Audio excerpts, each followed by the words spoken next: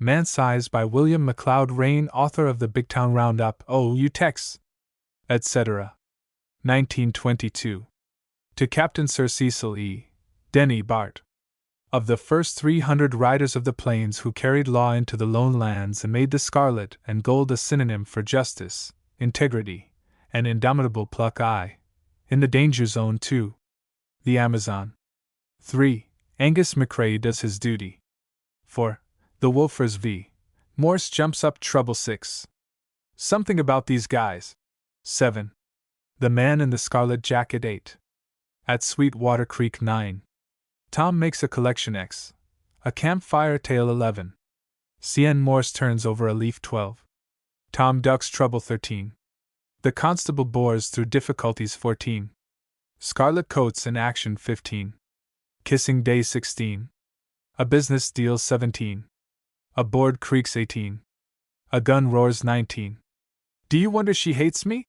XX. Honesta reads sign 21. On the frontier of despair 22. My damn pretty lil high step and squall 23. A foretaste of hell 24. West makes a decision 25. For the wee lamb lost 26. A rescue 27. Apache stuff 28. Is a well why you lass? 29. Not going alone XXX. M for Morse 31. The Long Trail 32. A Picture in a Locket 33. Into the Lone Land 34. The Manhunter's Red Sign 35. Snowblind 36. The Wild Beast Leaps 37. Near the end of a long crooked trail 38. Over a rotting trail 39. A Cree runner brings news XL. Malbrauch sen VTN Gare. Sly. Sense and Nonsense 42. The Imperative Urge Chapter 1 in the Danger Zone. She stood on the crown of the hill, silhouetted against a skyline of deepest blue. Already the sun was sinking in a crotch of the plains which rolled to the horizon edge like waves of a great land sea. Its reflected fires were in her dark, stormy eyes.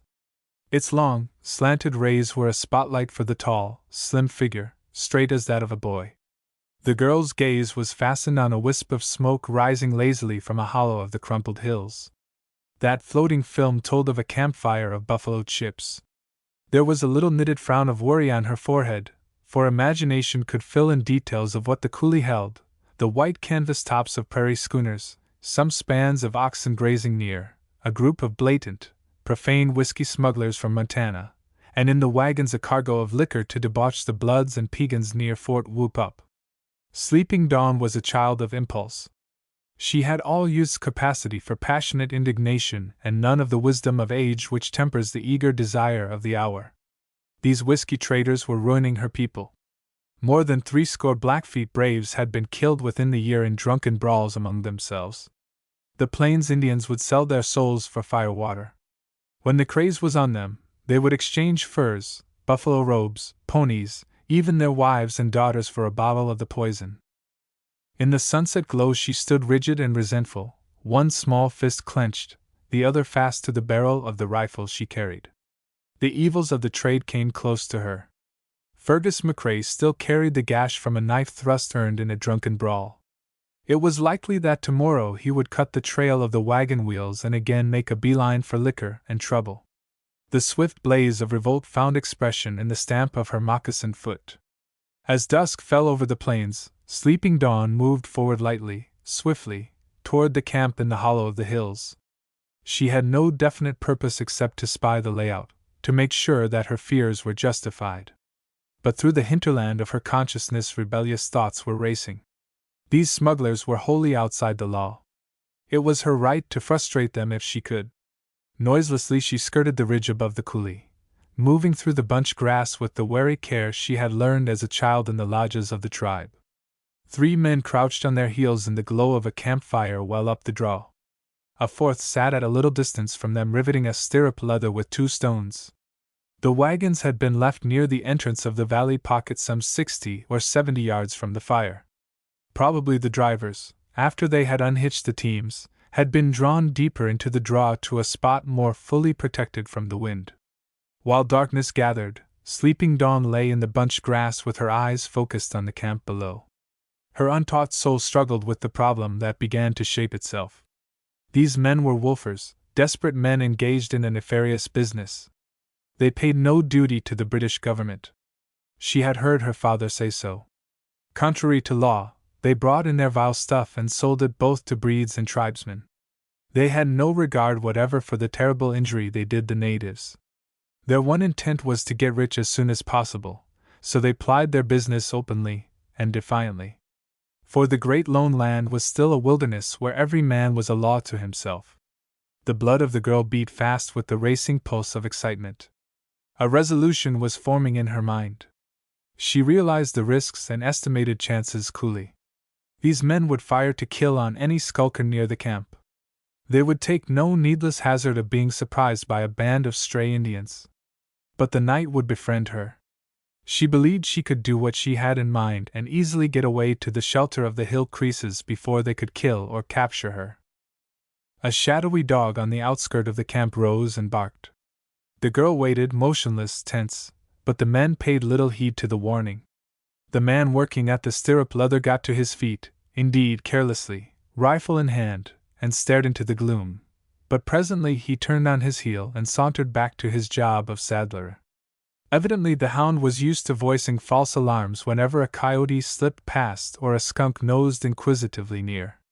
Sleeping Dawn followed the crest of the ridge till it fell away to the mouth of the coulee.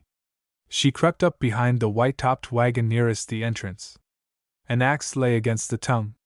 She picked it up, glancing at the same time toward the campfire. So far she had quite escaped notice. The hound lay blinking into the flames, its nose resting on crossed paws. With her hunting knife the girl ripped the canvas from the side of the top. She stood poised, one foot on a spoke, the other on the axle. The axe head swung in a half-circle. There was a crash of wood, a swift jet of spouting liquor. Again the axe swung gleaming above her head. A third and a fourth time it crashed against the staves. A man by the campfire leaped to his feet with a startled oath. "What's that?" he demanded sharply. From the shadows of the wagons a light figure darted. The man snatched up a rifle and fired. A second time, aimlessly, he sent a bullet into the darkness. The silent night was suddenly alive with noises. Shots, shouts, the barking of the dog, the slap of running feet, all came in a confused medley to Sleeping Dawn. She gained a moment's respite from pursuit when the traders stopped at the wagons to get their bearings. The first of the white-topped schooners was untouched. The one nearest the entrance to the coulee held 4 whiskey casks with staves crushed in and contents seeping into the dry ground. Against one of the wheels a rifle rested. The girl, flying in a panic, had forgotten it till too late. The vandalism of the attack amazed the men. They could have understood readily enough some shots out of the shadows or a swoop down upon the camp to stampede and run off the saddle horses. Even a serious attempt to wipe out the party by a stray band of Blackfeet or Crees was an undertaking that would need no explaining. But why should anyone do such a foolish, wasteful thing as this, one to so little purpose in its destructiveness? They lost no time in speculation, but plunged into the darkness in pursuit. Chapter 2: The Amazon. The dog darted into the bunch grass and turned sharply to the right. One of the men followed it, the others took different directions. Up a gully the hound ran, nosed the ground in a circle of sniffs, and dipped down into a dry watercourse. Tom Morse was at heel scarcely a dozen strides behind. The yelping of the dog told Morse they were close on their quarry. Once or twice he thought he made out the vague outline of a flying figure, but in the night shadows it was lost again almost at once. They breasted the long slope of a low hill and took the decline beyond. The young plainsman had the legs and the wind of a marathon runner. His was the perfect physical fitness of one who lives a clean, hard life in the dry air of the highlands. The swiftness and the endurance of the fugitive told him that he was in the wake of youth trained to a fine edge. Unexpectedly, in the deeper darkness of a small ravine below the hill spur, the hunted turned upon the hunter. Morse caught the gleam of a knife thrust as he plunged. It was too late to check his dive. A flame of fire scorched through his forearm. The two went down together, rolling over and over as they struggled. Startled, Morse loosened his grip. He had discovered by the feel of the flesh he was handling so roughly that it was a woman with whom he was fighting. She took advantage of his hesitation to shake free and roll away. They faced each other on their feet. The man was amazed at the young Amazon's fury. Her eyes were like live coals, flashing at him hatred and defiance. Beneath the skin smock she wore, her breath came raggedly and deeply. Either of them spoke, but her gaze did not yield 1,000th part of an inch to his. The girl darted for the knife she had dropped. Morse was upon her instantly. She tried to trip him, but when they struck the ground she was underneath. He struggled to pin down her arms, but she fought with a barbaric fury. Her hard little fist beat upon his face a dozen times before he pegged it down. Lithe as a panther, her body twisted beneath his. Too late the flash of white teeth warned him. She bit into his arm with the abandon of a savage. "You little devil!" he cried between set teeth. He flung away any scruples he might have had and pinned fast her flying arms. The slim, muscular body still writhed in vain contortions till he clamped it fast between knees from which not even an untamed cayuse could free itself. She gave up struggling. They glared at each other, panting from their exertions. Her eyes still flamed defiance, but back of it he read fear, a horrified and paralyzing terror. To the white traders along the border a half-breed girl was a squaw, and a squaw was property just as a horse or a dog was. For the first time she spoke, and in English. Her voice came bell-clear and not in the guttural of the tribes. "Let me up!" It was an imperative, urgent, threatening. He still held her in the vice, his face close to her flaming eyes.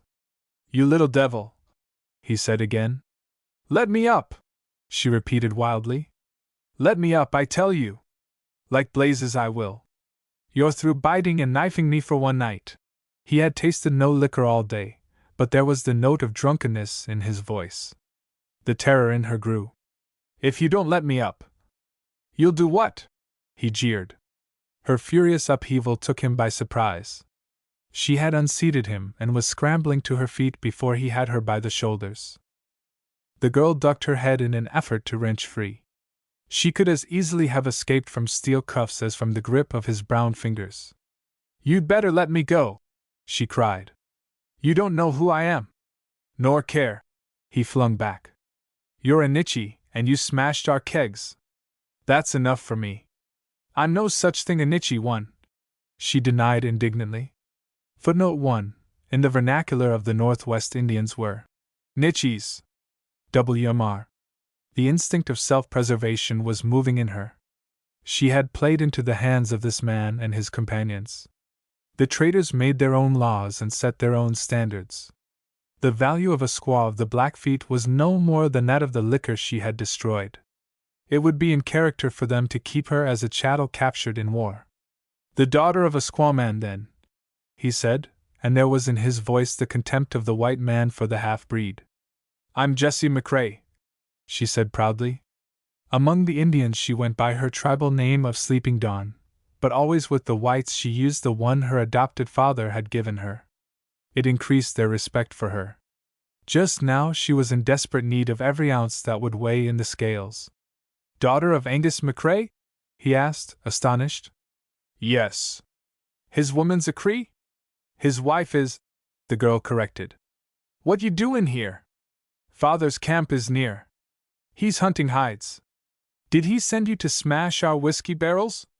"Angus McCrae never hides behind a woman," she said, her chin up. That was true. Morse knew it, though he had never met McCrae. His reputation had gone all over the Northland as a fearless fighting man, honest as daylight and stern as the day of judgment. If this girl was a daughter of the old Scot, not even a whiskey trader could safely lay hands on her. For back of Angus was a group of buffalo hunters related to him by blood over whom he held half-patriarchal sway. "Why did you do it?" Morse demanded. The question struck a spark of spirit from her. "Because you're ruining my people, destroying them with your firewater." He was taken wholly by surprise. "Do you mean you destroyed our property for that reason?" She nodded, sullenly. "But we don't trade with the Crees," he persisted. It was on the tip of her tongue to tell him that she was of the Blackfoot tribe and not of the Crees, but again for reasons of policy she was less than candid. Till she was safely out of the woods, it was better this man should not know she was only an adopted daughter of Angus MacRae. She offered another reason, and with a flare of passion which he was to learn as a characteristic of her. You make trouble for my brother Fergus. He shot Akakoto's many horses in the leg when the fire-water burned in him. He was stabbed by a pagan brave who did not know what he was doing. Fergus is good. He minds his own business. But you steal away his brains. Then he runs wild. It was you, not Fergus, that shot Akakoto's. The Great Spirit knows you whiskey traders, and not my poor people who destroy each other, are the real murderers. Her logic was feminine and personal, from his viewpoint wholly unfair. Moreover, one of her charges did not happen to be literally true. We never sold whiskey to your brother, not our outfit. It was Jackson's, maybe. Anyhow, nobody made him buy it. He was free to take it or leave it. A wolf doesn't have to eat the poison meat in a trap, but it eats and dies, she retorted swiftly and bitterly. Adroitly she had put him on the defensive. Her words had the sting of barbed darts. We're not talking of wolves. No, but of Blackfeet and Bloods and Sarcies, she burst out, again with that flare of feminine ferocity so out of character in an Indian woman or the daughter of one. D'you think I don't know how you Americans talk? A good Indian is a dead Indian. No wonder we hate you all. No wonder the tribes fight you to the death. He had no answer for this. It was true. He had been brought up in a land of Indian wars, and he had accepted without question the common view that the Sioux, the Crows, and the Cheyennes, with all their blood brothers, were menaces to civilization. The case for the natives he had never studied. How great a part broken pledges and callous injustice had done to drive the tribes to the warpath he did not know. Few of the actual frontiersmen were aware of the wrongs of the red men. The young man's hands fell from her arms. Hard-eyed and grim, he looked her over from head to foot. The short skirt and smock of buckskin, the moccasins of buffalo hide, all dusty and travel-stained, told of life in a primitive country under the simplest and hardest conditions. Yet the voice was clear and vibrant, the words well enunciated. She bloomed like a desert rose, had some quality of vital life that struck a spark from his imagination. What manner of girl was she? Not by any possibility would she fit into the specifications of the cubbyhole his mind had built for Indian women. The daughters even of the Boisbros had much of the heaviness and stolidity of their native mothers. Jessie MacRae was graceful as a fawn. Every turn of the dark head, every lift of the hand, expressed spirit and verve. She must, he thought, have inherited almost wholly from her father, though in her lissom youth he could find little of MacRae's heavy solidity of mind and body. Your brother is of the Métis, too. He's not a tribesman. And he's no child. He can look out for himself, Morse said at last. Footnote 2. The half-breeds were known as Métis. The word means, of course, mongrel. WMR. His choice of a word was unfortunate. It applied as much to her as to Fergus. Often it was used contemptuously. Yes, and the Métis doesn't matter, she cried, with the note of bitterness that sat so strangely on her hot-blooded, vital youth. You can ride over him as though you're lords of the barren lands. You can ruin him for the money you make, even if he's a subject of the Great Mother and not of your country. He's only a breed, a mongrel. He was a man of action. He brushed aside discussion. We'll be moving back to camp. Instantly her eyes betrayed the fear she would not put into words. No, no! I won't go. His lids narrowed. The outthrust of his lean jaw left no room for argument. You'll go where I say. She knew it would be that way, if he dragged her by the hair of the head. Because she was in such evil case she tamed her pride to sullen pleading. Don't take me there. Let me go to father. He'll horsewhip me. I'll have him do it for you. Isn't that enough? Won't that satisfy you? Red spots smoldered like fire in his brown eyes. If he took her back to the trader's camp, he would have to fight Bully West for her. That was certain. All sorts of complications would rise. There would be trouble with MacRae. The trade with the Indians of his uncle's firm, of which he was soon to be a partner, would be wrecked by the Scotchman. No, he couldn't take her back to the camp in the coulee. There was too much at stake. Suits me. I'll take you up on that. He's to horsewhip you for that fool trick you played on us and to make good our loss. Where's his camp? From the distance of a stone throw a heavy, raucous voice called, "Lo, Morse!" The young man turned to the girl, his lips set in a thin, hard line. "Bully West. The dog's gone back and is bringin' him here, I reckon. Like to meet him?" She knew the reputation of Bully West, notorious as a brawler and a libertine. Who in all the North did not know of it? Her heart fluttered a signal of despair. I can get away yet, up the valley," she said in a whisper, eyes quick with fear. He smiled grimly. "You mean we can?" "Yes." "Hit the trail." She turned and led the way into the darkness. Chapter 3. Angus McCrae Does His Duty. The harsh shout came to them again, and with it a volley of oaths that polluted the night. Sleeping dawn quickened her pace. The character of Bully West was sufficiently advertised in that single outburst. She conceived him bloated, wolfish, malignant, a man whose mind traveled through filthy green swamps breeding fever and disease. Hard though this young man was, in spite of her hatred of him, of her doubt as to what lay behind those inscrutable, reddish-brown eyes of his, she would 100 times rather take chances with him than with Bully West. He was at least a youth. There was always the possibility that he might not yet have escaped entirely from the tenderness of boyhood. Morse followed her silently with long, tireless strides. The girl continued to puzzle him. Even her manner of walking expressed personality. There was none of the flat-footed Indian shuffle about her gait. She moved lightly, springily, as one does who finds in it the joy of calling upon abundant strength.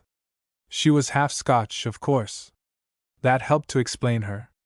The words of an old song hummed themselves through his mind. "Yestreen I met a winsome lass, a bonny lass was she, as ever climbed the mountain side, or tripped abune the lea. She wore nae gold, nae jewels bright, nor silk nor satin rare, but just a plaidie that a queen might well be proud to wear." Jessie McCrae wore nothing half so picturesque as the tartan. Her clothes were dingy and dust-stained. But they could not eclipse the divine, dusky youth of her. She was slender, as a panther is, and her movements had more than a suggestion of the same sinuous grace. Of the absurdity of such thoughts he was quite aware. She was a good-looking breed. Let it go at that. In storybooks there were Indian princesses, but in real life there were only squaws. Not till they were out of the danger zone did he speak. "Where's your father's camp?" She pointed toward the northwest. "You don't need to be afraid. He'll pay you for the damage I did." He looked at her in the steady, appraising way she was to learn as a peculiarity of his. "I'm not afraid," he drawled. "I'll get my pay, and you'll get yours." Color flamed into her dusky face. When she spoke there was the throb of contemptuous anger in her voice. "It's a great thing to be a man. Like to crawfish, would you?" She swung on him, eyes blazing. "No, I don't ask any favors of a wolfer." She spat the word at him as though it were a missile. The term was one of scorn, used only in speaking of the worst of the whiskey traders. He took it coolly, his strong white teeth flashing in a derisive smile. "Then this wolfer won't offer any, Miss McCrae." It was the last word that passed between them till they reached the buffalo hunter's camp. If he felt any compunctions, she read nothing of the kind in his brown face and the steady stride carrying her straight to punishment. She wondered if he knew how mercilessly 20-year-old Fergus had been thrashed after his drunken spree among the Indians, how sternly Angus dispensed justice in the clan over which he ruled. Did he think she was an ordinary squaw, one to be whipped as a matter of discipline by her owner? They climbed a hill and looked down on a camp of many fires in the hollow below. "Is it you, lass?" a voice called. Out of the shadows thrown by the tents a big bearded man came to meet them. He stood 6 feet in his woolen socks. His chest was deep and his shoulders tremendously broad. Few in the lone lands had the physical strength of Angus McCrae. His big hand caught the girl by the shoulder with a grip that was half a caress. He had been a little anxious about her, and this found expression in a reproach. You shouldna go out by your lane for so lang after dark, Jess. Will you ken that? I know, father. The blue eyes beneath the grizzled brows of the hunter turned upon Morse. They asked what he was doing with his daughter at that time and place. The Montana trader answered the unspoken question, an edge of irony in his voice. I found Miss McCrae wandering around, so I brought her home where she would be safe and well taken care of. There was something about this Angus did not understand. At night in the lone lands, among 1,000 hill pockets and shoestring draws, it would be only a millionth chance that would bring a man and woman together unexpectedly. He pushed home questions, for he was not one to slew any of the responsibilities that belonged to him as father of his family. A fat and wasteless Indian woman appeared in the tent flap as the three approached the light. She gave a grunt of surprise and pointed first at Morse and then at the girl. The trader's hands were covered with blood, his shirt sleeves soaked in it. Stains of it were spattered over the girl's clothes and face. The Scotchman looked at them, and his clean-shaven upper lip grew straight, his whole face stern. "What'll be the may ye know this?" he asked. Morse turned to the girl, fastened his eyes on her steadily, and waited. "Nay, Lees. I'll hae the truth," Angus added harshly. "I did it, with my hunting knife," the daughter said, looking straight at her father. "What's that? Are ye talkin' havers, lass?" "It's the truth, father." The Scotchman swung on the trader with a swift question, at the end of it a threat. "Why would she do that?" "Why? If you said one word to my lass." "No, father. You don't understand. I found a camp of whiskey traders, and I stole up and smashed 4 or 5 kegs. I meant to slip away, but this man caught me.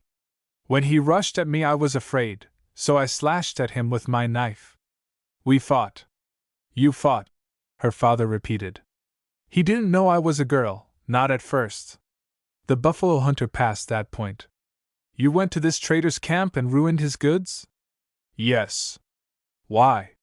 The slim girl faced her judge steadily with eyes full of apprehension. "Fergus," she said in a low voice. "And my people. What aboot them? These traders break the law. They sell liquor to Fergus and to. Gin that's true, is it your business to ramstam and destroy other folks' property? Did I bring you up by the fear o' the Lord to slash at men wi' your dirk and fight wi' them like a wild limmer? I've been our easy wi' you.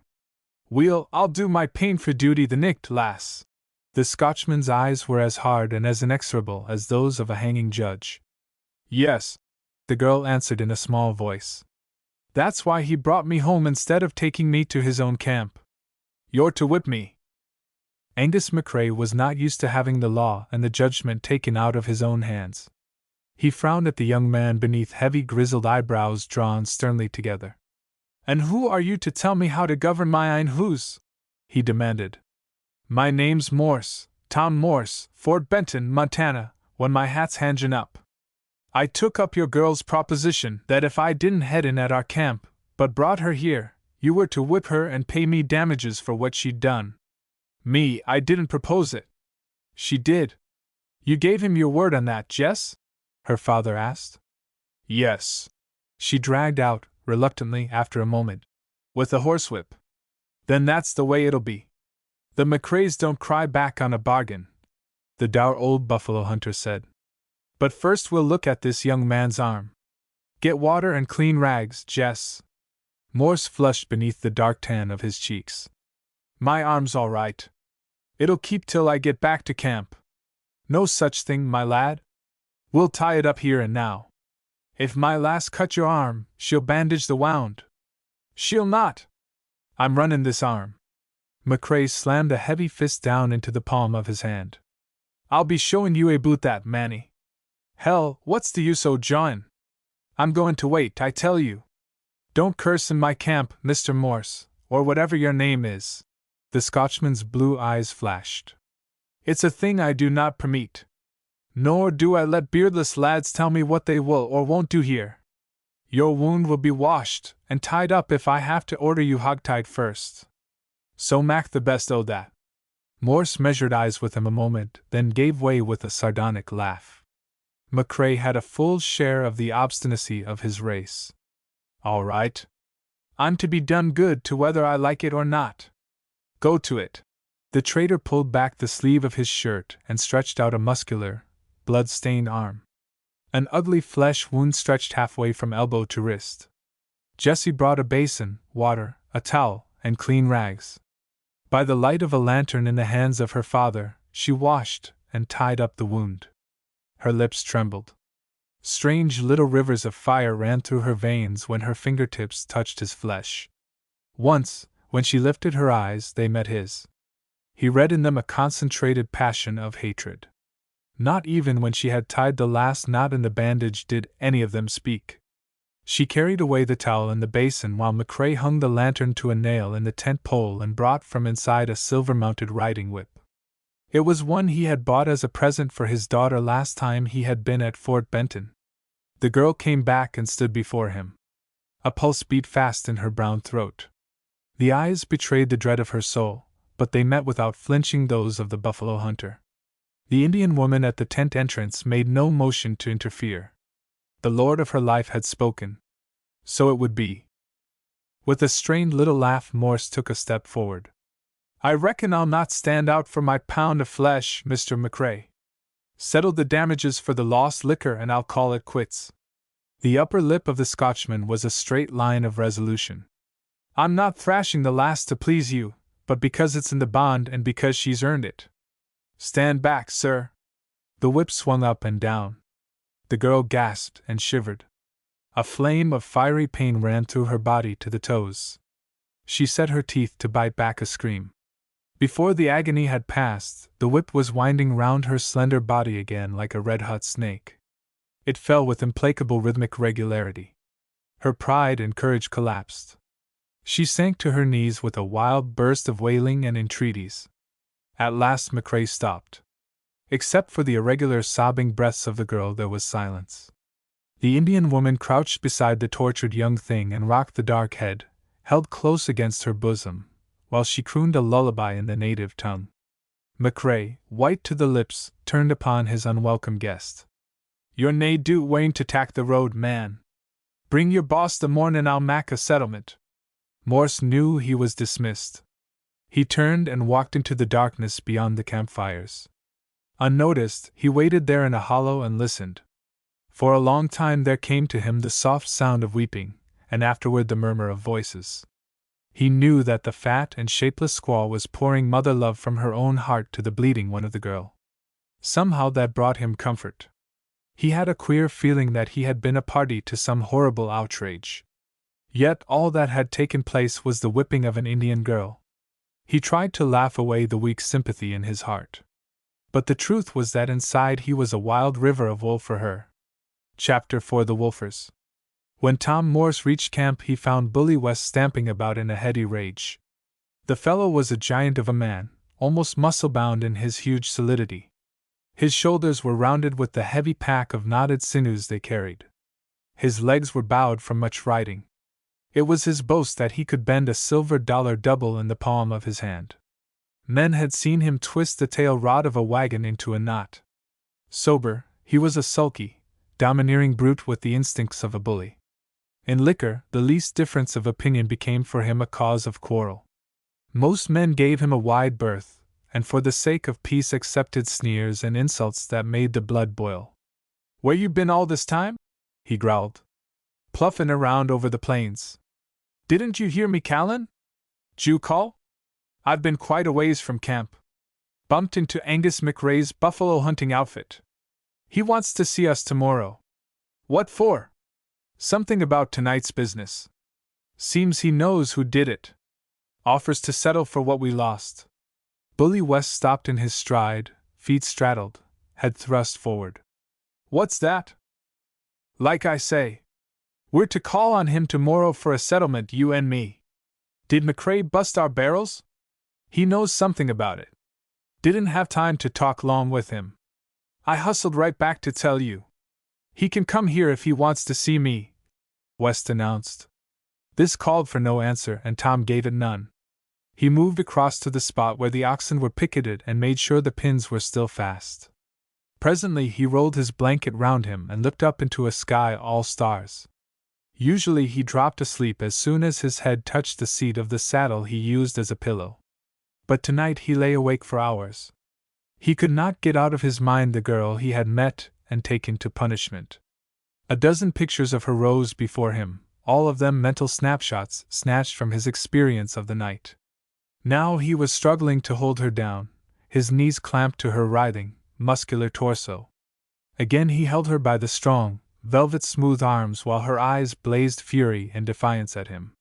Or her stinging words pelted him as she breasted the hill slopes with supple ease.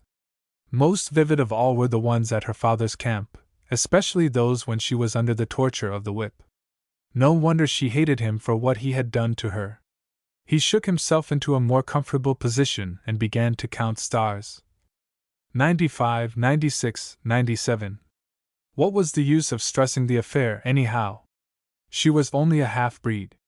In 10 years she would be fat, shapeless, dirty, and repellent. Her conversation would be reduced to grunts. The glance he had had at her mother was illuminating. Where was he?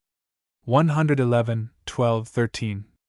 Women had not obtruded much into his life. He had lived in the wind and the sun of the outdoors, much of the time in the saddle. Lawless he was, but there was a clean strain in his blood. He had always felt an indifferent contempt for a squawman. An American déclassed himself when he went in for that sort of thing, even if he legalized the union by some form of marriage. In spite of her magnificent physical inheritance of health and vitality, in spite of the quick and passionate spirit that informed her, she would be the product of her environment and ancestry, held close to barbarism all her life. The man who mated with her would be dragged down to her level. 203-4-5. How game she had been! She had played it out like a thoroughbred, even to telling her father that he was to use the horsewhip in punishing her. He had never before seen a creature so splendid or so spirited. Squaw or no squaw, he took off his hat to her. The sun had climbed the hilltop when Morse wakened. "Come and get it!" Barney the cook was yelling at him. Bully West had changed his mind about not going to the buffalo hunters' camp. "You and Brad'll stay here, Barney, while me and Tom are gone," he gave orders. "And you'll keep a sharp lookout for raiders. If anyone shows up that you're dubious of, plug him and ask questions afterward. Understand?" "I hear ye," replied Barney, a small cockeyed man with a malevolent grin. "And we'll do just that, boss." Long before the traders reached it, the camp of the buffalo hunters advertised its presence by the stench of decaying animal matter. Hundreds of hides were pegged to the ground. Men and women, squatting on their heels, scraped bits of fat from the drying skins. Already a train of 50 Red River carts, 3, stood ready for the homeward start, loaded with robes tied down by means of rawhide strips to stand the jolting across the plains. Not far away other women were making pemmican of fried buffalo meat and fat, pounded together and packed with hot grease in skin bags. This food was a staple winter diet, and had too a market value for trade to the Hudson's Bay Company, which shipped thousands of sacks yearly to its northern posts on the Peace and the Mackenzie rivers. Footnote 3. The Red River cart was a primitive two-wheeled affair, made entirely of wood, without nails or metal tires. It was usually drawn by an ox. WMR. The children and the sound of their laughter gave the camp a domestic touch. Some of the brown, half-naked youngsters, their skins glistening in the warm sun, were at work doing odd jobs. Others, too young to fetch and carry, played with a litter of puppies or with a wolf cub that had been caught and tamed. The whole bustling scene was characteristic of time and place. A score of such outfits, each with its Red River carts and its oxen, its dogs, its women and children, traveled to the plains each spring to hunt the bison. They killed thousands upon thousands of them, for it took several animals to make a sack of pemmican weighing 150 pounds. The waste was enormous, since only the choicest cuts of meat were used. Already the buffalo were diminishing in numbers. Vast hordes still roamed the plains. They could be killed by scores and hundreds. But the end was near. It had been several years since Colonel Dodge reported that he had halted his party of railroad builders 2 days to let a herd of over 500,000 bison pass. Such a sight was no longer possible. The pressure of the hunters had divided the game into the northern and the southern herds. Within 4 or 5 years the slaughter was to be so great that only a few groups of buffalo would be left. The significance of this extermination lay largely in its application to the Indians. The Plains tribes were fed and clothed and armed and housed by means of the buffalo. Even the canoes of the Lake Indians were made from buffalo skins. The failure of the supply reduced the natives from warriors to beggars. McCrae came forward to meet the traders, the sleeves of his shirt rolled to the elbows of his muscular brown arms. He stroked a great red beard and nodded gruffly. It was not in his dour honest nature to pretend that he was glad to see them when he was not. "Well, I'm here," growled West, interlarding a few oaths as a necessary corollary of his speech. "What's it all about, McCrae? What do you know about the smashing of our barrels?" "I'll settle any reasonable damage," the hunter said. Bully West frowned. He spread his legs deliberately, folded his arms, and spat tobacco juice upon a clean hide drying in the sun. "Hold your hosses a minute. The damage'll be enough. Don't you worry about that. But first off, I aim to know who raided our camp. Then I reckon I'll whop him till he's wore to a frazzle." Under heavy, grizzled brows McCrae looked long at him. Both were outstanding figures by reason of personality and physique. One was a constructive force, the other destructive. There was a suggestion of the gorilla in West's long arms matted with hair, in the muscles of back and shoulders so gnarled and knotted that they gave him almost a deformed appearance. Big and broad though he was, the Scot was the smaller. But power harnessed and controlled expressed itself in every motion of the body. Moreover, the blue eyes that looked straight and hard out of the ruddy face told of coordination between mind and matter. Angus McCrae was that rare product, an honest, outspoken man. He sought to do justice to all with whom he had dealings. Part of West's demand was fair, he reflected. The trader had a right to know all the facts in the case. But the old Hudson's Bay trapper had a great reluctance to tell them. His instinct to protect Jessie was strong. "I've saved you the trouble, Mr. West. The guilty een was o' my ain family. Your young man will tell ye I've done o' the horsewhippin' that's necessary." The big trail boss looked blackly at his helper. He would settle with Morse at the proper time. Now he had other business on hand. "Come clean, McCrae. Who was it?" "There'll be nothin' doin' till I know that," he growled. "My daughter." West glared at him, for once astonished out of profanity. "What? My daughter Jessie? God Almighty, did ya mean to tell me a girl did it?" He threw back his head in a roar of Homeric laughter. "Ever hear the beat of that? A damn lil' Injun squaw playin' her tricks on Bully West. If she was mine, I'd tickle her back for it." The eyes in the Scotchman's granite face flashed. "Man, can you never say TWA 3 words without profanity? This is a God-fearin' camp. There's nae place here for those who tak his name in vain. Smashed em with her own hands, is that what you mean? I'll give it to her that she's a plucky lil' devil, even if she is a nichie." McCrae reproved him stiffly. "You'll please to remember that you're talking of my daughter, Mr. West. I'll allow no such language aboot her. You're here to settle a business matter. What do ye put the damage at?" They agreed on a price, to be paid in hides delivered at Whoop Up. West turned and went straddling to the place where he and Morse had left their horses. On the way he came face to face with a girl, a lithe, dusky young creature, Indian brown, the tan of 100 summer suns and winds painted on the oval of her lifted chin. She was carrying a package of sacks to the place where the pemmican was being made. West's eyes narrowed. They traveled up and down her slender body. They gloated on her.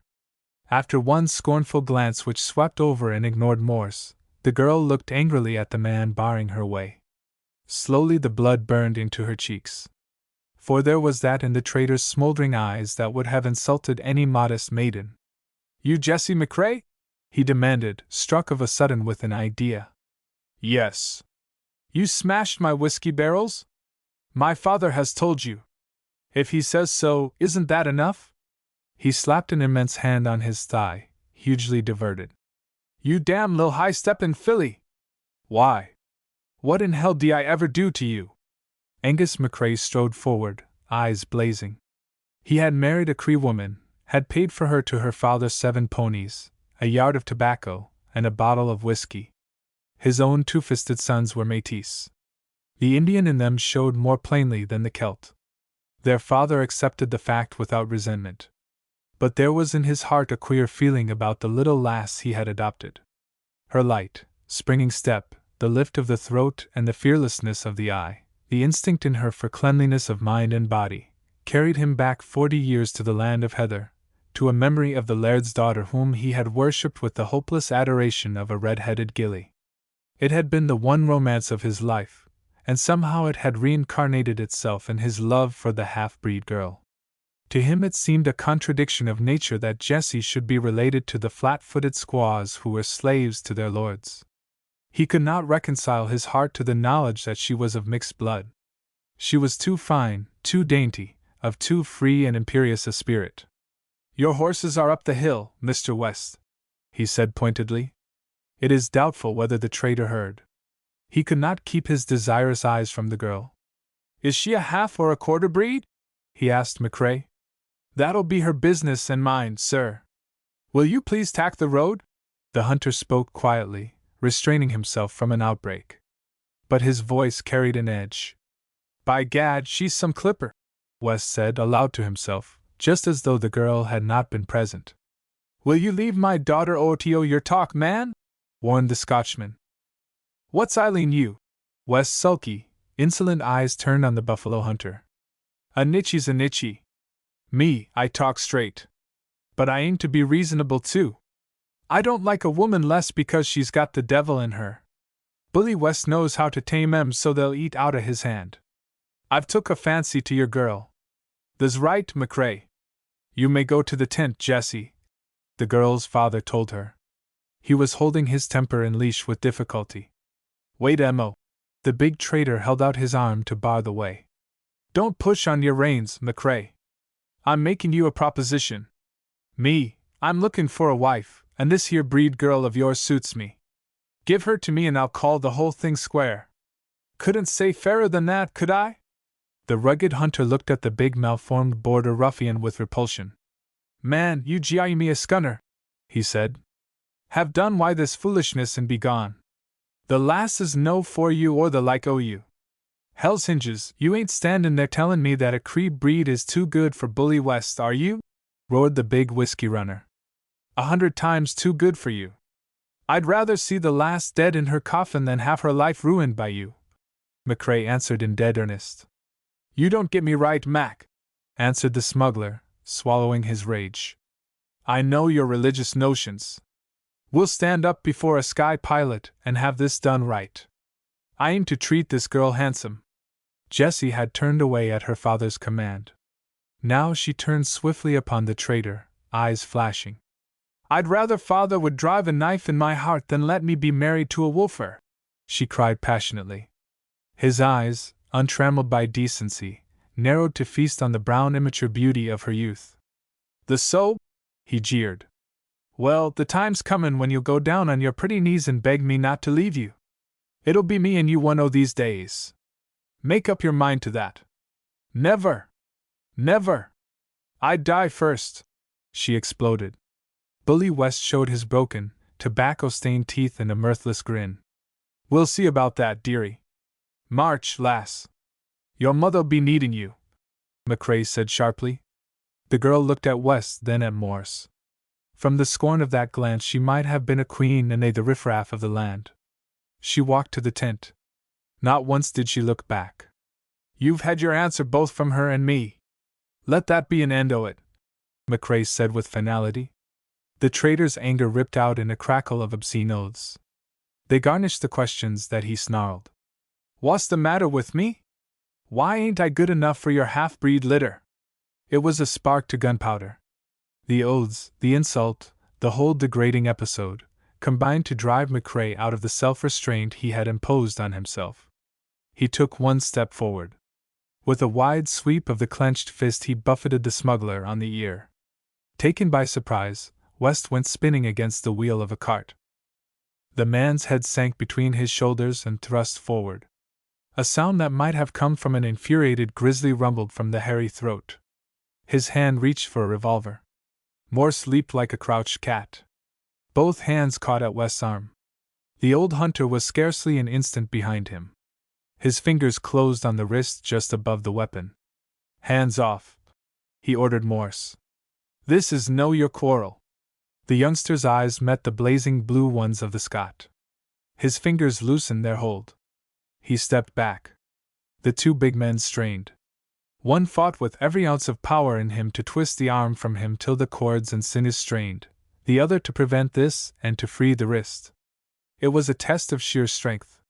Each labored, breathing deep, his whole energy centered on coordinated effort of every muscle. They struggled in silence except for the snarling grunts of the whiskey runner. Slowly, almost imperceptibly at first, the wrist began to turn from McRae. Sweat beads gathered on West's face.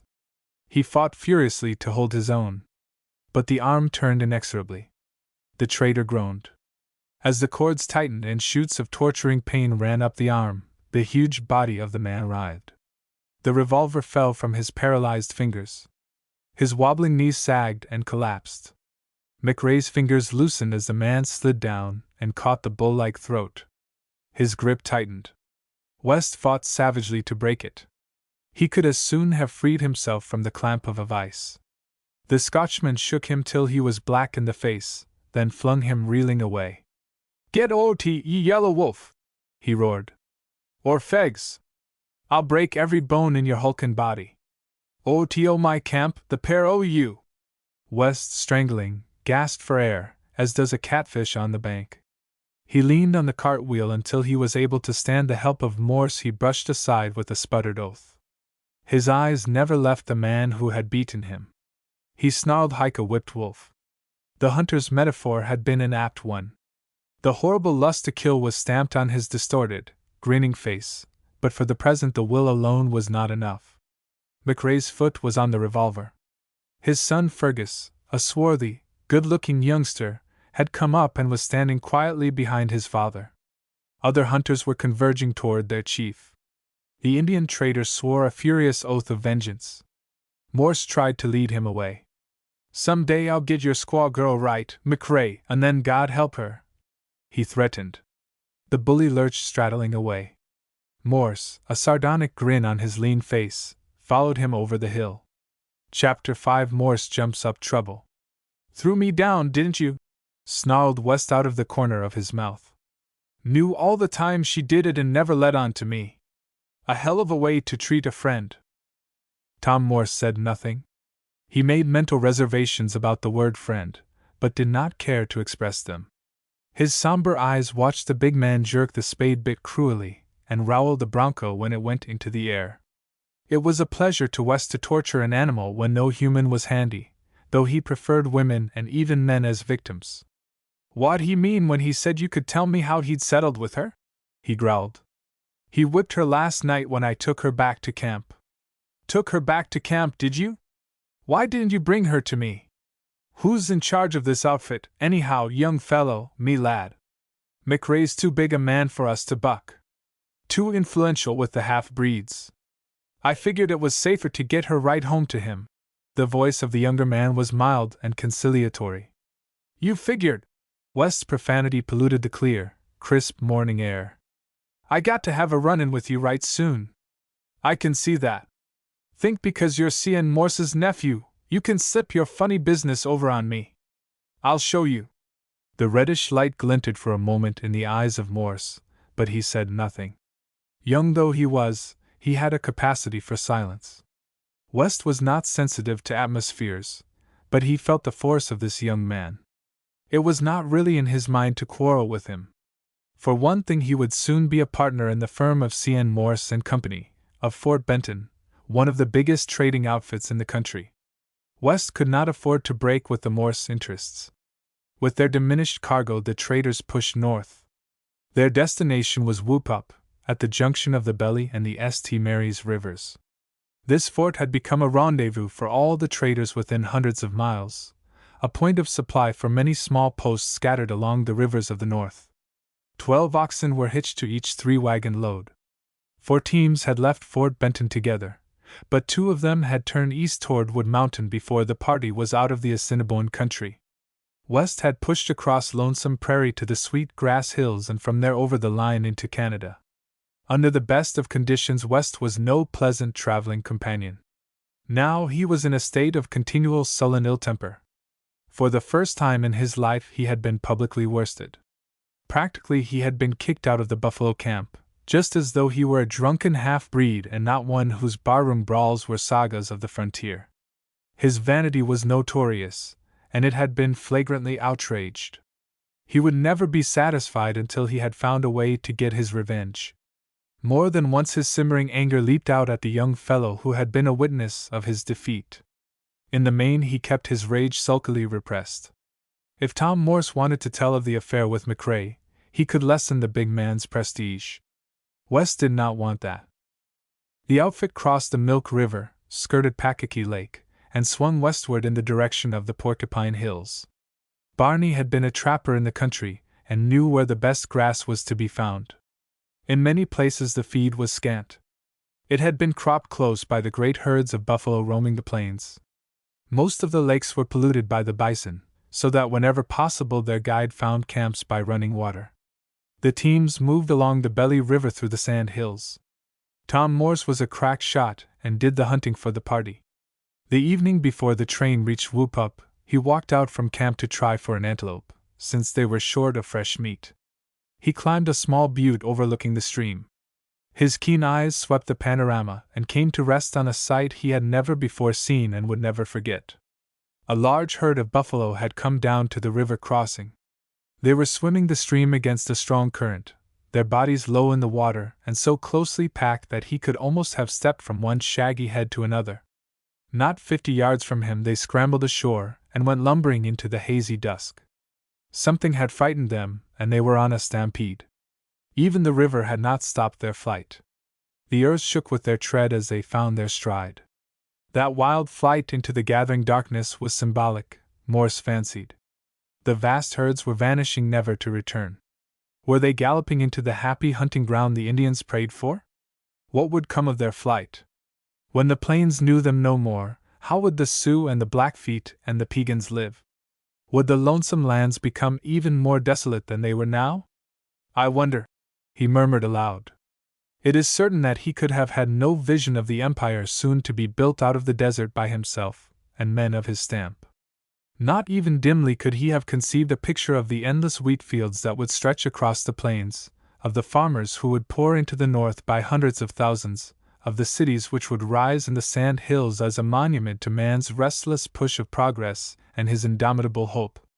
No living man's imagination had yet dreamed of the transformation of this terra incognita into one of the world's great granaries. The smoke of the trader's campfire was curling up and drifting away into thin veils of film before the sun showed over the horizon hills. The bull teams had taken up their steady forward push while the quails were still flying to and from their morning waterholes. Whoop-Up by noon, Barney predicted. Yes, by noon, Tom Morse agreed.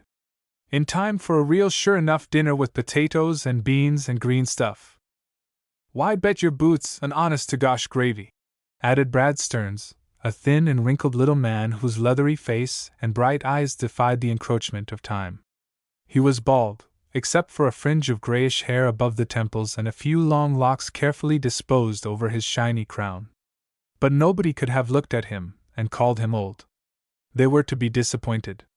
The teams struck the dusty road that terminated at the fort, and were plodding along it to the crackling accompaniment of the long bullwhips. Soon now, Morse shouted to Stearns. The little man nodded. Neb, they'll have green corn on the cob. Betcha the price of the dinner they do. You've made a bet, Dad. Stearns halted the leaders. What's that? Listen. The sound of shots drifted to them, punctuated by faint, far yells. The shots did not come in a fusillade. They were intermittent, died down, popped out again, yielded to whoops and distant crescendo. Injuns, said Stearns. On the peck, looks like. Crees and Blackfeet, maybe, but you never can tell. Better throw off the trail and dig in. West had ridden up. He nodded. Till we know where we're at. Get busy, boys. They drew up the wagons in a semicircle, end to end, the oxen bunched inside, partially protected by a small cottonwood grove in the rear. This done, West gave further orders. "We gotta find out what's doin'. Chances are it's nothin' but a couple of bunches of braves with a cargo of red-eye aboard. Tom, you and Brad scout out and take a look-see. Don't be too venturesome. Soon's you find out what the rumpus is, hot-footed back and report, why understand." The big wolfer snapped out directions curtly. There was no more competent wagon boss in the borderland than he. Stearns and Morse rode toward the fort.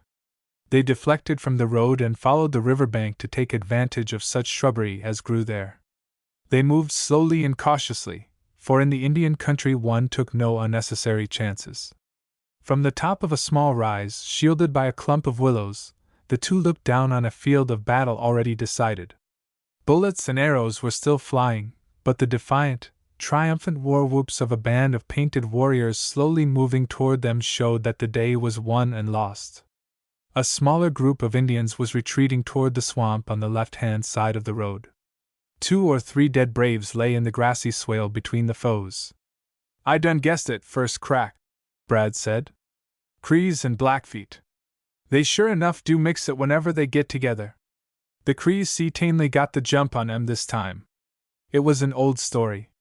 From the northern woods the Crees had come down to trade at the fort.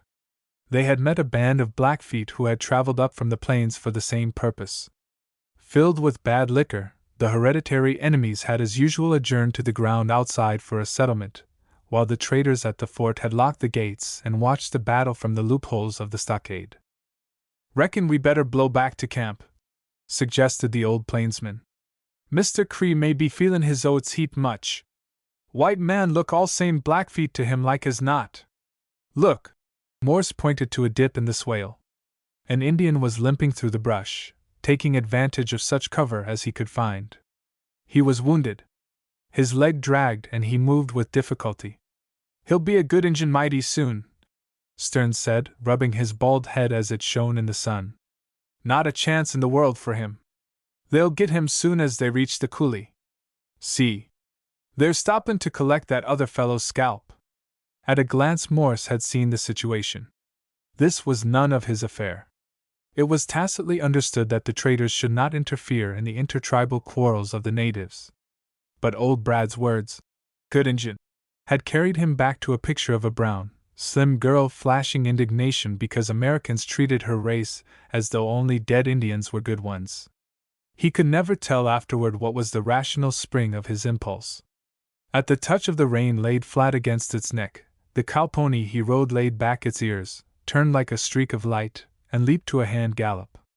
It swept down the slope and along the draw, gathering speed with every jump. The rider let out a "Hi!" to attract the attention of the wounded brave. Simultaneously the limping fugitive and the Crees caught sight of the flying horseman who had obtruded himself into the fire zone. An arrow whistled past Morse. He saw a bullet throw up a spurt of dirt beneath the belly of his horse. The Crees were close to their quarry. They closed in with a run. Tom knew it would be a near thing. He slackened speed slightly and freed a foot from the stirrup, stiffening it to carry weight.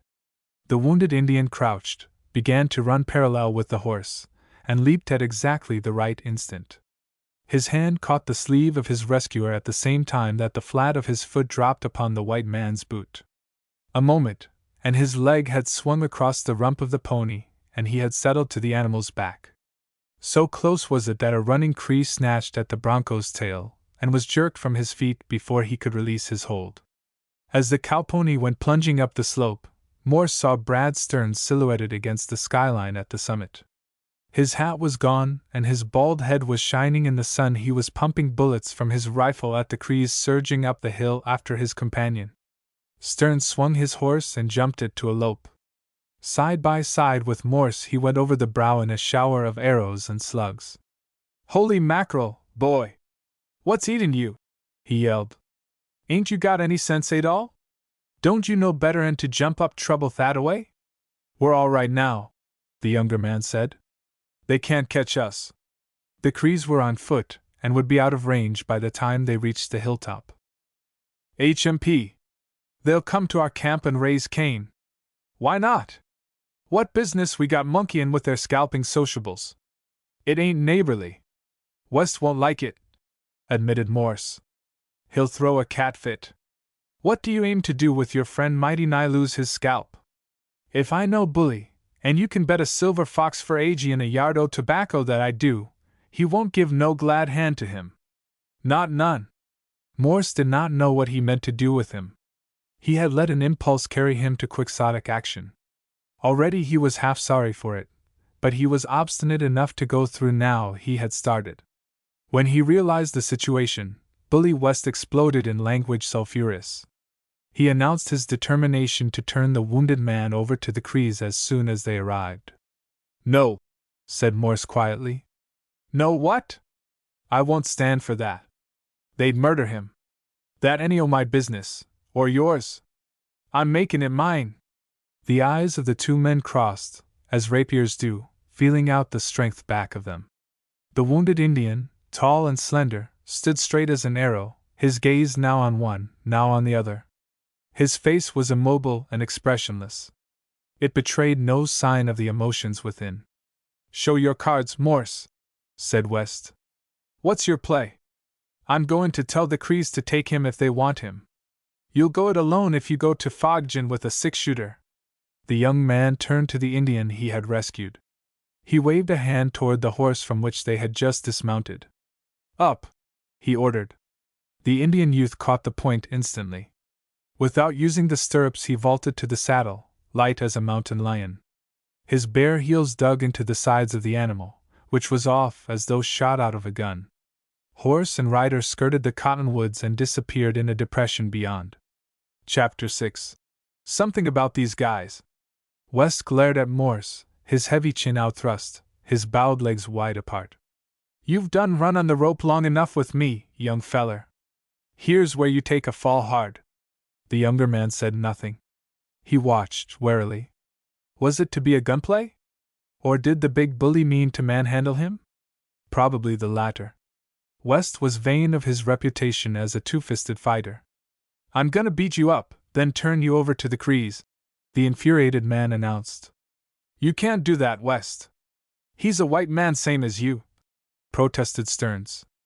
This you're put in, Brad? West, beside himself with rage, swung on the little man and straddled forward a step or two threateningly. You done said it, answered the old-timer, falling back. And don't you come closter. I'm liable to get scared, and you'd ought not to forget I'm as big as you behind a 6-shooter. Here they come, like a swarm o' bees, yelled Barney. The traders forgot, for the moment, their quarrel in the need of common action. West snatched up a rifle and dropped a bullet in front of the nearest Indian. The warning brought the Crees up short. They held a long consultation, and one of them came forward making the peace sign. In pidgin English he expressed their demands. He's gone, lit right out, stole one of our broncs. You can search the camp if you've a mind to, West replied. The envoy reported. There was another long powwow. Brad, chewing tobacco complacently behind a wagon wheel, commented aloud. Can't make up their minds whether to come on and massacre us or not. They got a right healthy fear of our guns. Don't blame them a bit. Some of the Crees were armed with bows and arrows, others with rifles. But the trade guns sold the Indians of the northern tribes were of the poorest quality. Footnote 4. These flintlock muskets were inaccurate. They would not carry far. Their owners were in constant danger of having fingers or a hand blown off in explosions. The price paid for these cheap firearms was based on the length of them. The butt was put on the floor and the gun held upright. Skins laid flat were piled beside it till they reached the muzzle. The trader exchanged the rifle for the furs. WMR. The whites, to the contrary, were armed with the latest repeating Winchesters. In a fight with them the natives were at a terrible disadvantage. The Crees realized this. A delegation of 2 came forward to search the camp. West pointed out the tracks of the horse upon which their tribal enemy had ridden away. They grunted. Ugh! Ugh! Ugh! Overbearing though he was, West was an embryonic diplomat. He filled a water bucket with whiskey and handed it, with a tin cup, to the wrinkled old brave nearest him.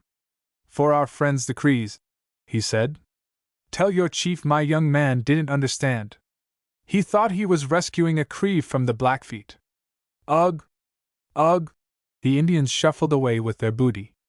There was more talk, but the guttural protests died away before the temptation of the liquor. The braves drank, flung a few shots in bravado toward the wagons, and presently took themselves off. The traders did not renew their quarrel. West's reasons for not antagonizing the Morse family were still powerful as ever.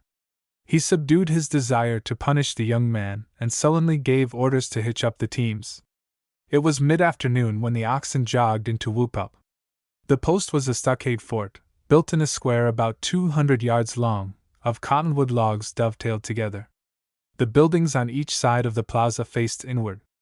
Loopholes had been cut in the bastions as a protection against Indians. In the big stores was a large supply of blankets, beads, provisions, rifles, and clothing. The adjacent rooms were half empty now, but in the spring they would be packed to the eaves with thousands of buffalo robes and furs brought in from outlying settlements by hunters. Later these would be hauled to Fort Benton and from there sent down the Missouri to St. Louis and other points. Morse, looking round, missed a familiar feature. "Where's the liquor?" he asked. "SSH," warned the clerk with whom he was talking. "Haven't you heard? There's a bunch of police come into the country from Winnipeg." The lid's on tight. His far eye drooped to the cheek in a wise wink. "If you've brought in whiskey, you'd better get it out of the fort and bury it. That's up to West. I wouldn't advise any police to monkey with a cargo of his." "You don't say." The clerk's voice was heavy with sarcasm. "Well, I'll just make a little bet with you. If the Northwest Mounted start to arrest Bully West or to empty his liquor kegs, they'll go right through with the job. They're go-getters, these redcoats are." "Redcoats? Not soldiers, are they?" "Well, they are and they ain't. They're drilled in companies. But they can arrest anyone they've a mind to, and their officers can try and sentence folks. They don't play no favorites either. Soon as they hear of this mix-up between the Crees and the Blackfeet, they'll be right over a skin furs, and if they find who gave them the booze, someone will be up to the neck in trouble and squawking for help." West had been talking in whispers with Reddy Madden, the owner of the place. He stepped to the door. "Don't unhook, Brad. We're travelin' some more first," he called to Stearns. The oxen plodded out of the stockade and swung to the left. A guide rode beside West and Morse. He was Harvey Goss, a whiskey runner known to both of them. The man was a long, loose-limbed fellow with a shrewd eye and the full, drooping lower lip of irresolution. It had been a year since either of the Fort Benton men had been in the country. Goss told them of the change that was taking place in it. "Business ain't what it was, and that ain't but half of it," the lank rider complained regretfully. "It ain't ever gonna be any more. These here redcoats are plumb ruinin' trade. Squint at a buck cross-eyed, whisper rum to him, and one o' these guys jumps a straddle o' your neck right away. How many of these, what is it you call 'em, mounted police? Well, how many of 'em are there in the country?" asked West. "Not so many.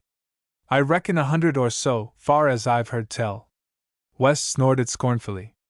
"And you're lettin' this handful of tenderfeet buffalo you? Hell's hinges! Ain't none of you got any guts?"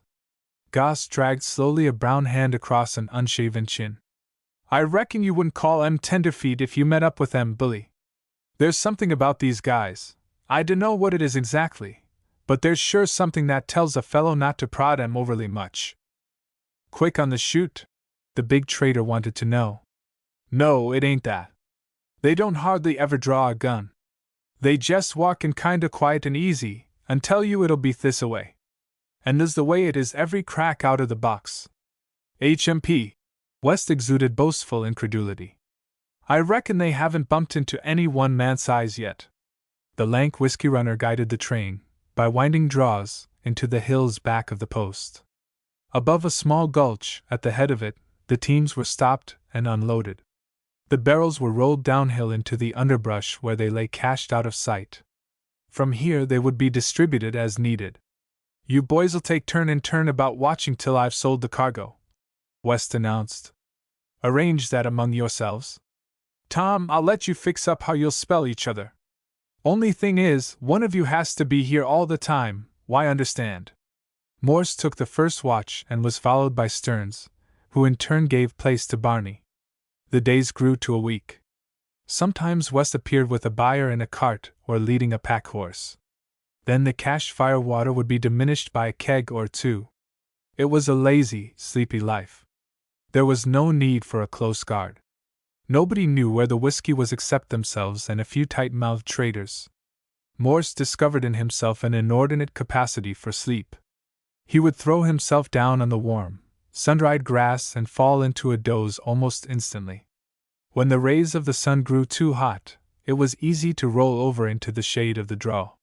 He could lie for hours on his back after he wakened and watch cloud skeins elongate and float away, thinking of nothing or letting thoughts happen in sheer idle content. He had never had a girl, to use the word current among his fellows. His scheme of life would, he supposed, include women by and by, but hitherto he had dwelt in a man's world, in a universe of space and sunshine and blowing wind, under primitive conditions that made for tough muscles and a clean mind trained to meet frontier emergencies. But now, to his disgust, he found slipping into his reveries pictures of a slim, dark girl, arrow-straight, with eyes that held for him only scorn and loathing. The odd thing about it was that when his brain was busy with her a strange exultant excitement tingled through his veins. One day a queer thing happened. He had never heard of psychic phenomena or telepathy, but he opened his eyes from a daydream of her to see Jessie McCrae looking down at him. She was on an Indian cayuse, round-bellied and rough. Very erect she sat, and on her face was the exact expression of scornful hatred he had seen in his vision of her. He jumped to his feet. "You, here!" A hot color flooded her face with anger to the roots of the hair. Without a word, without another glance at him, she laid the bridle rein to the pony's neck and swung away. Unprotesting, he let her go. The situation had jumped at him too unexpectedly for him to know how to meet it. He stood motionless, the red light in his eyes burning like distant campfires in the night. For the first time in his life he had been given the cut direct by a woman. Yet she wasn't a woman after all. She was a maid, with that passionate sense of tragedy which comes only to the very young. It was in his mind to slap a saddle on his bronco and ride after her. But why? Could he by sheer dominance of will change her opinion of him? She had grounded it on good and sufficient reasons. He was associated in her mind with the greatest humiliation of her life, with the stinging lash that had cut into her young pride and her buoyant courage as cruelly as it had into her smooth, satiny flesh. Was it likely she would listen to any regrets, any explanations? Her hatred of him was not a matter for argument. It was burned into her soul as with a red-hot brand. He could not talk away what he had done or the thing that he was. She had come upon him by chance while he was asleep. He guessed that Angus McRae's party had reached Whoop-Up and had stopped to buy supplies and perhaps to sell hides and pemmican. The girl had probably ridden out from the stockade to the open prairie because she loved to ride. The rest needed no conjecture. In that lone land of vast spaces travelers always exchanged greetings. She had discovered him lying in the grass. He might be sick or wounded or dead. The custom of the country would bring her straight across the swales toward him to find out whether he needed help. Then she had seen who he was, and had ridden away. A sardonic smile of self-mockery stamped for a moment on his brown boyish face the weariness of the years. Chapter 7: The Man in the Scarlet Jacket. Morse ambled out at a road gate to take his turn at guard duty. He was following the principle that the longest way round is the shortest road to a given place. The reason for this was to ward off any suspicion that might have arisen if the watchers had always come and gone by the same trail. Therefore they started for any point of the compass, swung round in a wide detour, and in course of time arrived at the cache. There wasn't any hurry anyhow. Each day had 24 hours, and a fellow lived just as long if he didn't break his neck galloping along with his tail up like a hill steer on a stampede. Today Morse dropped in toward the cache from due west. His eyes were open, even if the warmth of the midday sun did make him sleepy. Something he saw made him slip from the saddle, lead his horse into a draw, and move forward very carefully through the bunch grass. What he had seen was a man crouched behind some brush, Looking down into the little gorge where the whiskey cache was, a man in leather boots, tight riding breeches, scarlet jacket, and jaunty forage cap. It needed no second glance to tell Tom Morse that the police had run down the place where they had hidden their cargo. From out of the little cannon a man appeared. He was carrying a keg of whiskey. The man was Barney. West had no doubt sent word to him that he would shortly bring a buyer with him to the rendezvous. The man in the scarlet jacket rose and stepped out into the open. He was a few feet from Barney. In his belt there was a revolver, but he did not draw it. Barney stopped and stared at him, his mouth open, eyes bulging. "Where in Heligoland you come from?" he asked. "From Sarnia, Ontario," the redcoat answered. "Glad to meet you, friend. I've been looking for you several days." "For me?" said Barney blankly. "For you, and for that keg of 40-rod you're carrying. No, don't drop it. We can talk more comfortably while both your hands are busy." The constable stepped forward and picked from the ground a rifle. "I've been lying in the brush 2 hours waiting for you to get separated from this. Didn't want you making any mistakes in your excitement." "Mistakes?" repeated Barney. "Yes. You're under arrest, you know, for whiskey smuggling. You're one of these here border police." Barney used a rising inflection in making his statement. "Constable Winthrop Beresford, Northwest Mounted, at your service," replied the officer jauntily. He was a trim, well-set-up youth, quick of step and crisp of speech. "What you gonna do with me? Take you to Fort MacLeod?" It was perhaps because his eyes were set at not quite the right angles and because they were so small and wolfish that Barney usually aroused distrust. He suggested now, with an ingratiating whine in his voice, that he would like to see a man at Whoop Up first. "Just a little matter of business," he added by way of explanation. The constable guessed at his business. The man wanted to let his boss know what had taken place, and to give him a chance to rescue him if he would.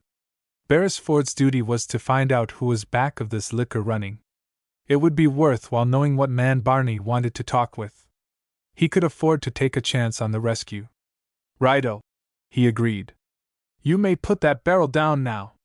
Barney laid it down and up. With one sharp drive of the rifle, but the officer broke in the top of the keg, he kicked the barrel over with his foot. This was the moment Morse chose for putting in an appearance. "Hello? What's doin'?" he asked casually. Beresford, cool and quiet, looked straight at him. "I'll ask you that. Kinda expensive to irrigate the prairie that way, ain't it? Doesn't cost me anything. How about you?" Morse laughed at the question fired back at him so promptly. This young man was very much on the job. "Not a bean," the Montanan said. "Good. Then you'll enjoy the little show I'm putting on, $5,000 worth of liquor spilt all at one time. Holy Moses! Where is this blind tiger you ride in?" "Down in the gully. Lucky you happened along just by chance. You'll be able to carry the good news to Whoop Up and adjacent points. You're not really, I mean, to spill all that whiskey. That's my intention. Any objections?" The scarlet-coated officer spoke softly, without any edge to his voice.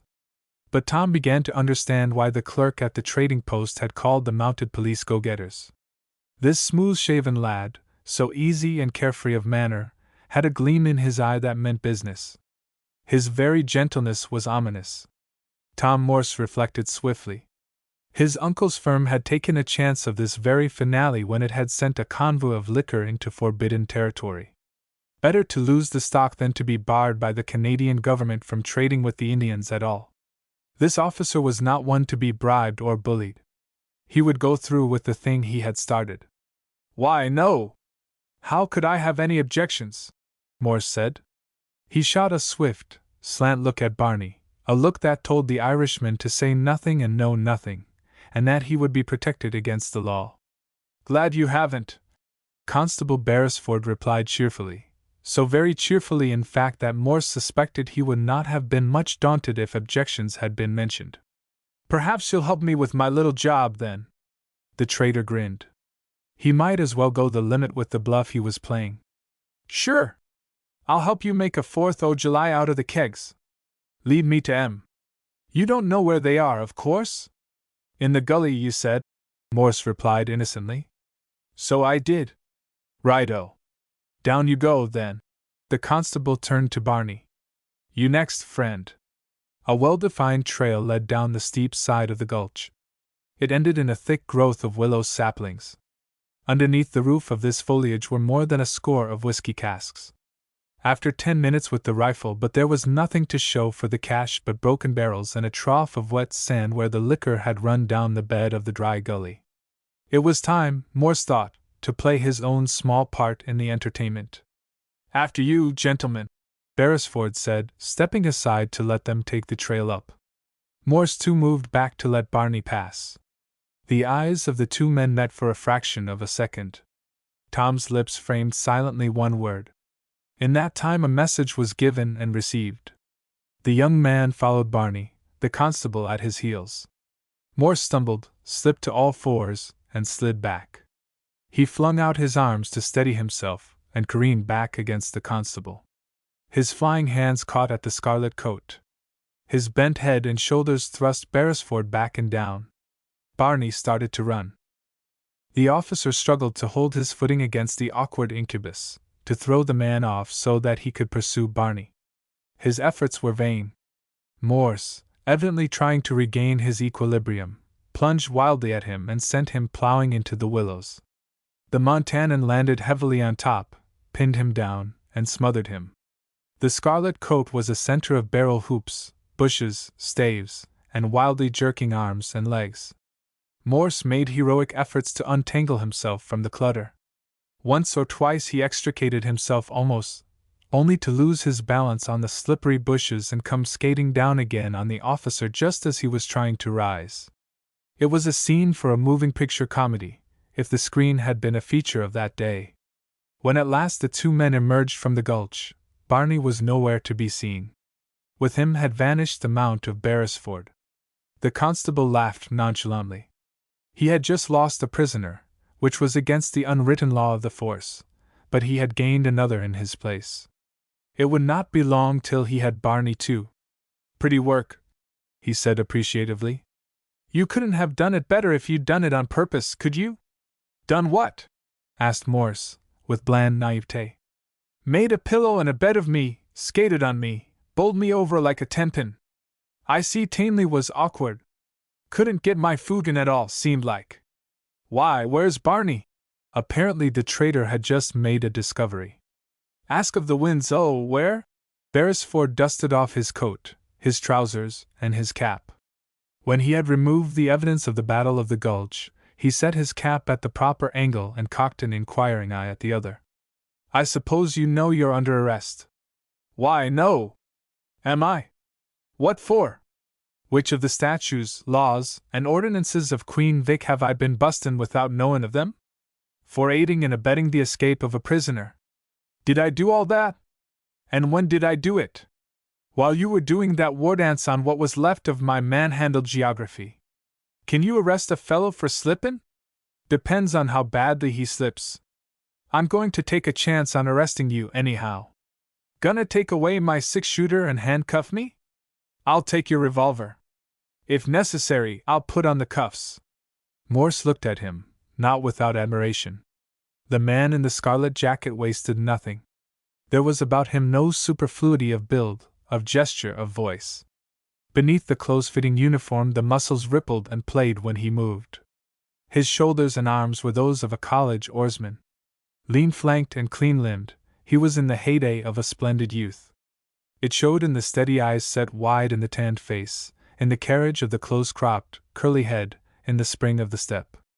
The Montanan recognized in him a kinship of dynamic force. Just what would I be doing? The whiskey runner asked, smiling. Beresford met his smile. I fancy I'll find that out pretty soon. Your revolver, please. He held out his hand, palm up. Let's get this straight. We're man to man. What'll you do if I find I've got no time to go to Fort MacLeod with you? Take you with me? Dead or alive? No, alive. And if I won't go? Asked Morse. Oh, you'll go. The officer's bearing radiated a quiet, imperturbable confidence. His hand was still extended. If you please. No hurry. Do you know what you're up against? When I draw this gun, I can put a bullet through your head and ride away? Yes.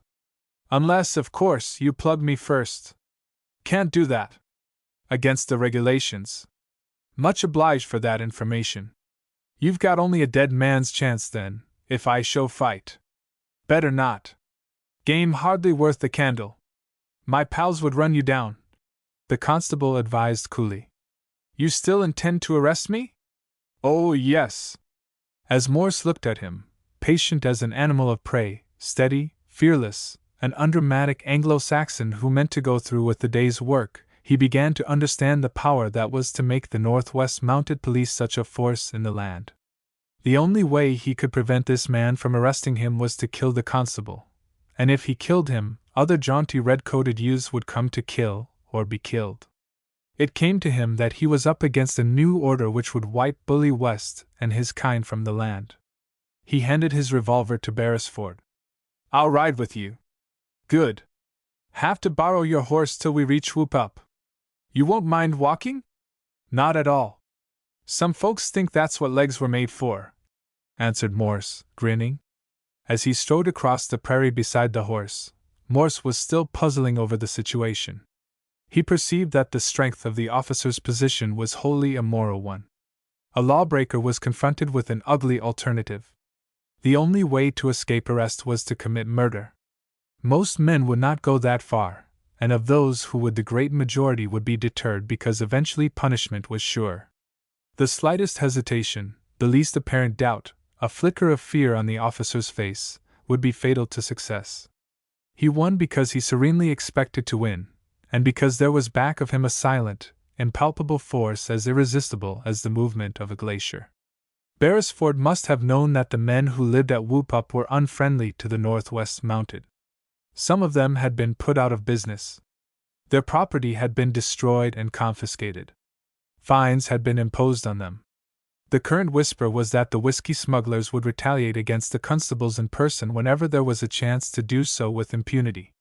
Some day a debonair wearer of the scarlet coat would ride out gaily from one of the forts and a riderless horse would return at dusk. There were outlaws who would ask nothing better than a chance to dry gulch one of these inquisitive riders of the plains. But Beresford rode into the stockade and swung from the saddle with smiling confidence.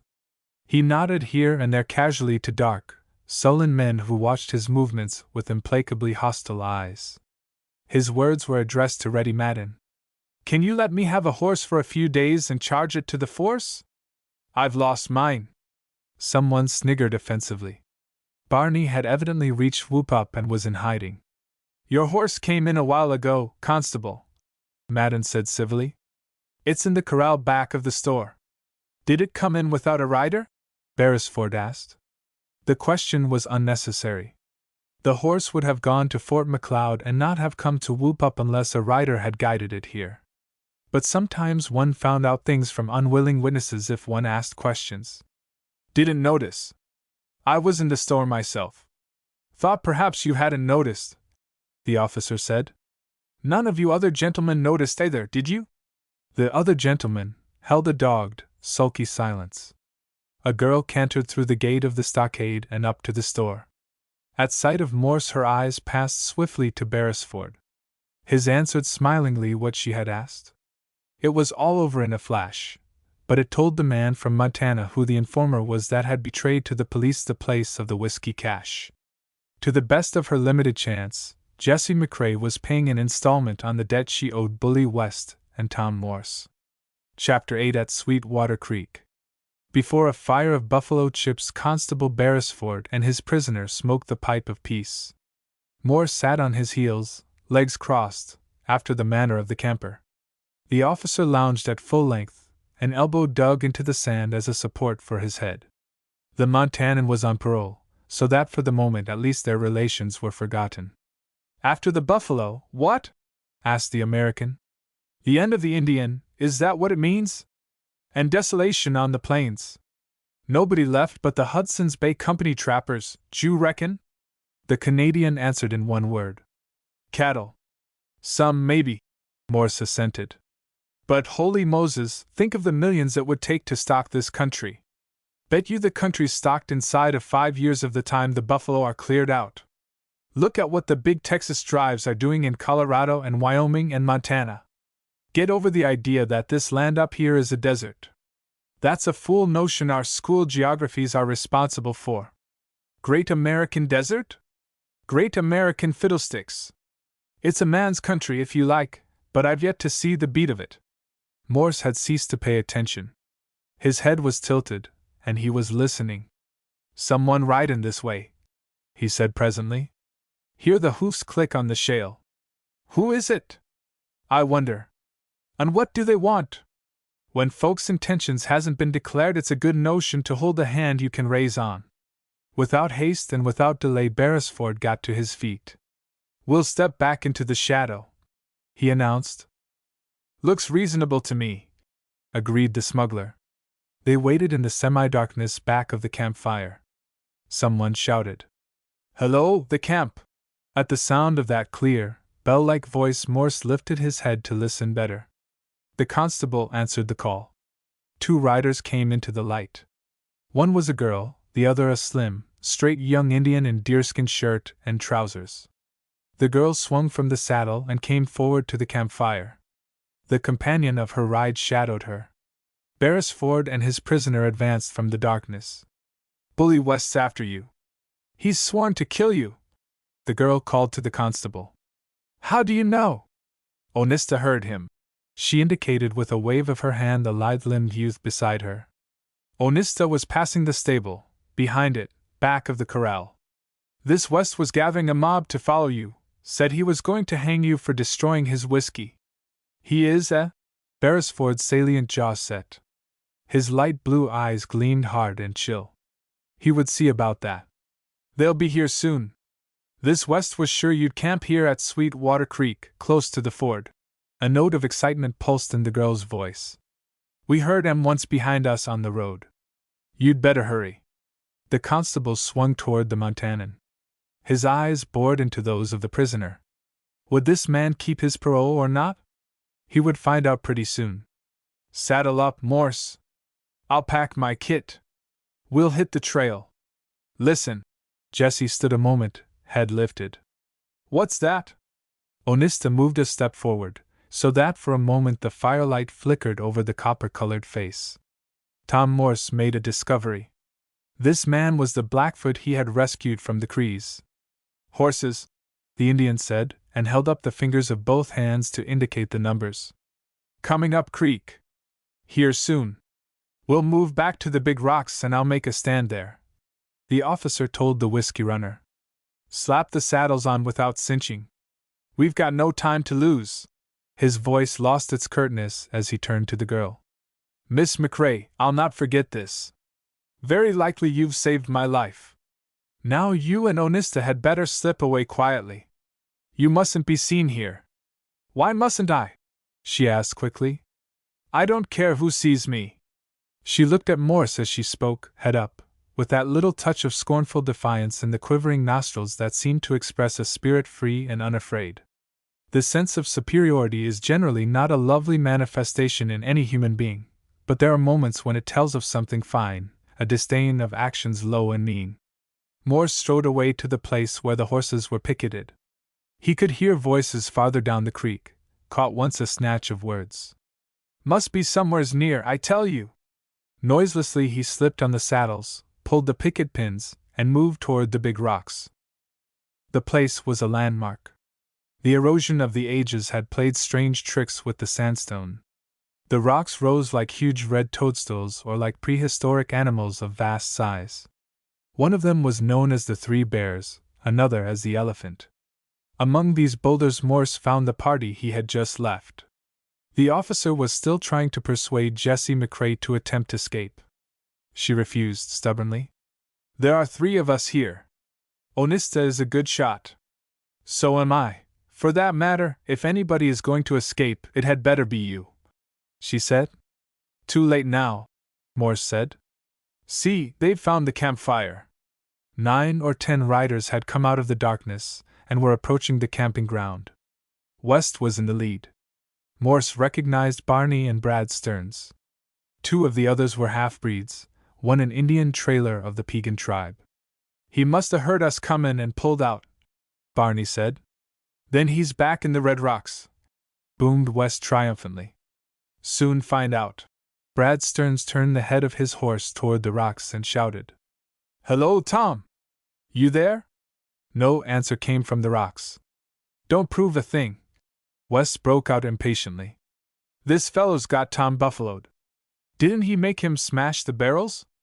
Didn't he take away his 6-gun from him and bring him along like he hadn't any mind of his own? Tom's yellow. Got a streak a foot wide." "Nothin' of the kind," denied Stearns, indignation in his voice. "I done brought up that boy by hand, learned him all he knows about ridin' and ropin'. He'll do to take along. HMP. He always fooled you, Brad. Different here. I might mean to give him the wallopin' of his life when I meet up with him. And that'll be soon, if he's up there in the rocks. I'm goin' a shootin' dot." Bully West drew his revolver and rode forward. The constable had disposed of his forces so that behind the cover of the sandstone boulders they commanded the approach. He had tried to persuade Jessie that this was not her fight, but a question from her had silenced him. "If that bully West finds me here, after he's killed you, do you think I can get him to let me go because it wasn't my fight?" She had asked it with flashing eyes, in which for an instant he had seen the savagery of fear leap out. Beresford was troubled. The girl was right enough. If West went the length of murder, he would be an outlaw. Sleeping Dawn would not be safe with him after she had ridden out to warn his enemy that he was coming. The fellow was a primeval brute.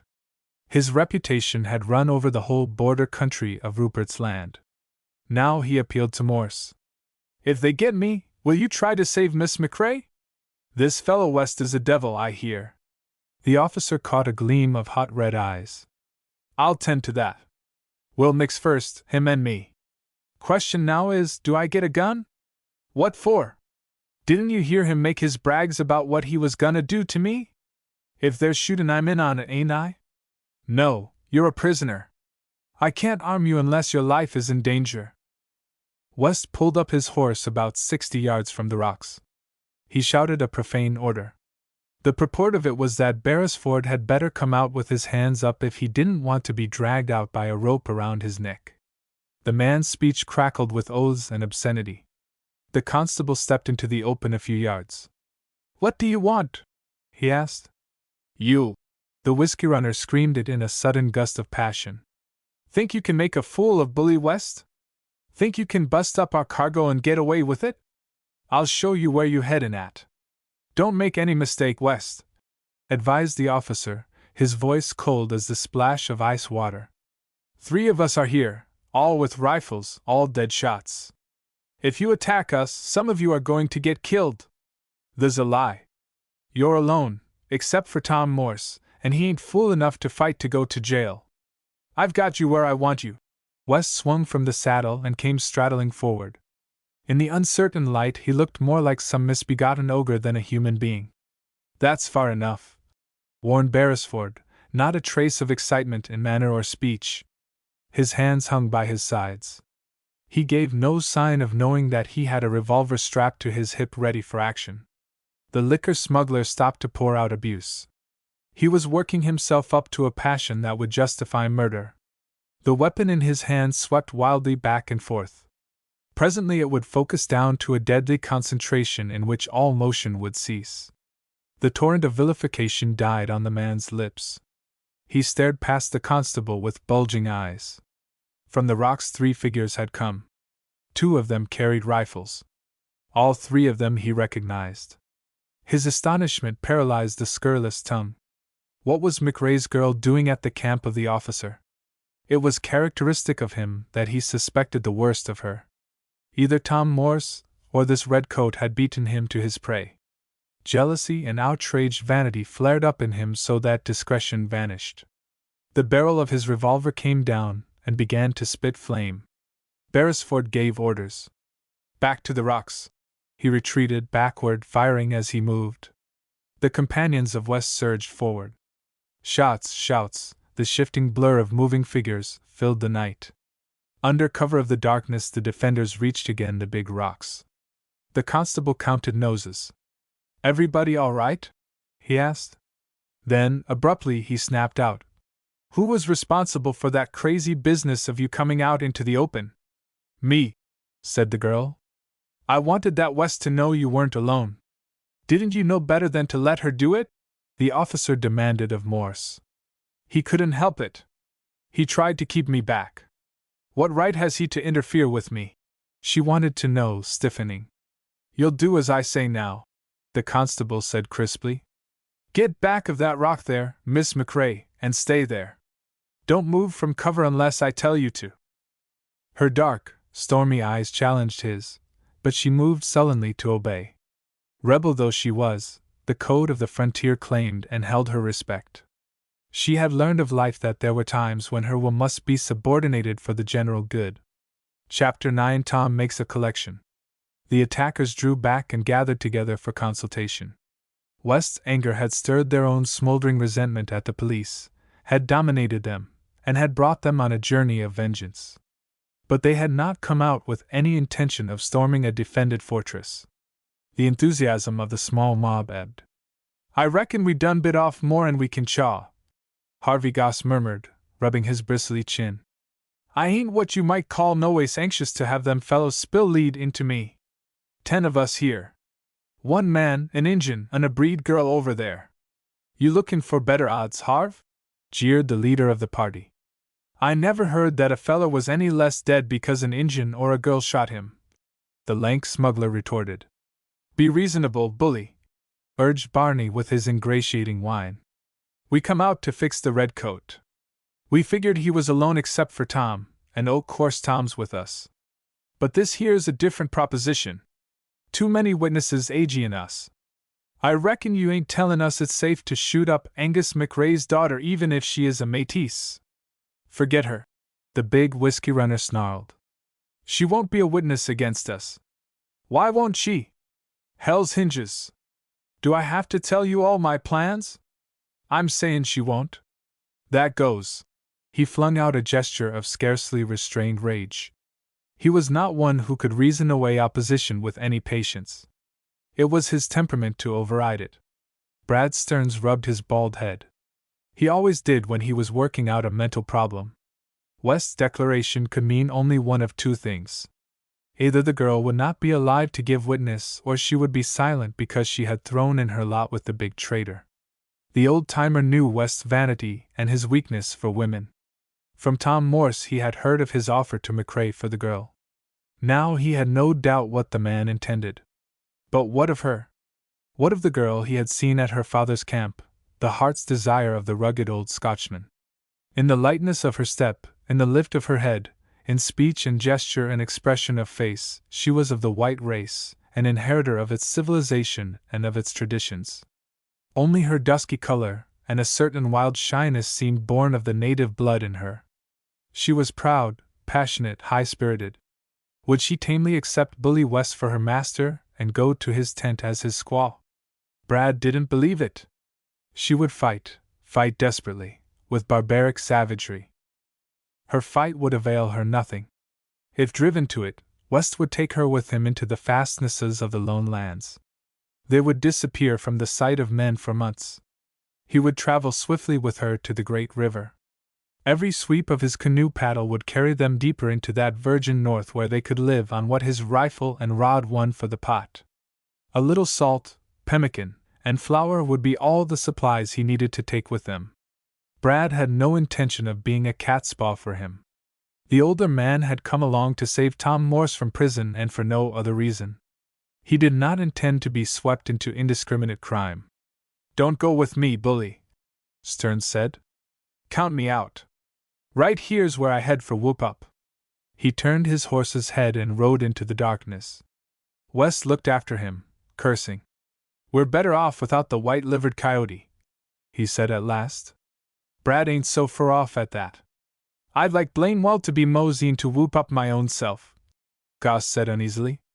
You'll stay right here and go through with this job, Harv, West told him flatly. All you boys'll do just that. If any of you's got a different notion, we'll settle that here and now. How about it? He straddled up and down in front of his men, menacing them with knotted fists and sulky eyes. Nobody cared to argue the matter with him. He showed his broken teeth in a sour grin. "The settled, then," he went on. "It's my say-so. My orders go, if there's no objections." His outthrust head, set low on the hunched shoulders, moved from right to left threateningly as his gaze passed from one to another. If there were any objections, they were not mentioned aloud. "Now we know where we're at," he continued. "It'll be this away. Most of us will scatter out and fire at the rocks from the front here. The others'll sneak round and come up from behind, get right into the rocks before this bully puss fellow knows it. If you get a chance, plug him in the back, but don't hurt the Injun girl. Why, understand? I want her alive and not wounded. If she gets shot up, someone's liable to get his head knocked off." But it did not, after all, turn out quite the way West had planned it. He left out of account one factor: a man among the rocks who had been denied a weapon and any part in the fighting. The feint from the front was animated enough. The attackers scattered, and from behind clumps of brush, grass, and bushes poured in a fire that kept the defenders busy. Barney, with the half-breeds and the Indian at heel, made a wide circle and crept up to the red sandstone outcroppings. He did not relish the job any more than those behind him did, but he was a creature of West, and usually did as he was told after a bit of grumbling. It was not safe for him to refuse. To Tom Morse, used to bully West in his ways, the frontal attack did not seem quite genuine. It was desultory and ineffective. Why? What trick did Bully have up his sleeve? Tom put himself in his place to see what he would do. And instantly he knew. The real attack would come from the rear. With the firing of the first shot back there, Bully West would charge. Taken on both sides, the garrison would fall easy victims. The constable and Onista were busy answering the fire of the smugglers. Sleeping Dawn was crouched down behind two rocks, the barrel of her rifle gleaming through a slit of open space between them. She was compromising between the orders given her and the anxiety in her to fight back Bully West. As much as she could, she kept under cover, while at the same time firing into the darkness whenever she thought she saw a movement. Morse slipped rearward on a tour of investigation. The ground here fell away rather sharply, so that one coming from behind would have to climb over a boulder field rising to the big rocks. It took Tom only a casual examination to see that a surprise would have to be launched by way of a sort of rough natural stairway. A flat shoulder of sandstone dominated the stairway from above. Upon this Morse crouched, every sense alert to detect the presence of any one stealing up the pass. He waited, eager and yet patient. What he was going to attempt had its risk, but the danger whipped the blood in his veins to a still excitement. Occasionally, at intervals, the rifles cracked. Except for that, no other sound came to him. He could keep no count of time. It seemed to him that hours slipped away. In reality, it could have been only a few minutes. Below, from the foot of the winding stairway, there was a sound, such a one as might come from the grinding of loose rubble beneath the sole of a boot. Presently the man on the ledge heard it again, this time more distinctly. Someone was crawling up the rocks. Tom peered into the darkness intently. He could see nothing except the flat rocks disappearing vaguely in the gloom. Nor could he hear again the crunch of a footstep on disintegrated sandstone. His nerves grew taut. Could he have made a mistake? Was there another way up from behind? Then, at the turn of the stairway, a few feet below him, a figure rose in silhouette. It appeared with extraordinary caution, first a head, then the barrel of a rifle, finally a crouched body followed by bowed legs. On hands and knees it crept forward, hitching the weapon along beside it. Exactly opposite Morse, under the very shadow of the sloping ledge on which he lay, the figure rose and straightened. The man stood there for a second, making up his mind to move on. He was one of the half-breeds West had brought with him. Almost into his ear came a stern whisper. "Hands up! I've got you covered! Don't move! Don't say a word!" Two arms shot skyward. In the fingers of one hand a rifle was clenched. Morse leaned forward and caught hold of it. "I'll take this," he said. The brown fingers relaxed. "Skirt round the edge of the rock there. Lie face down in that hollow. Got a 6-shooter?" He had. Morse took it from him. If you move or speak one word, I'll pump lead into you," the Montanan cautioned. The half-breed looked into his chill eyes and decided to take no chances. He lay down on his face with hands stretched out exactly as ordered. His captor returned to the shoulder of rock above the trail. Presently another head projected itself out of the darkness. A man crept up, and like the first stopped to take stock of his surroundings. Against the back of his neck something cold pressed. "Stick up your hands, Barney," a voice ordered. The little man let out a yelp. "Mother o' Moses, don't shoot!" "How many more of you?" asked Morse sharply. "One more." The man behind the rifle collected his weapons and put Barney alongside his companion. Within 5 minutes he had added a third man to the collection. With a sardonic grin he drove them before him to Beresford. "I'm a prisoner and not in this show, you was careful to explain to me, Mr. Constable, but I'd busted the rules and regulations to collect a few specimens of my own," he drawled by way of explanation. Beresford's eyes gleamed. The debonair impudence of the procedure appealed mightily to him. He did not know how this young fellow had done it, but he must have acted with cool nerve and superb daring. "Where were they? And how did you get 'em without a 6-shooter? "They was driftin' up the pass to say how do you do, from the back stairway. I borrowed a gun from one o' them.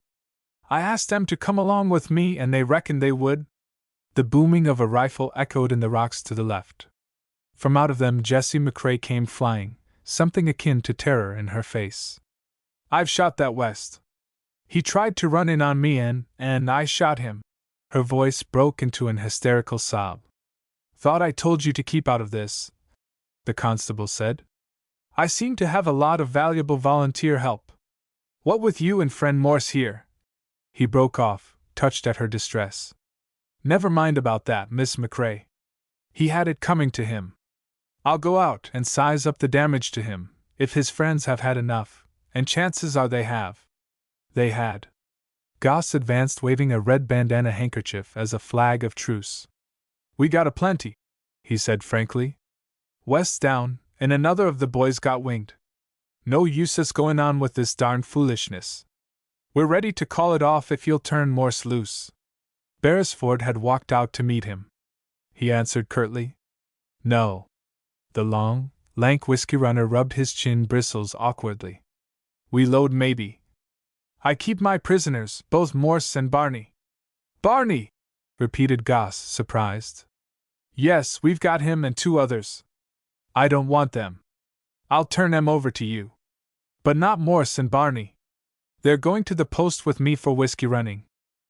Goss went back to the campfire, where the whoop-up men had carried their wounded leader. Except West, they were all glad to drop the battle. The big smuggler, lying on the ground with a bullet in his thigh, cursed them for a group of chicken-hearted quitters. His anger could not shake their decision.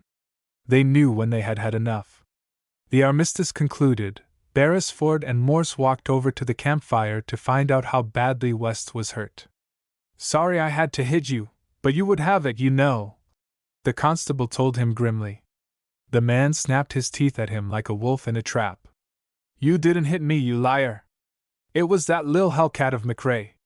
You tell her from me I'll get her right for this, sure as my name's Bully West." There was something horribly menacing in his rage. In the jumping light of the flames the face was that of a demon, a countenance twisted and tortured by the impotent lust to destroy. Morse spoke, looking steadily at him in his quiet way.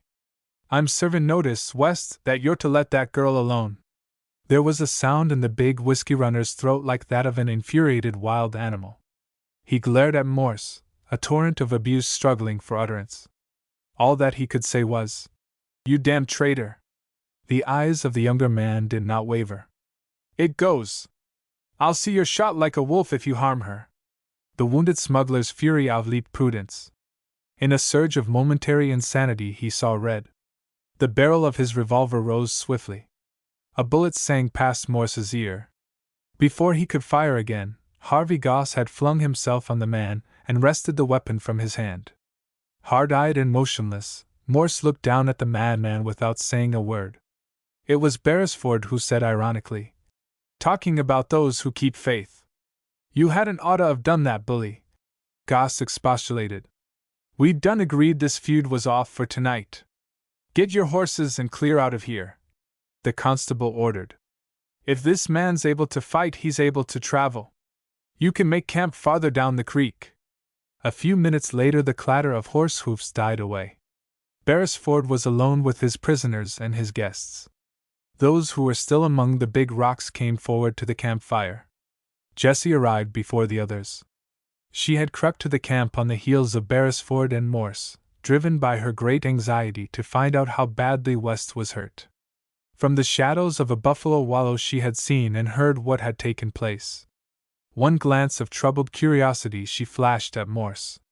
What sort of man was this quiet, brown-faced American who smuggled whiskey in to ruin the tribes, who could ruthlessly hold a girl to a bargain that included horsewhipping for her, who for some reason of his own fought beside the man taking him to imprisonment, and who had flung defiance at the terrible bully West on her behalf? She hated him. She always would. But with her dislike of him ran another feeling now, born of the knowledge of new angles in him. He was hard as nails, but he would do to ride the river with. Chapter 10: A Campfire Tale. Another surprise was waiting for Jessie. As soon as Onista came into the circle of light, he walked straight to the whiskey smuggler. "You saved my life from Crees." "Thanks," he said in English. Onista offered his hand. The white man took it. He was embarrassed. "Oh, well, I kinda took a hand." The Indian was not through. "Onista never forget. He pay some day." Tom waved this aside. "How's the leg?" "Seems to be all right now." Swiftly Jessie turned to the Indian and asked him a question in the native tongue. He answered. They exchanged another sentence or two. The girl spoke to Morse. "Onista is my brother." "I too thank you," she said stiffly. "Your brother? He's not Angus MacRae's son, is he?" "No, and I'm not his daughter, really." "I'll tell you about that," she said with a touch of the defensive defiance that always came into her manner when the subject of her birth was referred to. She did later, over the campfire. It is fortunate that desire and opportunity do not always march together. The constable and Morse had both been dead men if Bully West could have killed with a wish. Sleeping Dawn would have been on the road to an existence worse than death. Instead, they sat in front of the coals of buffalo chips while the big smuggler and his companions rode away from an ignominious field of battle. When the constable and his prisoner had first struck camp, there had been 2 of them. Now there were 6. For in addition to Jessie MacRae, the Blackfoot, and Barney, another had come out of the night and hailed them with a "Hello, the camp!" This last self-invited guest was Brad Stearns, who had not ridden to whoop up as he had announced, but had watched events from a distance on the chance that he might be of help to Tom Morse. Jessie agreed with Beresford that she must stay in camp till morning. There was nothing else for her to do. She could not very well ride the night out with Onista on the road back to the fort. But she stayed with great reluctance. Her modesty was in arms. Never before had she, a girl alone, been forced to make camp with 5 men as companions, all but one of them almost strangers to her. The experience was one that shocked her sense of fitness. She was troubled and distressed, and she showed it.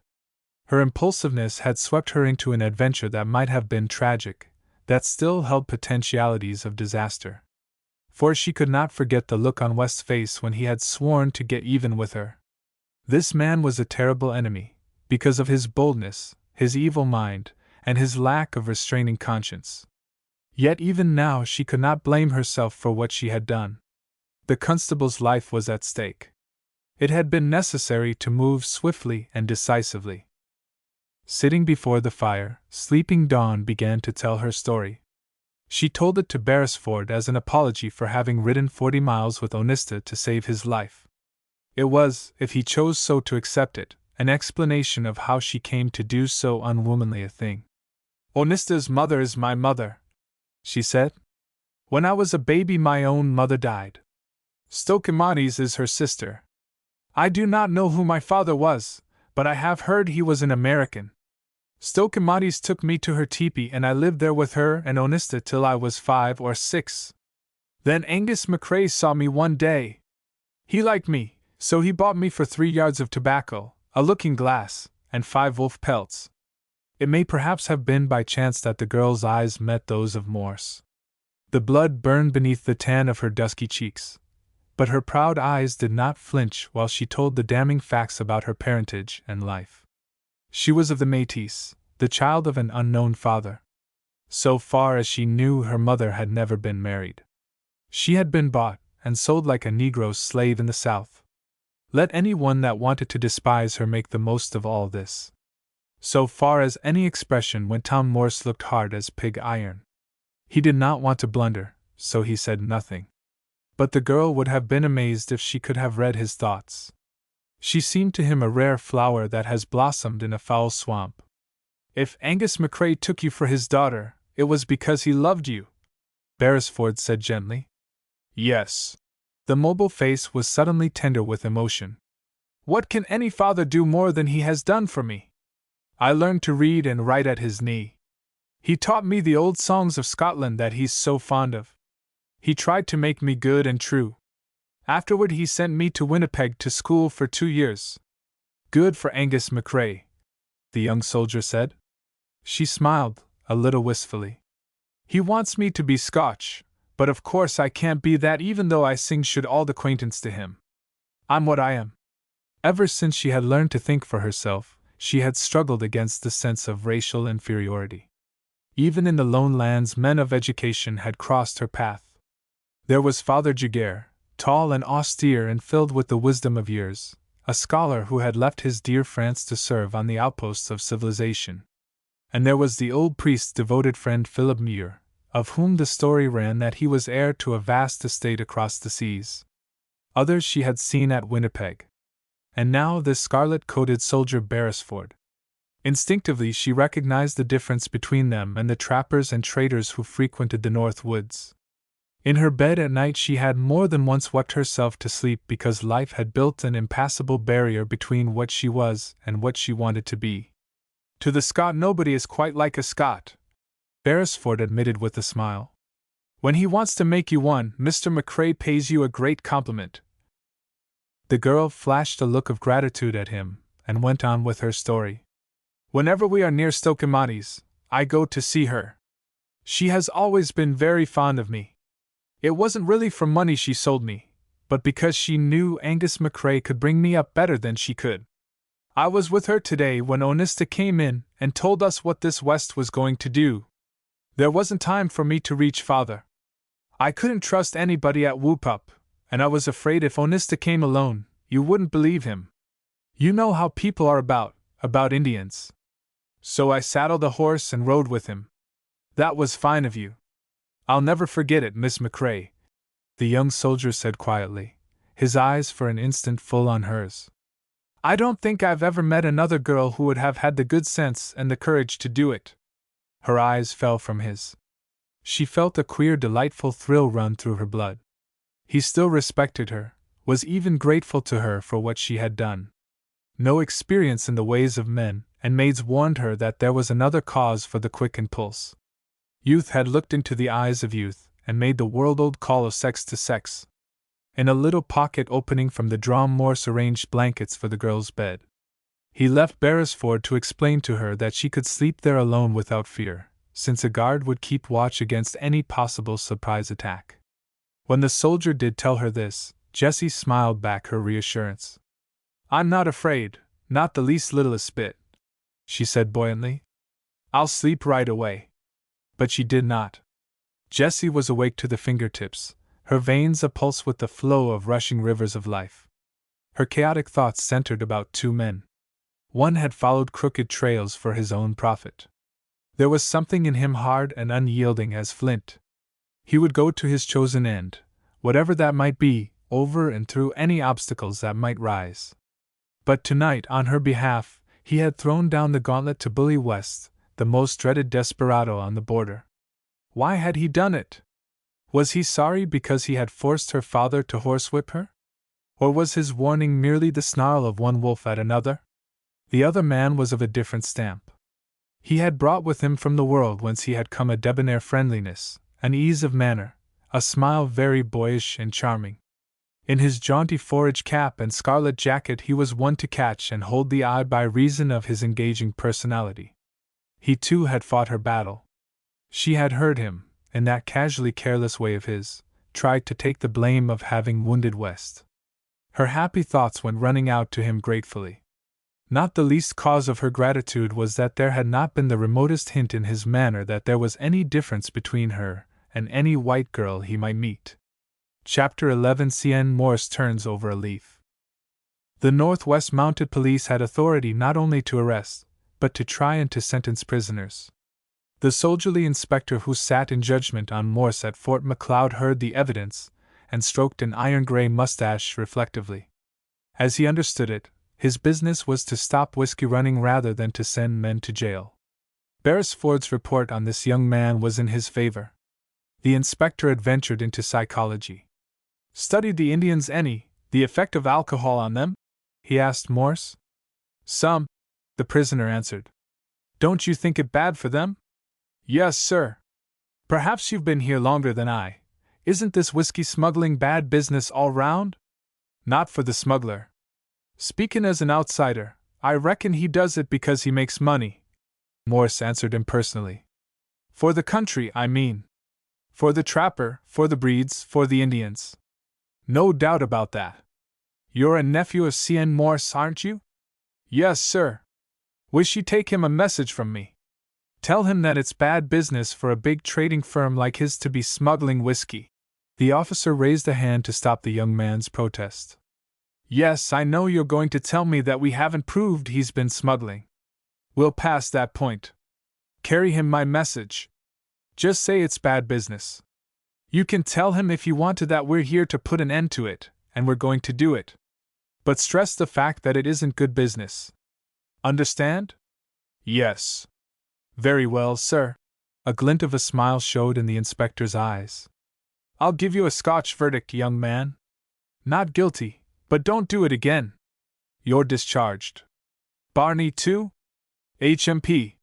He's a horse of another color. Think we'll send him over the plains. Why make two bites of a cherry, sir? He can't be guilty if I'm not," the released prisoner said. "Did I say you weren't?" Inspector McLean countered. "Not worth the powder, is he, sir?" Tom insinuated nonchalantly. "Rather a fathead, Barney is. If he's guilty, it's not as a principle. You'd much better send me up." The officer laughed behind the hand that stroked the mustache. "Do you want to be judge and jury as well as prisoner, my lad? Thought perhaps my uncle would understand the spirit of your message better if Barney went along with me, Inspector." The brown eyes were open and guileless. McLean studied the Montanan deliberately. He began to recognize unusual qualities in this youth. "Can't say I care for your friend Barney. He's a bad egg, or I miss my guess. Not much taken with him myself. Thought if I'd get him to travel south with me it might save you some trouble." "It might," the inspector agreed. "It's his first offense so far as I know." Under bristling eyebrows he shot a swift look at this self-assured youngster. He had noticed that men matured at an early age on the frontier. The school of emergency developed them fast. But Morse struck him as more competent even than the other boyish plainsmen he had met. "Will you be responsible for him?" The Montanan came to scratch reluctantly. He had no desire to be bear leader for such a doubtful specimen as Barney. "Yes," he said after a pause. "Keep him in the States, will you?" "Yes." "Take him along, then. Wish you luck of him." As soon as he reached Fort Benton, Tom reported to his uncle. He told the story of the whiskey cargo and its fate, together with his own adventures subsequent to that time. The head of the trading firm was a long, loose-jointed Yankee who had drifted west in his youth. Since then he had acquired gray hairs and large business interests. At Inspector McLean's message he grinned. "Thinks it's bad business, does he?" "Told me to tell you so," Tom answered. "Didn't say why, I guess." "No." The old New Englander fished from a hip pocket a plug of tobacco, cut off a liberal chew, and stowed this in his cheek. Then, lounging back in the chair, he cocked a shrewd eye at his nephew. "Wonder what he meant." Tom volunteered no opinion. He recognized his uncle's canny habit of fishing in other people's minds for confirmation of what was in his own. "Got any idea what he was driving at?" the old pioneer went on. "Sorta." C.N. Morse chuckled. "Got a notion myself. Let's hear yours." "The trade with the Northwest Mounted is gonna be big for a while. The force needs all kinds of supplies. It'll have to deal through some firm in Benton as a clearin' house. He's serving notice that unless C.N. Morse and Company mends its ways, it can't do business with the NWMP." "That all?" asked the head of the firm. "That's only half of it. The other half is that no firm of whiskey runners will be allowed to trade across the line." C.N. gave another little chirp of mirth. "Keep your brains whittled up, don't you? Any advice you'd like to give?" Tom was not to be drawn. "None, sir." "No comments, son? Passing it up to Uncle Newt, eh? You're the head of the firm. I'm hired to do as I'm told. You figure on obeying orders and letting it go at that?" "Not quite." The young fellow's square chin jutted out. "For instance, I'm not gonna smuggle liquor through anymore. I had my eyes opened this trip. You haven't been on the ground like I have. If you want a plain word for it, Uncle Newt, speak right out and meet him, Tom. Shouldn't wonder but what I can stand it."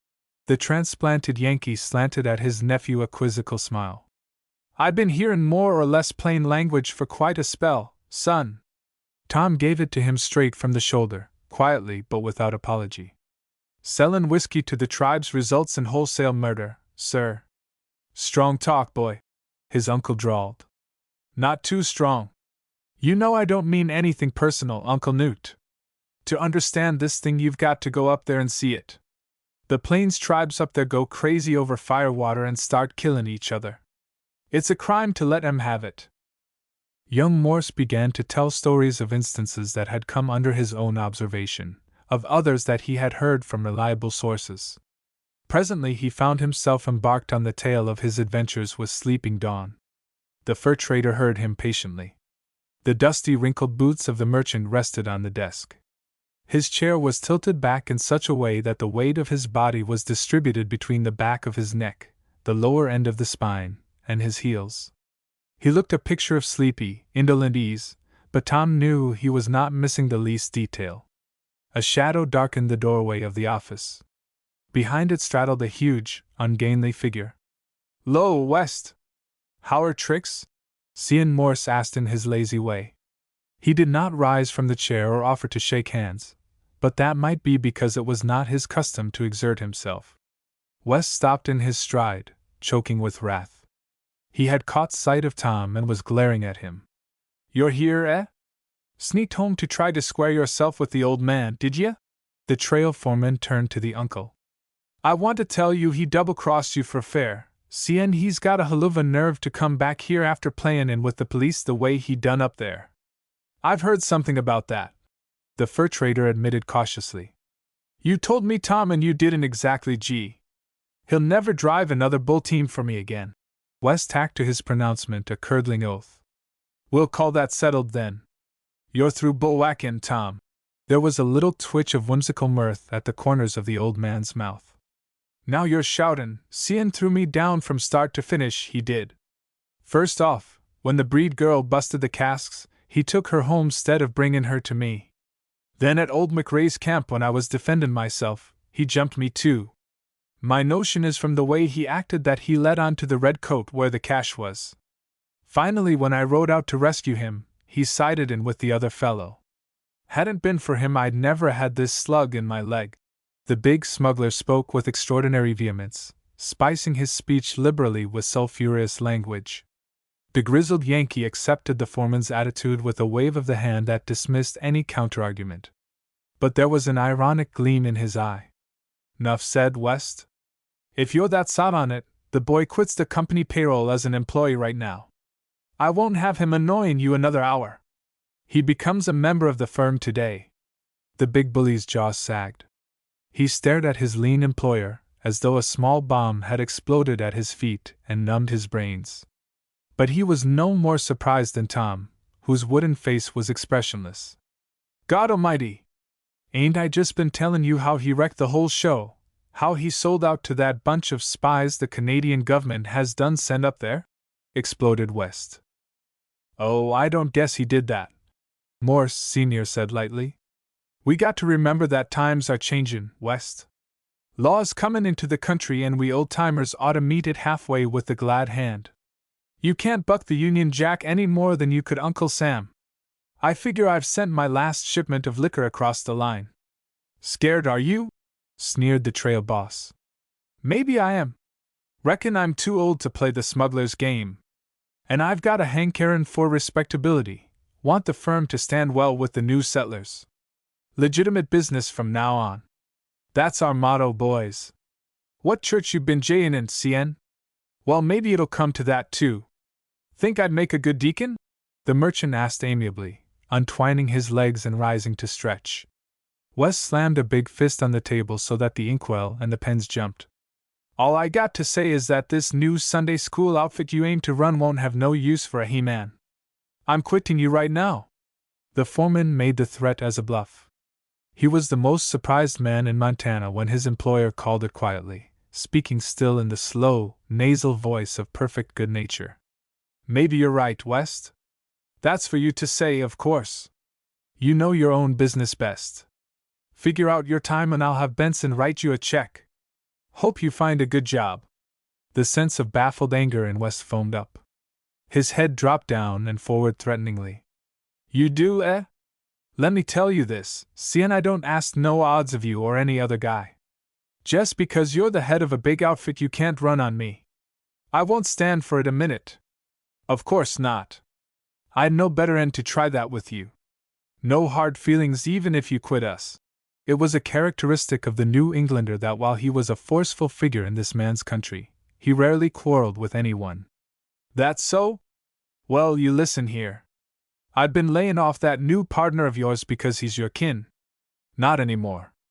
Different now. He's liable to have a hell of a time and don't you forget it for a minute. The fur trader chewed his cud imperturbably. When he spoke it was still without a trace of acrimony. Guess you'll think better of that maybe, West. Guess you're a little hot under the collar, ain't you? Don't hardly pay to hold grudges, does it? There was Reingold now. Kept nursin' his wrongs and finally landed in the pen. Bad medicine, looks like to me. West was no imbecile.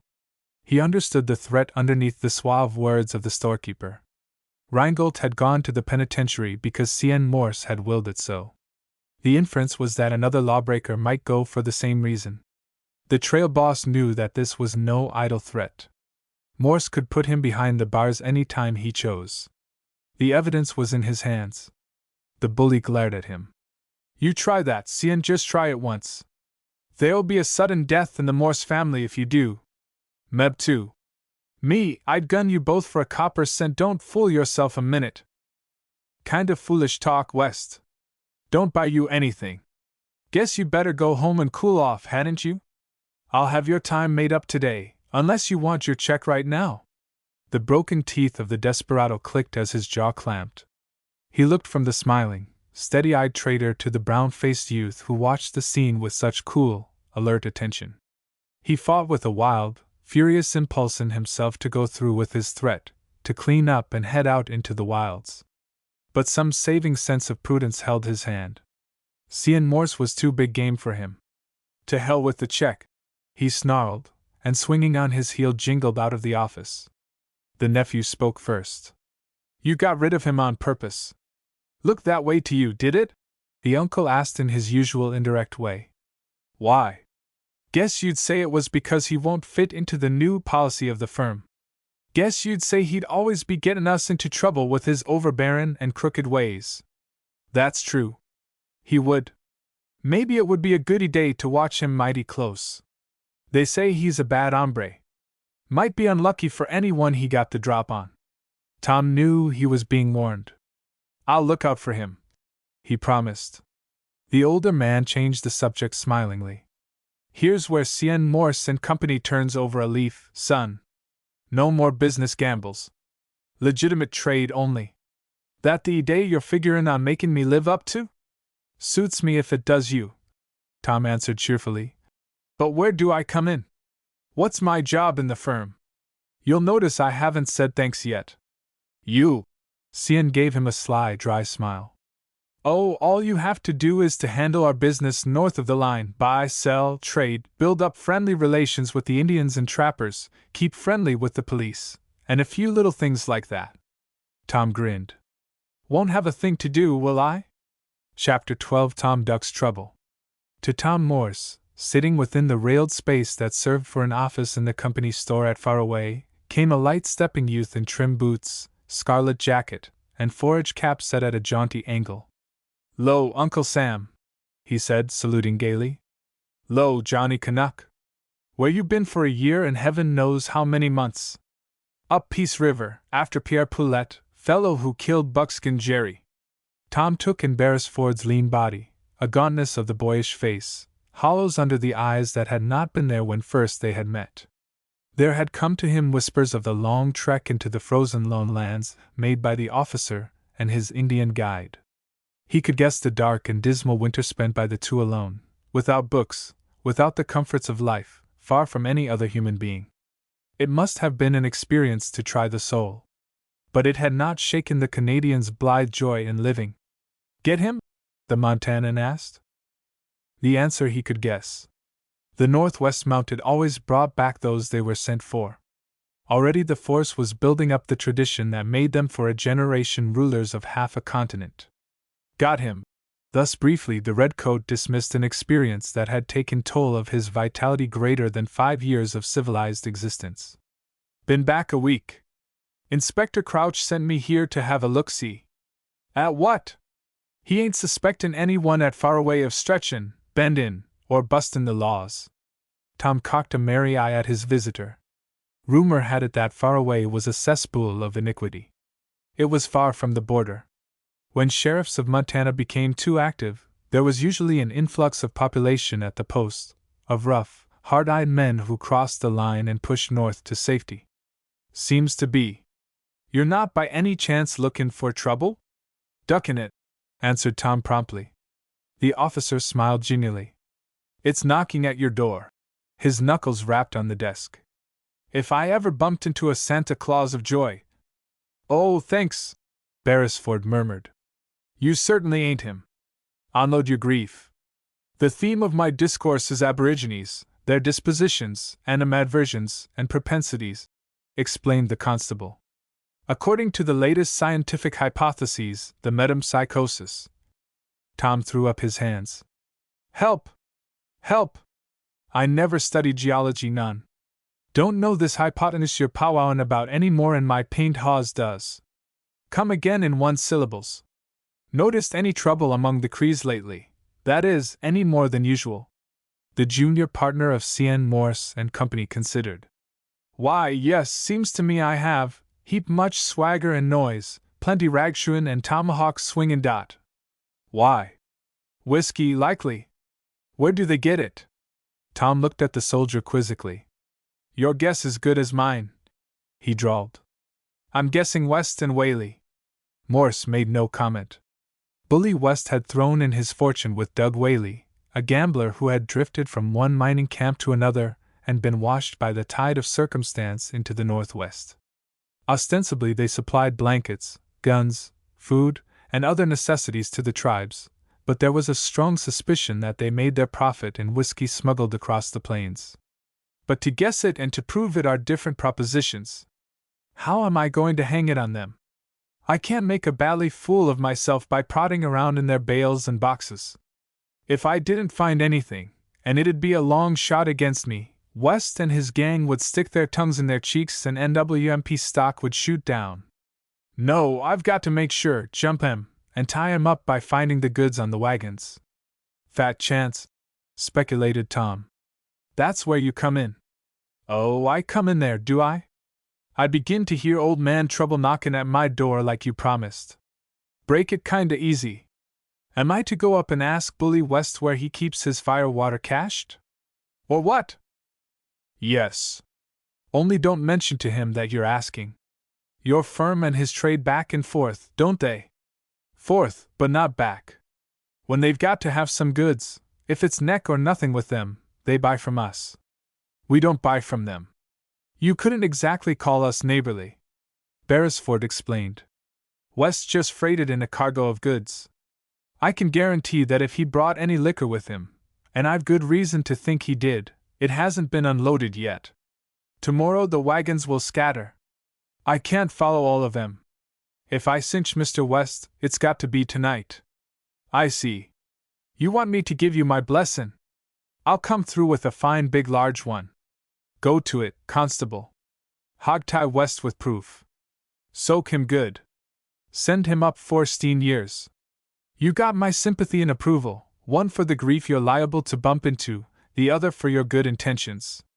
The officer's grin had a touch of the proverbial Cheshire cat's malice. Glad you approve. But you keep that sympathy for yourself. I'm asking you to pull the chestnut out of the fire for me. You'd better look out or you'll burn your paw. Just remember I ain't promising a thing. I'm a respectable businessman now, and, as I said, duckin' trouble. Find out for me in which wagon the liquor is. That's all I ask. How can I find out? I'm no mind reader. Drift over casually and offer to buy goods. Poke around a bit. Keep cases on 'em. Notice the wagons they steer you away from. Tom thought it over and shook his head. No, I don't reckon I will. Any particular reason? Don't look to me hardly like playin' the game. I'm furnanced West every turn of the road. He's crooked as a dog's hind leg. But it wouldn't be right square for me to spy on him. Different with you.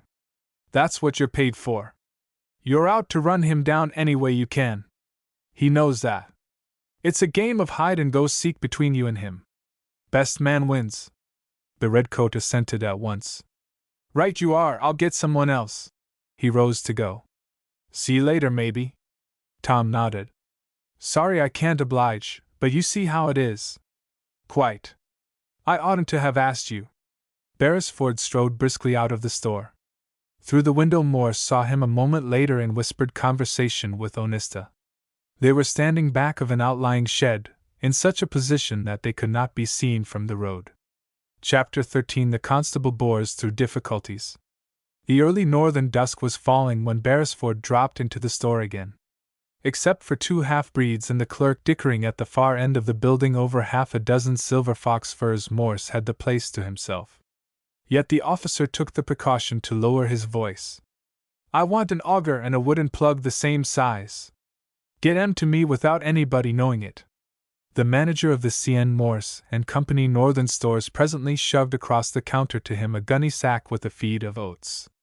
Want it charged to the force, I reckon? Yes. Say, constable, I want y'all to look at these moccasins I'm orderin' for the inspector. Is this what he wants? Or isn't it? Tom led the way into his office. He handed the shoe to Beresford. What's doin'? He asked swiftly, between sentences. The soldier inspected the footwear. About right, I'd say.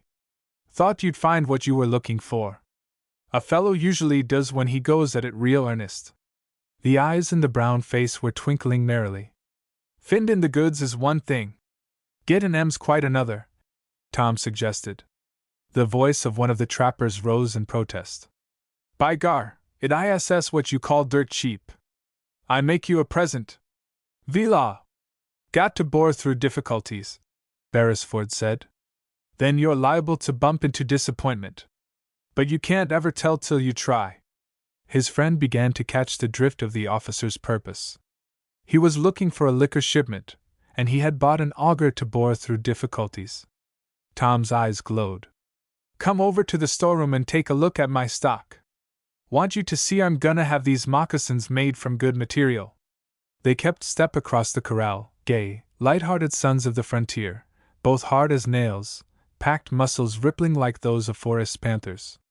Their years added would not total more than 25, but life had taken hold of them young and trained them to its purposes, had shot them through and through with hardihood and endurance, and the cool prevision that forestalls disaster. I'm in on this, the Montanan said. Meaning? That I'd buy chips, take a hand, sit in, deal cards. The level gaze of the police officer studied him speculatively. Now why this change of heart? You get me wrong. I'm with you to a finish in Puttin West and Whaley out of business, They're a hell-raising outfit, and this country'll be well rid of 'em. Only thing is I want to play my cards above the table. I couldn't spy on these men. Leastways, it didn't look quite square to me. But this is a bronc of another color. Lead me to that trouble you was promisin' a while ago." Beresford led him to it, by way of a rain-washed gully, up which they trod their devious path slowly and without noise. From the gully they snaked through the dry grass to a small ditch that had been built to drain the camping ground during spring freshets. This wound into the midst of the wagon train encampment. The plainsmen crept along the dry ditch with laborious care. They advanced no single inch without first taking care to move aside any twig the snapping of which might betray them. From the beginning of the adventure until its climax no word was spoken. Beresford led, the trader followed at his heels. The voices of men drifted to them from a campfire in the shelter of the wagons. There were, Tom guessed, about 4 of them.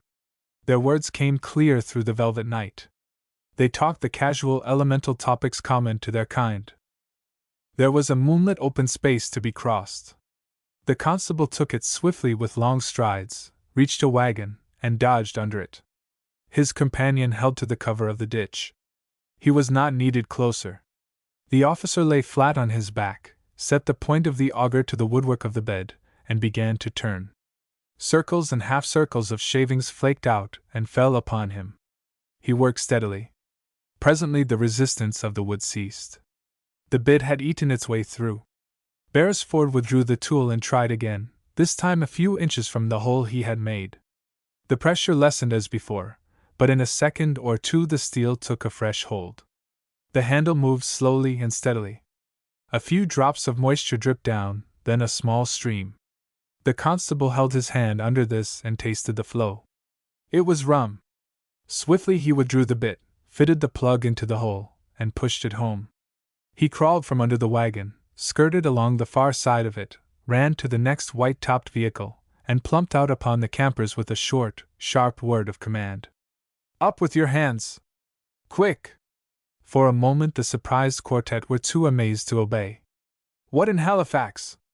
"Shove them up!" came the crisp, peremptory order. 8 hands wavered skyward. "Is this a hold-up, or what?" one of the teamsters wanted to know sulkily. "Call it whatever you like. You with the fur cap hitch up the mules to the second wagon. Don't make a mistake and try for a getaway. You'll be a dead smuggler." The man hesitated. Was this redcoat alone? Tom strolled out of the ditch, a sawed-off shotgun under his arm. "I judge you bored through your difficulties, constable," he said cheerfully. "Through the bed of the wagon and the end of a rum keg. Stir your stumps, gentlemen of the whiskey-running brigade. We're on the way to Fort Edmonton if it suits you." If it did not suit them, they made no audible protest of disagreement. Growls were their only comment when, under direction of Beresford, the Montanans stripped them of their weapons and kept guard on the fur-capped man. His name appeared to be Lemoyne, while the latter brought the mules to the wagon pointed out by the officer. "Hook 'em!" ordered Morse curtly. The French Indian trapper hitched the team to the wagon. Presently it moved beyond the circle of firelight into the darkness. Morse sat beside the driver, the short-barreled weapon across his knees. 3 men walked behind the wagon. A 4th, in the uniform of the Northwest Mounted, brought up the rear on horseback. Chapter 14: Scarlet Coats in Action. When Bully West discovered that such part of the cargo of wet goods as was in wagon number 2 had disappeared and along with it the 4 mule skinners, his mind jumped to an instant conclusion. That it happened to be the wrong one was natural enough to his sulky, suspicious mind. "God Almighty, they've double-crossed us!" he swore to his partner, with an explosion of accompanying profanity. "Figure on cleanin' up on the goods and cuttin' back to the States. That's what they aim to do. Before I can head 'em off. Me, I'll show 'em they can't play monkey tricks on Bully West." This explanation did not satisfy Whaley. The straight black line of the brows above the cold eyes met in frowning thought. "I've got a hunch you're barkin' up the wrong tree," he lisped with a shrug of shoulders. Voice and gesture were surprising in that they were expressions of this personality totally unexpected. Both were almost womanlike in their delicacy. They suggested the purr and soft patting of a cat, an odd contradiction to the white, bloodless face with the inky brows. The eyes of Poker Whaley could throw fear into the most reckless bullwhacker on the border. They held fascinating and sinister possibilities of evil. Soon see. We'll hit the trail right away after them, Bully replied. Whaley's thin lip curled. He looked at West as though he read to the bottom of that shallow mind and meant to make the most of his knowledge. Yes, he murmured, as though to himself. Someone ought to stay with the rest of the outfit, but I reckon I'd better go along. Likely you couldn't handle all of them if they showed fight. West's answer was a roar of outraged vanity. Me? Not round up them tame sheep. I'll drive 'em back with their tongues hanging out. Understand? At break of day he was in the saddle. An experienced trailer, West found no difficulty in following the wagon tracks. No attempt had been made to cover the flight. The whiskey runner could trace at a road gate the narrow tracks along the winding road. The country through which he traveled was the borderland between the plains and the great forests that rolled in unbroken stretch to the frozen north. Sometimes he rode over undulating prairie. Again he moved through strips of woodland or skirted beautiful lakes from the reedy edges of which ducks or geese rose whirring at his approach. A pair of coyotes took one long look at him and skulked into a ravine. Once a great moose started from a thicket of willows and galloped over a hill.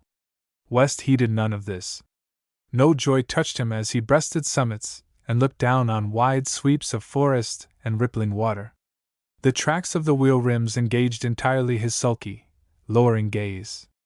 If the brutish face reflected his thoughts, they must have been far from pleasant ones. The sun flooded the landscape, climbed the sky vault, slid toward the horizon. Dusk found him at the edge of a wooded lake. He looked across and gave a subdued whoop of triumph. From the timber on the opposite shore came a tenuous smoke skein. A man came to the water with a bucket, filled it, and disappeared in the woods. Bully West knew he had caught up with those he was tracking. The smuggler circled the lower end of the lake and rode through the timber toward the smoke. At a safe distance he dismounted, tied the horse to a young pine, and carefully examined his rifle. Very cautiously he stalked the camp, moving toward it with the skill and the stealth of a Sarsi scout. Camp had been pitched in a small open space surrounded by bushes. Through the thicket, on the south side, he picked away, pushing away each sapling and weed noiselessly to make room for the passage of his huge body. For such a bulk of a figure he moved lightly.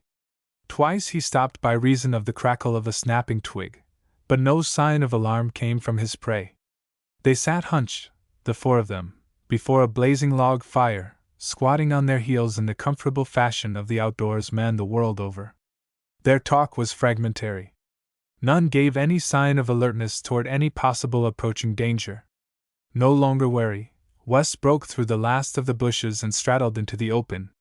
"Well, boys, hope you got some grub left for your boss," he jeered, triumph riding voice and manner heavily. He waited for the startled dismay he expected. None came. The drama of the moment did not meet his expectation. The teamsters looked at him, sullenly, without visible fear or amazement. None of them rose or spoke. Sultry anger began to burn in West's eyes. "Thought you'd slip one over on the old man, eh? Thought you could put over a raw steal and get away with it? Well, let me tell you where you get off at.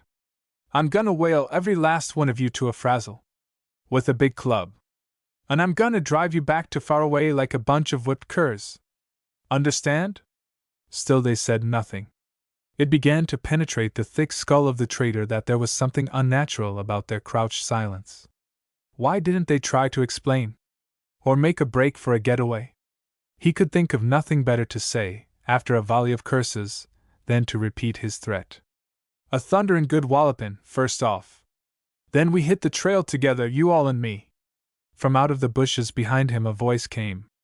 "That last's a good prophecy, Mr. West. It'll be just as you say." The big fellow wheeled, the rifle jumping to his shoulder. Instantly he knew he had been tricked, led into a trap. They must have heard him coming, whoever they were, and left his own men for bait. From the other side 2 streaks of scarlet launched themselves at him. West turned to meet them. A third flash of red dived for his knees. He went down as though hit by a battering ram. but not to stay down. The huge gorilla-shaped figure struggled to its feet, fighting desperately to throw off the three redcoats long enough to drag out a revolver. He was like a bear surrounded by leaping dogs. No sooner had he buffeted one away than the others were dragging him down. Try as he would, he could not get set. The attackers always staggered him before he could quite free himself for action. They swarmed all over him, fought close to avoid his sweeping lunges, hauled him to his knees by sheer weight of the pack. Lemoyne flung one swift look around and saw that his captors were very busy. Now if ever was the time to take a hand in the melee. Swiftly he rose. He spoke a hurried word in French. "One moment, s'il vous plaît." From the bushes another man had emerged, one not in uniform. Lemoyne had forgotten him. "Not your fight. Better keep out," he advised, and pointed the suggestion with a short-barreled shotgun. The trapper looked at him. "Is it that this is your fight, Mr. Morse?" he demanded. "Fair enough. I'll keep out too." The soldiers had West down by this time. They were struggling to handcuff him. He fought furiously, his great arms and legs threshing about like flails. Not till he had worn himself out could they pinion him. Beresford rose at last, the job done. His coat was ripped almost from one shoulder. "My word, he's a whale of an animal," he panted. "If I hadn't chanced to meet you boys, he'd have eaten me alive." The big smuggler struggled for breath. When at last he found words, it was for furious and horrible curses. Not till hours later did he get as far as a plain question. "What does this mean? Where are you taking me, you damned spies?" he roared. Beresford politely gave him information. "To the penitentiary, I hope, Mr. West, for breaking Her Majesty's revenue laws." Chapter 15 Kissing Day. All week Jessie and her foster mother Matapikoma had been busy cooking and baking for the great occasion. Fergus had brought in a sack full of cottontails and 2 skunks. To these his father had added the smoked hindquarters of a young buffalo, half a barrel of dried fish, and 50 pounds of pemmican. For Angus liked to dispense hospitality in feudal fashion. Ever since Jessie had opened her eyes at the sound of Matapikoma's "Coos coos qua," "Wake up," in the pre-dawn darkness of the wintry northern morn, she had heard the crunch of snow beneath the webs of the footmen and the runners of the sleds. For both full-blood Crees and half-breeds were pouring into Faraway to take part in the festivities of Uchmigo Kezigo, Kissing Day. The traders at the post and their families would join in the revels. With the exception of Morse, they had all taken Indian wives, in the loose marriage of the country, and for both business and family reasons they maintained a close relationship with the natives. Most of their children used the mother tongue, though they could make shift to express themselves in English. In this respect as in others the younger McRaes were superior. They talked English well. They could read and write. Their father had instilled in them a reverence for the Scriptures and some knowledge of both the Old and New Testaments. It was his habit to hold family prayers every evening. Usually half a dozen guests were present at these services in addition to his immediate household. With the Indians came their dogs, wolfish creatures, prick-eared and sharp-muzzled, with straight, bristling hair. It was 20 below zero, but the gaunt animals either sought nor were given shelter. They roamed about in front of the fort stockade, snapping at each other or galloping off on rabbit hunts through the timber. The custom was that on this day the braves of the tribe kissed every woman they met in token of friendship and goodwill. To fail of saluting one, young or old, was a breach of good manners. Since daybreak they had been marching into Angus McRae's house and gravely kissing his wife and daughter. Jessie did not like it. She was a fastidious young person. But she could not escape without mortally offending the solemn-eyed warriors who offered this evidence of their esteem. As much as possible she contrived to be busy upstairs, but at least a dozen times she was fairly cornered and made the best of it.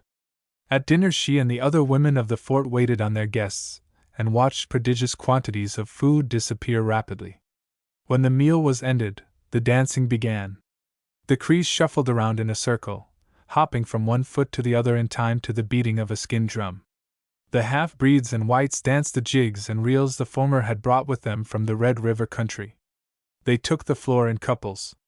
The men did double shuffles and cut pigeon wings, moving faster and faster as the fiddler quickened the tune till they gave up at last exhausted. Their partners performed as vigorously, the moccasin feet twinkling in and out so fast that the beads flashed. Because it was the largest building in the place, the dance was held in the Cien Morse and Company store. From behind the counter Jessie applauded the performers. She did not care to take part herself. The years she had spent at school had given her a certain dignity. A flash of scarlet caught her eye. 2 troopers of the mounted police had come into the room, and one of them was taking off his fur overcoat. The trim, lean-flanked figure and close-cropped, curly head she recognized at once with quickened pulse. When Winthrop Beresford came into her neighborhood, Jessie McRae's cheek always flew a flag of greeting. A squaw came up to the young soldier and offered innocently her face for a kiss. Beresford knew the tribal custom. It was his business to help establish friendly relations between the mounted and the natives. He kissed the wrinkled cheek gallantly. A second dusky lady shuffled forward, and after her a third. The constable did his duty. His roving eye caught Jessie's, and found an imp of mischief dancing there. She was enjoying the predicament in which he found himself. Out of the tail of that same eye he discovered that 2 more flat-footed squaws were headed in his direction. He moved briskly across the floor to the counter, vaulted it, and stood beside Jessie. She was still laughing at him. "You're afraid," she challenged. "You ran away." A little devil of adventurous mirth was blown to flame in him. "I saw another lady, lonely and unkissed." The force answers every call of distress. Her chin tilted ever so little as she answered swiftly. "He who will not when he may, when he will he shall have nay." Before she had more than time to guess that he would really dare, the officer leaned forward and kissed the girl's dusky cheek. The color flamed into it. Jessie flung a quick, startled look at him. "Kissing day, sleeping dawn," he said, smiling. Instantly she followed his lead. "Sleeping dawn hopes that the Great Spirit will give to the soldier of the Great Mother across the seas many happy kissing days in his life. And to you. Will you dance with me?" "Not today, thank you. I don't jig in public. I was speaking to Miss McRae and not to Sleeping Dawn, and I was asking her to waltz with me." She accepted him as a partner, and they took the floor. The other dancers by tacit consent stepped back to watch this new step, so rhythmic, light, and graceful. It shocked a little their sense of fitness that the man's arm should enfold the maiden, but they were full of lively curiosity to see how the dance was done. A novel excitement pulsed through the girl's veins. It was not the kiss alone, though that had something to do with the exhilaration that flooded her. Formerly his kiss had meant only a recognition of the day. Actually it had held for both of them a more personal significance, the swift outreach of youth to youth. But the dance was an escape. She had learned at Winnipeg the waltz of the white race. No other girl at Faraway knew the step. She chose to think that the constable had asked her because this stressed the predominance of her father's blood in her. It was a symbol to all present that the ways of the Anglo-Saxon were her ways. She had the light, straight figure, the sense of rhythm, the instinctively instant response of the born waltzer. As she glided over the floor in the arms of Beresford, the girl knew pure happiness. Not till he was leading her back to the counter did she wake from the spell the music and motion had woven over her. A pair of cold eyes and a white, bloodless face watched her beneath thin black brows. A shock ran through her, as though she had been drenched with icy water. She shivered. There was a sinister menace in that steady, level gaze. More than once she had felt it. Deep in her heart she knew, from the world-old experience of her sex, that the man desired her, that he was biding his time with the patience and the ruthlessness of a panther. Poker, Whaley had in him a power of dangerous evil notable in a country where bad men were not scarce. The officer whispered news to Jessie. "Bully West broke jail 2 weeks ago. He killed a guard. We're here looking for him. He hasn't been here. At least I haven't heard it," she answered hurriedly. For Whaley, in his slow, feline fashion, was moving toward them. Bluntly the gambler claimed his right. "Let me go Kezigo," he said. The girl shook her head. "Are you a Cree, Mr. Whaley?" For that he had an answer. Is Beresford? Mr. Beresford is a stranger. He didn't know the custom, that it doesn't apply to me except with Indians. I was taken by surprise. Whaley was a man of parts. He had been educated for a priest, but had kicked over the traces there was in him too much of the Lucifer for the narrow trail the father of a parish must follow. He bowed. Then I must content myself with a dance. Jessie hesitated. It was known that he was a libertine. The devotion of his young Cree wife was repaid with sneers and the whiplash. But he was an ill man to make an enemy of. For her family's sake rather than her own she yielded reluctantly. Though a heavy-set man, he was an excellent waltzer. He moved evenly and powerfully. But in the girl's heart resentment flamed. She knew he was holding her too close to him, taking advantage of her modesty in a way she could not escape without public protest. I'm faint, she told him after they had danced a few minutes. Oh, you'll be all right, he said, still swinging her to the music. She stopped. No, I've had enough. Jessie had caught sight of her brother Fergus at the other end of the room. She joined him. Tom Morse was standing by his side. Whaley nodded indifferently toward the men and smiled at Jessie, but that cold-lipped smile showed neither warmth nor friendliness. We'll dance again, many times, he said. The girl's eyes flashed. We'll have to ask Mrs. Whaley about that. I don't see her here tonight. I hope she's quite well. It was impossible to tell from the chill, expressionless face of the squaw man whether her barb had stung or not. She's where she belongs, at home in the kitchen. It's her business to be well. I reckon she is. I don't ask her. You're not a demonstrative husband, then? Husband! He shrugged his shoulders insolently. Oh, well.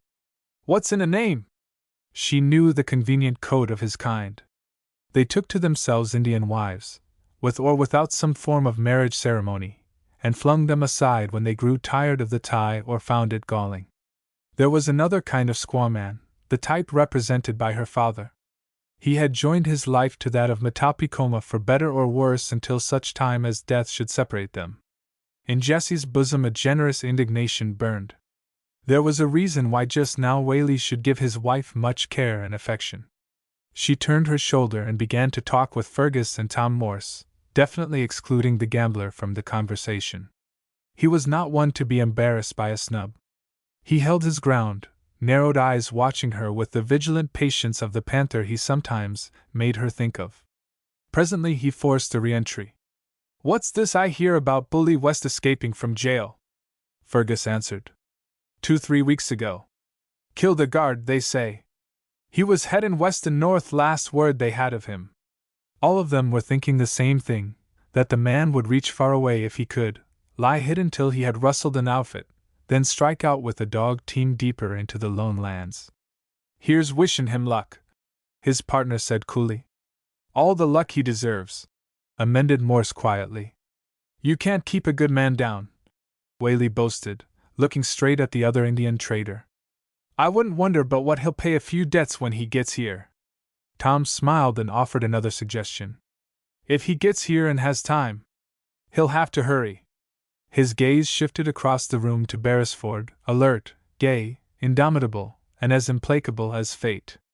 Chapter 16 A Business Deal. It was 30 below zero. The packed snow crunched under the feet of Morse as he moved down what served far away for a main street. The clock in the store registered mid-afternoon, but within a few minutes the subarctic sun would set, night would fall, and aurora lights would glow in the west. 4 false suns were visible around the true one, the whole forming a cross of 5 orbs. Each of these swam in perpendicular segments of a circle of prismatic colors. Even as the young man looked, the lowest of the cluster lights plunged out of sight. By the time he had reached the McCrae house, darkness hung over the white and frozen land. Jessie opened the door to his knock and led him into the living room of the family, where also the trapper's household ate and Fergus slept.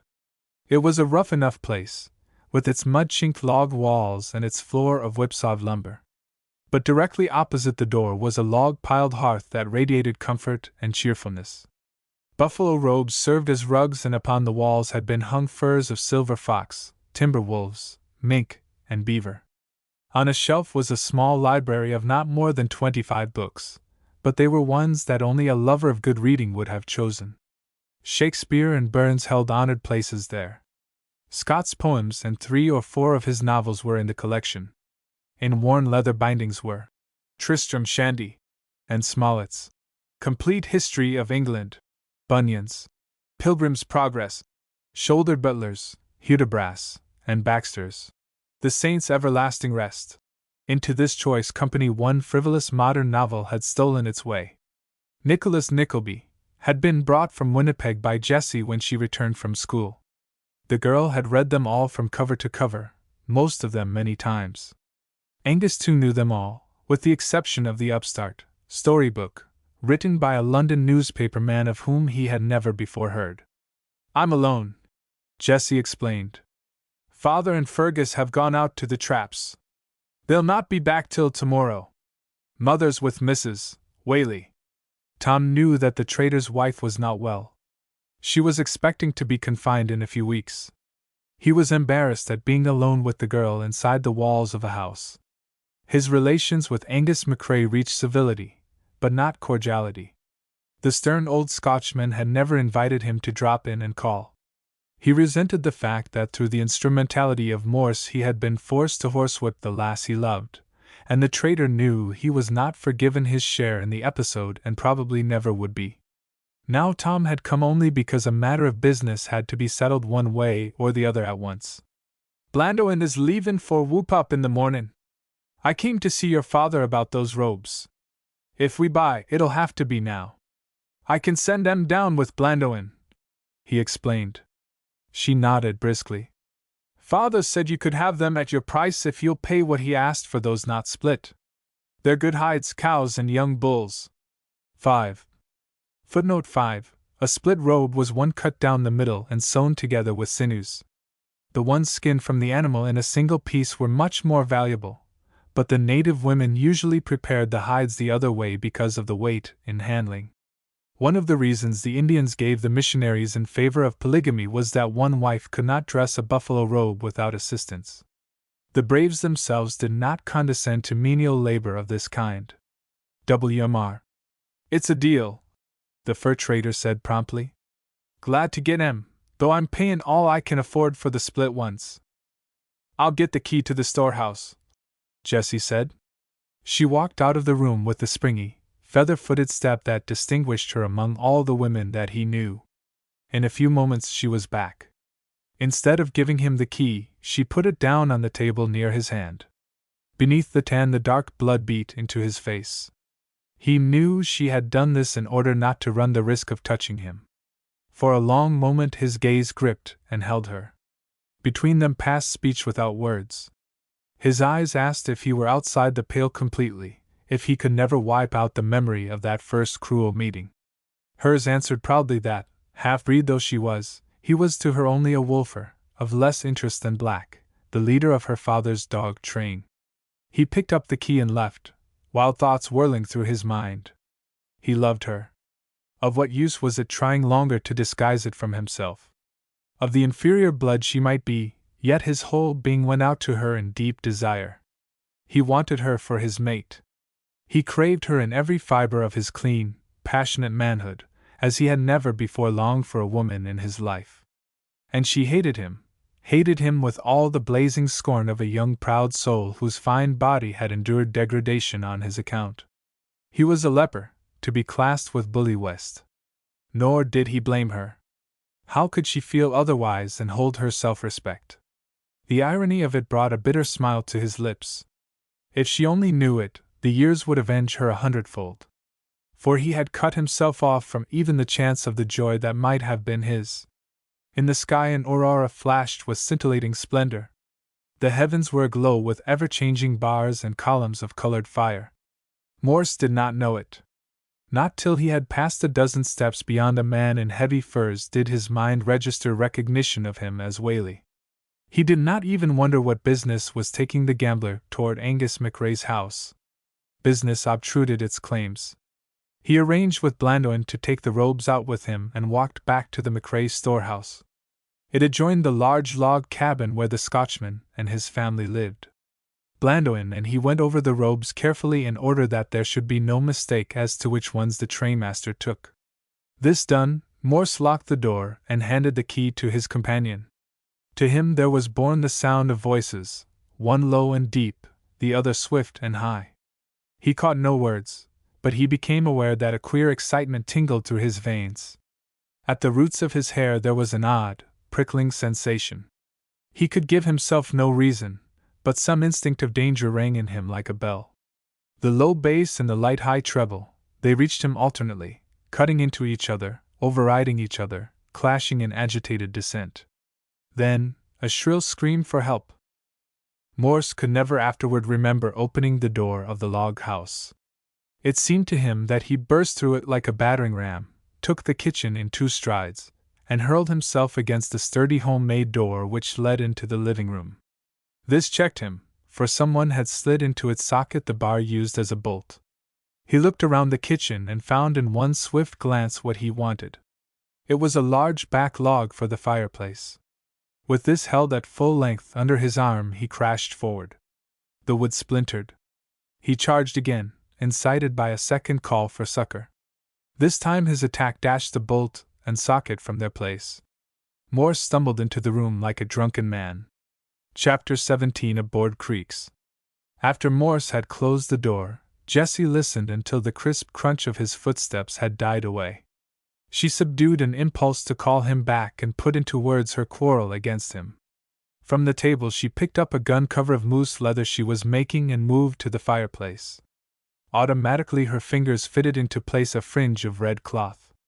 This had been cut from an old petticoat, but the source of the decoration would remain a secret, not on any account to be made known to him who was to receive the gift. Usually her hands were busy ones, but now they fell away from the work listlessly.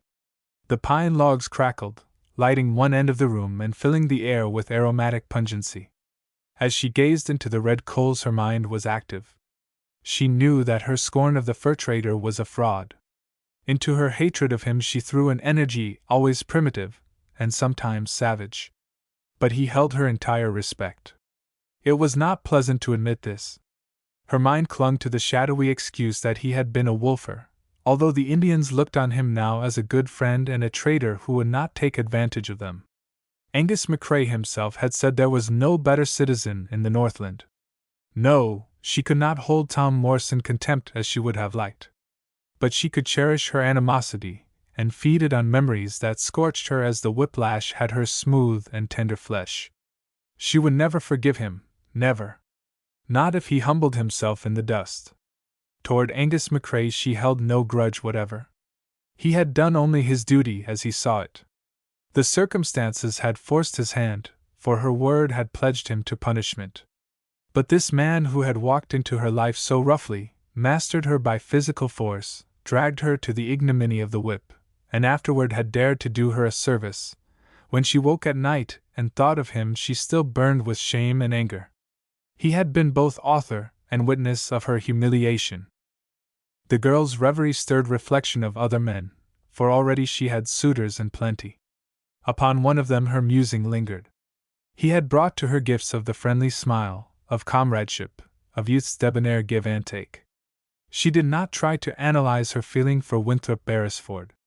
It was enough to know that he had brought into her existence the sparkle of joy. For life had stalked before her with an altogether too tragic mien.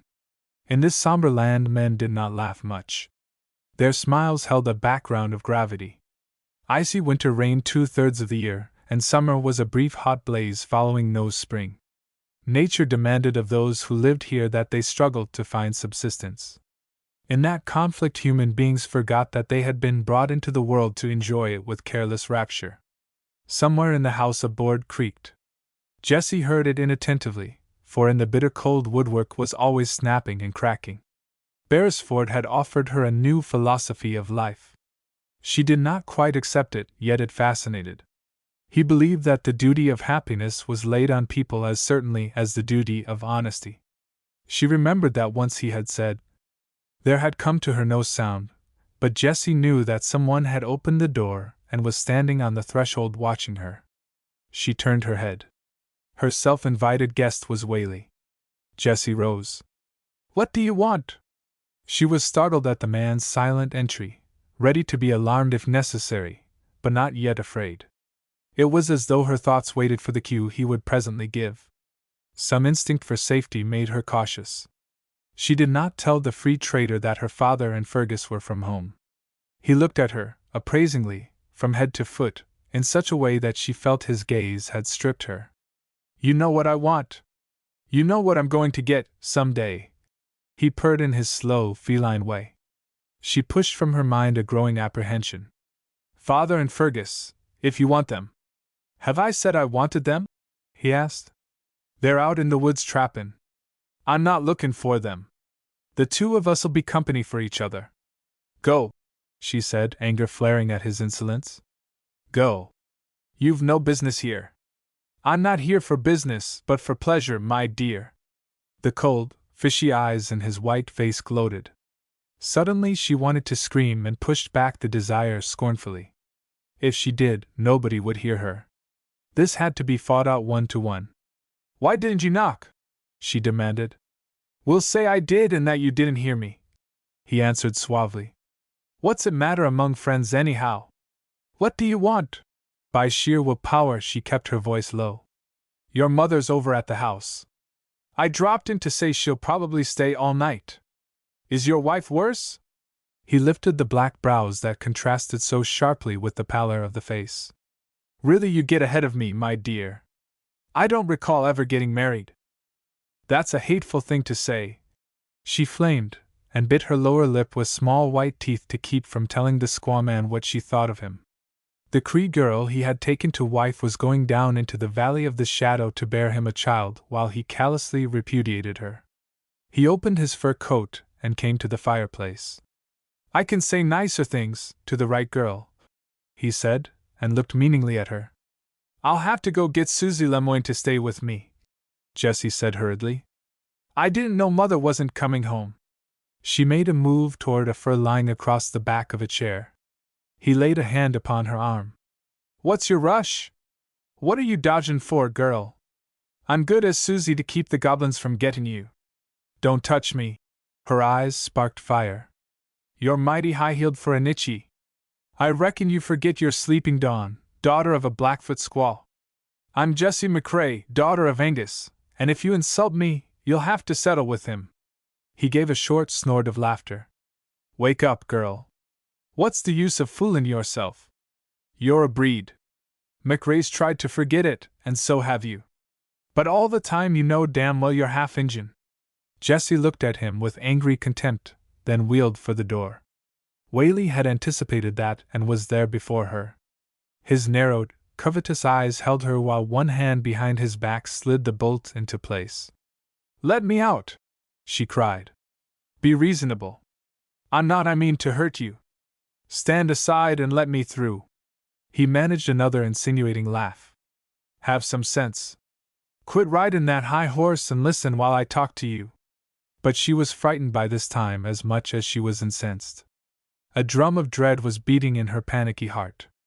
She saw in his eyes what she had never before seen on a face that looked into hers, though she was to note it often in the dreadful days that followed, the ruthless appetite of a wild beast crouching for its kill.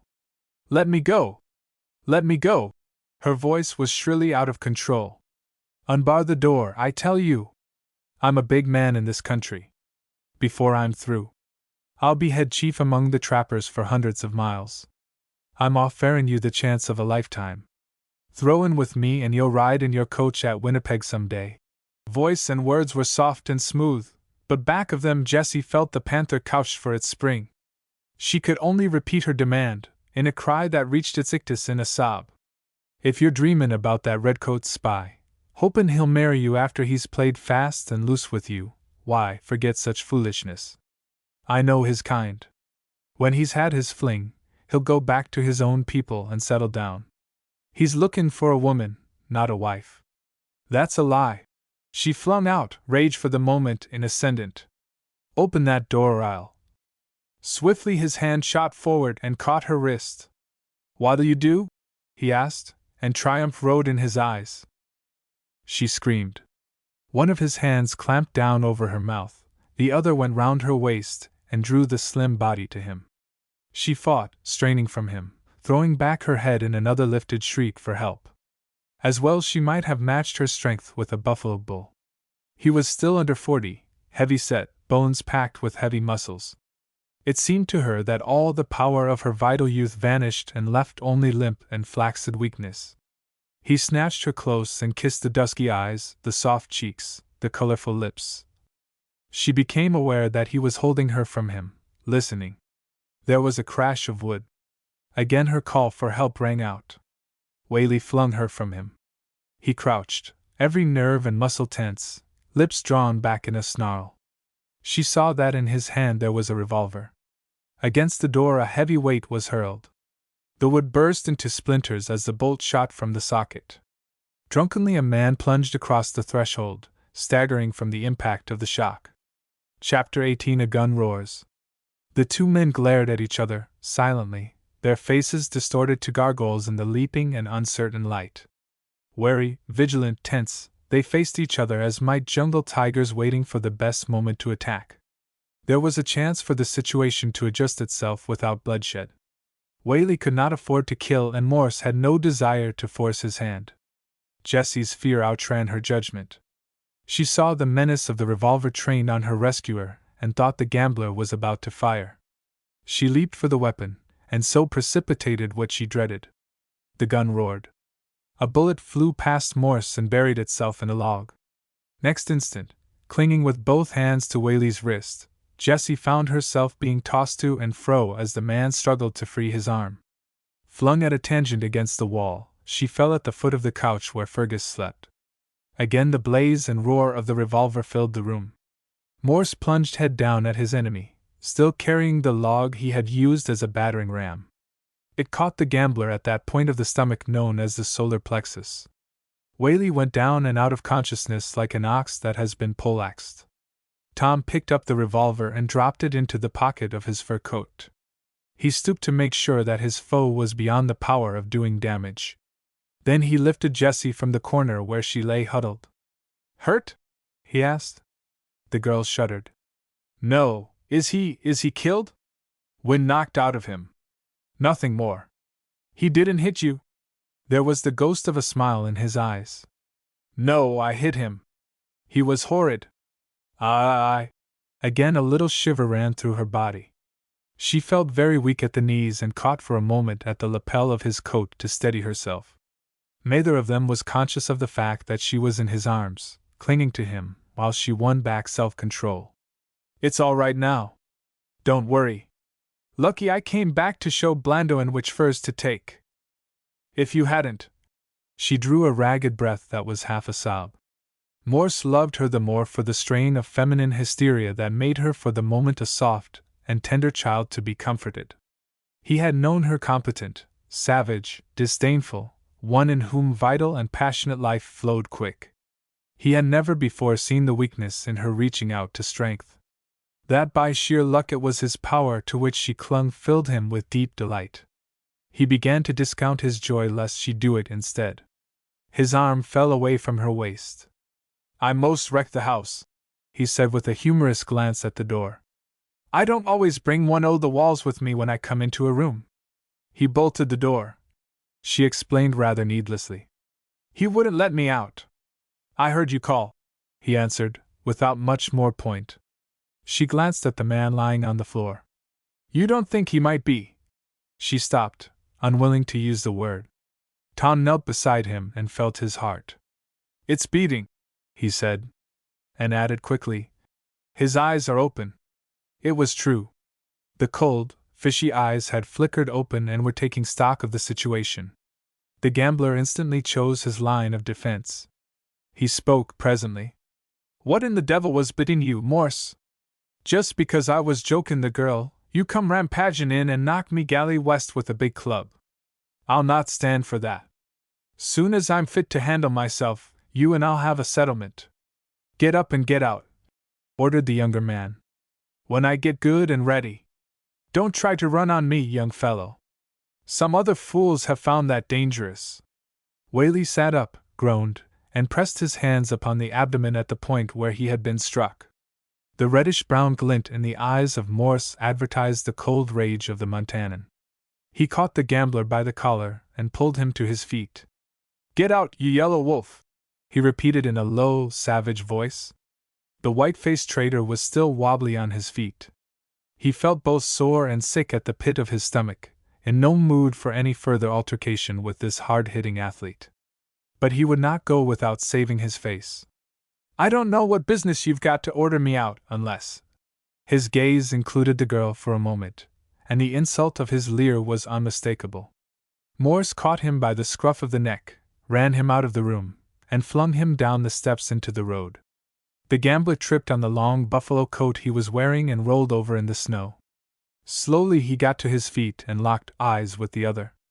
Rage almost choked his words. "You'll be sorry for this one o' these days, Morse. I'll get you right. Nobody has ever put one over on Poker Whaley, and nobody ever will. Don't forget that." Tom Morse wasted no words. He stood silently on the steps, a splendid, supple figure of menacing power, and watched his foe pass down the road. There was in him a cruel and passionate desire to take the gambler and break him with his hands, to beat him till he crawled away a weak and wounded creature fit for a hospital. He clamped his teeth hard and fought down the impulse. Presently he turned and walked slowly back into the house. His face was still set and his hands clenched. He knew that if Whaley had hurt Jesse, he would have killed him with his naked fingers. "You can't stay here. What do you want me to take you?" he asked, and his cold hardness reminded her of the Tom Morse who had led her to the whip one other night. She did not know that inside he was a cauldron of emotion, and that it was only by freezing himself he could keep down the volcanic eruption. "I'll go to Susie Lemoyne's," she said in a small, obedient voice. With his hands in his pockets he stood and let he find a fur coat and slip into it. He had a sense of frustration. He wanted to let go of himself, and tell all that was in his torrid heart. Instead, he encased himself in ice and drove her farther from him. They walked down the road side by side, either of them speaking. She too was a victim of chaotic feeling. It would be long before she could forget how he had broken through the door and saved her. But she could not find the words to tell him so. They parted at the door of Lemoyne's cabin with a chill "good night" that left them both unhappy and dissatisfied. Chapter 19. "'D'you wonder she hates me?" To Morse came Angus McCrae with the right hand of friendship the day after the battle in the log house. Eyes blue as Highland locks fastened to those of the fur trader. "Lad, I canna tell you what's in my heart. The Lord bless thee, and keep thee. The Lord make his face shine upon thee, and be gracious unto thee. The Lord lift up his countenance upon thee, and give thee peace." Tom, embarrassed, made light of the affair. "Lucky I was Johnny on the spot." The old Scot shook his head. "No luck sent you back to hear the scray o' the lass, but the whisper of the Guid Father Withoot whose permission not even a sparrow falls to the ground. He chose you as the instrument. I'll never be forgettin' what you did for my dawdy, Tom Morse. Jess will have that kick you, but I had mine to hers." In point of fact, Jessie had not thanked him in set words. She had been in too great an agitation of spirit to think of it. But Morse did not say so. "Oh, that's all right. Anyone would have done it. Mighty glad I was near enough. Hope she doesn't feel any worse for the shock." "Not a bit. I'm here to ask you to let bygones be bygones. I've nursed a grudge, but man, it's clean, washed o' my heart. Here's my hand if you'll tack it." Tom did gladly. He discovered at the same moment that the sun was striking sparks of light from 1,000 snow crystals. It was a good world, if one only looked for the evidence of it. "The latch string is always o' for you at the hame of Angus McCrae. Will you no drap in for a crack the nicht?" asked the trapper. "Not tonight. Sometime. I'll see." Tom found himself in the position of one who finds open to him a long-desired pleasure, and is too shy to avail himself of it immediately. "Have you seen Whaley yet today?" he asked, to turn the subject. The hunter's lip grew straight and grim. "I have not. He's no at the store." The clerk says a messenger called for him early this morning, and he left the clock in at once. Will he be hidin' OT, do you think? Tom shook his head. Not Whaley. He'll bluff it through. The fellow's not yellow. Probably he'll laugh it off and say he was only stealin' a kiss and that Miss Jessie was silly to make a fuss about it. We'll let it go at that, after I've told him publicly what I think o' him. Where Whaley had been nobody in Faraway knew. When he returned at sunset, he went direct to the store and took off his snowshoes. He was knocking the packed and frozen slush from them at the moment Angus McCrae confronted him. The trader laughed from the lips, just as Tom had prophesied he would do. I reckon I owe you an apology, McCrae, he said. That lil wild cat of yours lost her head when I jollied her and Morse broke the door down like the jackass he is. The dressing down that Angus McCrae gave Whaley is still remembered by one or two old-timers in the Northwest. In crisp, biting words he freed his mind without once lapsing into profanity. He finished with a warning. Tak tent you never speak to the lass again, or you and me'll come to grips. The storekeeper heard him out, a sneering smile on his white face. Inside, he raged with furious anger, but he did not let his feelings come to the surface. He was a man who had the patience to wait for his vengeance. The longer it was delayed, the heavier would it be. A characteristic of his cold, callous temperament was that he took fire slowly, but once lit, his hate endured like peat coals in a grate. A vain man, his dignity was precious to him. He writhed at the defeat Morse had put upon him, at his failure with Jessie, at the scornful public rebuke of her father. Upon all three of these some day he would work a sweet revenge. Like all gamblers, he followed hunches. Soon, one of these told him, his chance would come. When it did, he would make all three of them sweat blood. Beresford met Tom Morse later in the day. He cocked a whimsical eye at the fur trader. I hear McRae's going to sue you for damages to his house, he said. Where did you hear all that? Asked his friend, apparently busy inspecting a half-dozen beaver furs. And Whaley, for damages to his internal machinery. Don't you know you can't catapult through a man's tummy with a young pine tree and not injure his physical geography? The constable reproached. When you're through spoofing me, as you subjects of the Queen call it, suggested Tom. Why, then, I'll tell you to keep an eye on Whaley. He doesn't love you a whole lot for what you did, and he's liable to do you up first chance he gets. I'm not looking for trouble, but if Whaley wants a fight. He doesn't, not your kind of a fight. His idea will be to have you fouled before he strikes. Walk with an eye in the back of your head. Sleep with it open, don't sit at windows after lamps are lit, not without curtains all down. Play all your cards close. The redcoat spoke casually, slapping his boot with a small riding switch. He was smiling. None the less Tom knew he was in dead earnest. Sounds like good advice. I'll take it, the trader said easily. Anything more on your chest? Why, yes. Where did Whaley go today? What called him out of town on a hurry-up trip of a few hours? Don't know. Do you? No, but I'm a good guesser. Mayonine? Bully West. Holed up somewhere out in the woods? A fellow came in this morning and got Whaley, who snowshoed back with him at once. Tom nodded agreement. Maybe so. Whaley was away 5 or 6 hours. That means he probably traveled from 8 to 10 miles out. Question is, in what direction? Nobody saw him go or come, at least, so as to know that he didn't circle round the town and come in from the other side. He'll go again, with supplies for West. Watch him. I'll do just that. He might send someone with them. Yes, he might do that, admitted Beresford. I'll keep an eye on the store and see what goes out. We want West. He's a cowardly murderer, killed the man who trusted him, shot him in the back. This country will be well rid of him when he's hanged for what he did to poor Tim Kelly.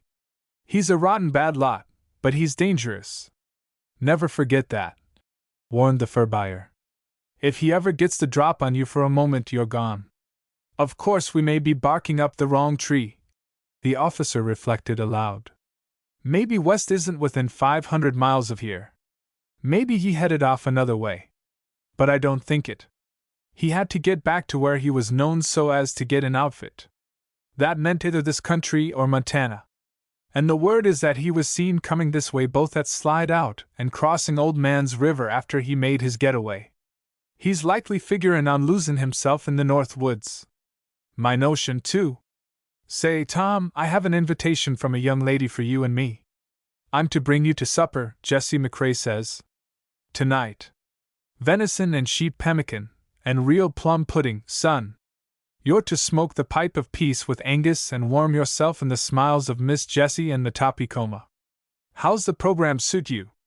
Tom flushed. I don't reckon I'll go, he said after a moment's deliberation. His friend clapped an affectionate hand on his shoulder. Cards down, old fellow. Spill the story of this deadly feud between you and Jessie, and I'll give you an outside opinion on it. The Montanan looked at him bleakly. Haven't you heard? If you haven't, you're the only man in this country that hasn't. You mean about the whipping? Beresford asked gently. That's all, Morse answered bitterly. Nothing at all. I merely had her horsewhipped. You wouldn't think any girl would object to that, would you? I'd like to hear the right of it. How did it happen? The devil was in me, I reckon. We were running across the line that consignment of whiskey you found and destroyed near Whoop Up. She came on our camp one night, crept up, and smashed some barrels. I caught her. She fought like a wildcat. Morse pulled up the sleeve of his coat and showed a long, ragged scar on the arm. Gave me that as a little souvenir to remember her by. You see, she was afraid I'd take her back to camp. So she fought. You know West. I wouldn't have taken her to him. What did you do? After I got her down, we came to terms. I was to take her to McRae's camp and she was to be horsewhipped by him. My arm was hurtin' like sin, and I was thinking her only a wild young Injun. So you took her home? And McRae flogged her. You know him. He's Scotch, and thorough. It was a sickening business. When he got through, he was white as snow. I felt like a murderer. D'you wonder she hates me? Beresford's smile was winning. Is it because she hates you that she wants you to come to supper tonight? It's because she's in debt to me, or thinks she is, for of course she isn't, and wants to pay it and get rid of it as soon as she can. I tell you, Win, she couldn't bear to touch my hand when she gave me the key to the storehouse the other night, laid it down on the table for me to pick up. It has actually become physical with her. She'd shudder if I touched her. I'm not going to supper there. Why should I take advantage of a hold I have on her generosity? No, I'll not go. And from that position Beresford could not move him. After supper the constable found a chance to see Jessie alone. She was working over the last touches of the gun case. When it's finished, who gets it? He asked, sitting down gracefully on the arm of a big chair. She flashed a teasing glance at him. Who do you think deserves it? I deserve it, he assured her at once. But it isn't the deserving always who get the rewards in this world.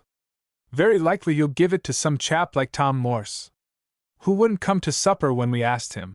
She lifted steady, inquiring eyes. What was the real reason he didn't come? Said he couldn't get away from the store because… Yes, I heard that. I'm asking for the real reason, Win. He gave it. Tom thinks you hate him and he won't force himself on your generosity. Oh. She seemed to be considering that. Do you? Do I what? Hate him. She felt a flush burning beneath the dusky brown of her cheeks. If you knew what he'd done to me. Perhaps I do, he said very gently. Her dark eyes studied him intently. He told you? No one hears gossip. He hates himself because of it. Tom's white, Jessie. And I'm Indian. Of course that does make a difference. If he'd had a white girl whipped, you couldn't defend him. She flamed. You know I didn't mean that, little pal. His sunny smile was disarming. What I mean is that he's sorry for what he did. Why not give him a chance to be friends? Well, we gave him a chance tonight, didn't we? And he chose not to take it. What do you want me to do? Go and thank him kindly for having me whipped? Beresford gave up with a shrug. He knew when he had said enough. Some day the seed he had dropped might germinate. Wouldn't it be a good idea to work a WB on that case? He asked with friendly impudence. Then if I lost it, whoever found it could return it. I don't give presents to people who lose them, she parried. Her dancing eyes were very bright as they met his. She loved the trim lines of his clean, beautiful youth, and the soul expressed by them. Matapikoma waddled into the room, and the mounted policeman transferred his attention to her. She weighed 212 pounds, but was not sensitive on the subject. Beresford claimed anxiously that she was growing thin. The Indian woman merely smiled on him benignantly. She liked him, as all women did. And she hoped that he would stay in the country and marry Sleeping Dawn. Chapter 20 Onista reads sign. McCrae fitted Jessie's snowshoes. You'll be hame before the dark, lass, he said a little anxiously. Yes, father. The hunter turned to Onista. She's in your care, lad. Gin the weather changes, or threatens to, let the traps go and strike for the tune. You're no to tak chances. Back a Sam Wepich very early, promised the Blackfoot. He was proud of the trust confided to him. To him McCrae was a great man. Among many of the trappers and the free traders the old Scots word was law. They came to him with their disputes for settlement, and abided by his decisions. For Angus was not only the patriarch of the clan, if such a loose confederation of followers could be called a clan, he was esteemed for his goodness and practical common sense. Onista's heart swelled with an emotion that was more than vanity. His heart filled with gladness that Jessie should choose him as guide and companion to snowshoe with her out into the white forests where her traps were set. For the young Indian loved her dumbly, without any hope of reward, in much the same way that some of her rough soldiers must have loved Joan of Arc. Jessie was a mistress whose least whim he felt it a duty to obey. He had worshipped her ever since he had seen her, a little eager warm-hearted child, playing in his mother's wigwam. She was as much beyond his reach as the North Star. Yet her swift, tender smile was for him just as it was for Fergus. They shuffled out of the village into the forest that crept up to the settlement on all sides. Soon they were deep in its shadows, pushing along the edge of a muskeg which they skirted carefully in order not to be hampered by its treacherous boggy footing. Jessie wore a caribou-skin capote with the fur on as a protection against the cold wind. Her moccasins were of smoked moose skin decorated with the flower-patterned bead embroidery so much in use among the French half-breeds of the north. The socks inside them were of duffel and the leggings of Stroud's, both materials manufactured for the Hudson's Bay Company for its trappers. The day was comparatively warm, but the snow was not slushy nor very deep. Nonetheless, she was glad when they reached the trapping ground and Onista called a halt for dinner. She was tired, from the weight of the snow on her shoes, and her feet were blistered by reason of the lacings which cut into the duffel and the tender flesh inside. Onista built a fire of poplar, which presently crackled like a battle front and shot red-hot coals at them in an irregular fusillade. Upon this they made tea, heated pemmican and bannocks, and thawed a jar of preserves Jessie had made the previous summer of service berries and wild raspberries. Before it they dried their moccasins, socks, and leggings. Afterward they separated to make a round of the traps, agreeing to meet an hour and a half later at the place of their dinner camp. The Blackfoot found one of the small traps torn to pieces, probably by a bear, for he saw its tracks in the snow. He rebuilt the snare and baited it with parts of a rabbit he had shot. In one trap he discovered a skunk and in another a timber wolf. When he came in sight of the rendezvous, he was late. Jessie was not there. He waited half an hour in growing anxiety before he went to meet her. Night would fall soon. He must find her while it was still light enough to follow her tracks. The disasters that might have fallen upon her crowded his mind. A bear might have attacked her. She might be lost or tangled in the swampy muskeg. Perhaps she had accidentally shot herself. As swiftly as he could he snowshoed through the forest, following the plain trail she had left. It carried him to a trap from which she had taken prey, for it was newly baited and the snow was sprinkled with blood. Before he reached the second gin, the excitement in him quickened. Someone in snowshoes had cut her path and had deflected to pursue.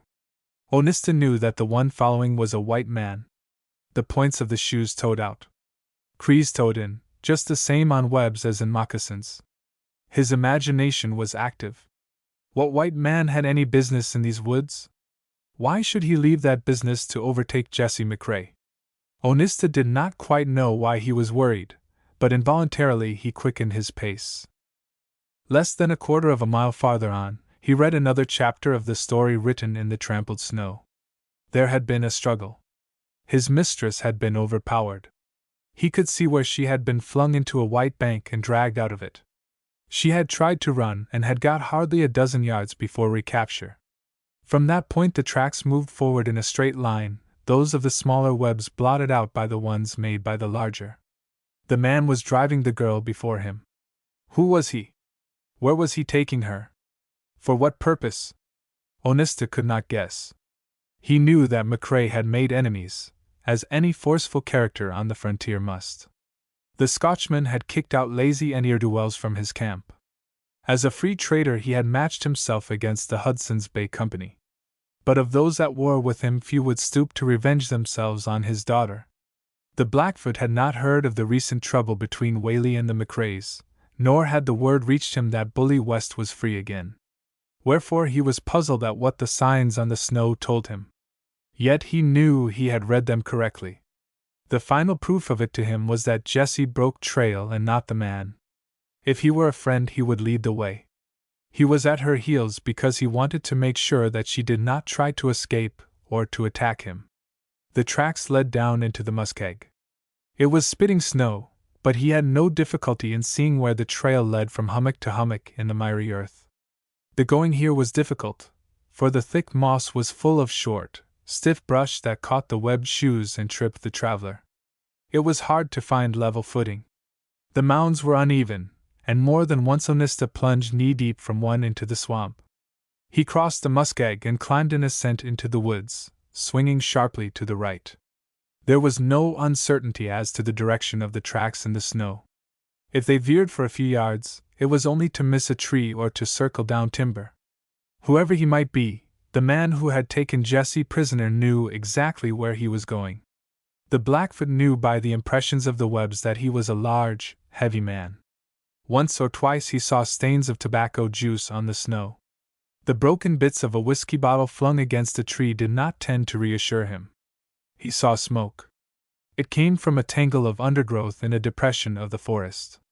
Very cautiously, with the patience of his race, he circled round the cabin through the timber, and crept up to it on hands and knees. Every foot of the way he took advantage of such cover as was to be had. The window was a small, single-paned affair built in the end opposite the door.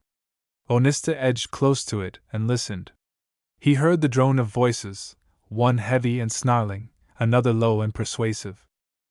His heart jumped at the sound of a third voice, a high-pitched treble. He would have known it among 1,000. It had called to him in the swirl of many a wind-swept storm. He had heard it on the long traverse, in the stillness of the lone night, at lakeside camps built far from any other human being.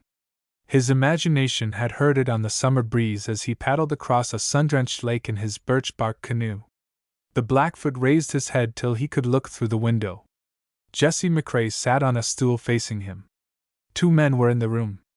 One strode heavily up and down while the other watched him warily. Chapter 21 On the Frontier of Despair. The compulsion of life had denied Jessie the niceness given girls by the complexities of modern civilization. She had been brought up close to raw, stark nature. The habits of animals were familiar to her and the vices of the biped man.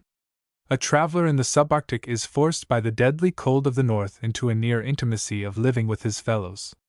Jessie had more than once taken a long sled journey with her father. On one occasion she had slept in a filthy Indian wigwam with a dozen natives all breathing the same foul, unventilated air. Again she had huddled up against the dogs, with her father and 2 French half-breeds, to keep in her the spark of life a blizzard's breath was trying to blow out. On such a trip some of the common decencies of existence are dropped. The extreme low temperature makes it impossible for one to wash either face or hands without the skin chapping and breaking. Food at which one would revolt under other circumstances is devoured eagerly. Jessie was the kind of girl such a life had made her, with modifications in the direction of fineness induced by McCrae's sturdy character, her schooling at Winnipeg, and the higher plane of the family standard.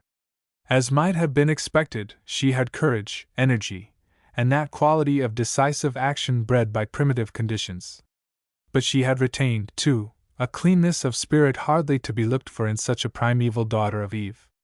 Her imagination and her reading had saved the girl's sweet modesty. A certain detachment made it possible for her to ignore the squalor of the actual, and see it only as a surface triviality, to let her mind dwell in inner concepts of goodness and beauty, while bestiality crossed the path she trod. So when she found in one of the gins a lynx savage with the pain of bruised flesh and broken bones snapped by the jaws of the trap, the girl did what needed to be done swiftly and with a minimum of reluctance. She was close to the second trap when the sound of webs slithering along the snow brought her up short.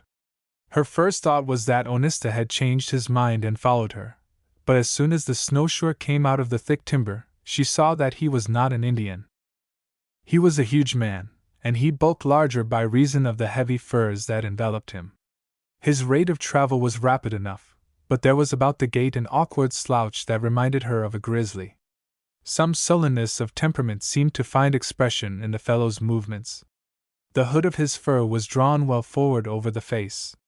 He wore blue glasses, as a protection against snow blindness apparently. Jessie smiled, judging him a tenderfoot, for except in March and April there is small danger of the sun glare which destroys sight. Yet he hardly looked like a newcomer to the north. For one thing he used the webbed shoes as an expert does. Before he stopped beside her, she was prepared to revise a too hasty opinion. Jessie recoiled at the last moment, even before she recognized him. It was too late to take precautions now. He caught her by the wrist and tore off his glasses, at the same time shaking back the hood. "Glad to death to meet up with you, missy." He grinned evilly through broken, tobacco-stained teeth. The blood drenched out of her heart. She looked at the man, silent and despairing. His presence here could mean to her nothing less than disaster. The girl's white lips tried to frame words they could not utter. "Took by surprise, ain't you?" he jeered. "But plumb pleased to see old Bully West again, eh? It's a damn long lane that ain't got a crook in it somewheres. And here we are at the turn together, just you and me, comfy, like I done promised it would be when I last seen you." She writhed in a swift, abortive attempt to break his hold. He threw back his head in a roar of laughter, then with a twist of his fingers brought his captive to the knees. Sharp teeth flashed in a gleam of white. He gave a roar of pain and tore away his hand. She had bit him savagely in the wrist, as she had once done with another man on a memorable occasion. "God Almighty!" he bellowed. "You damn lil' hellcat!" She was on her feet and away instantly. But one of the snowshoes had come off in the struggle. At each step she took the left foot plunged through the white crust and impeded progress. In a dozen strides he had reached her. A great arm swung round and buffeted the runner on the side of the head. The blow lifted the girl from her feet and flung her into a drift 2 yards away.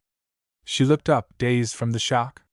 The man was standing over her, a huge, threatening, ill-shaped colossus. "Get up!" he ordered harshly, and seized her by the shoulder. She found herself on her feet, either because she had risen or because he had jerked her up. A ringing in the head and a nausea made for dizziness. "I'll learn you!" he exploded with curses. "Try that again and I'll beat your head off. You're Bully West's woman, understand?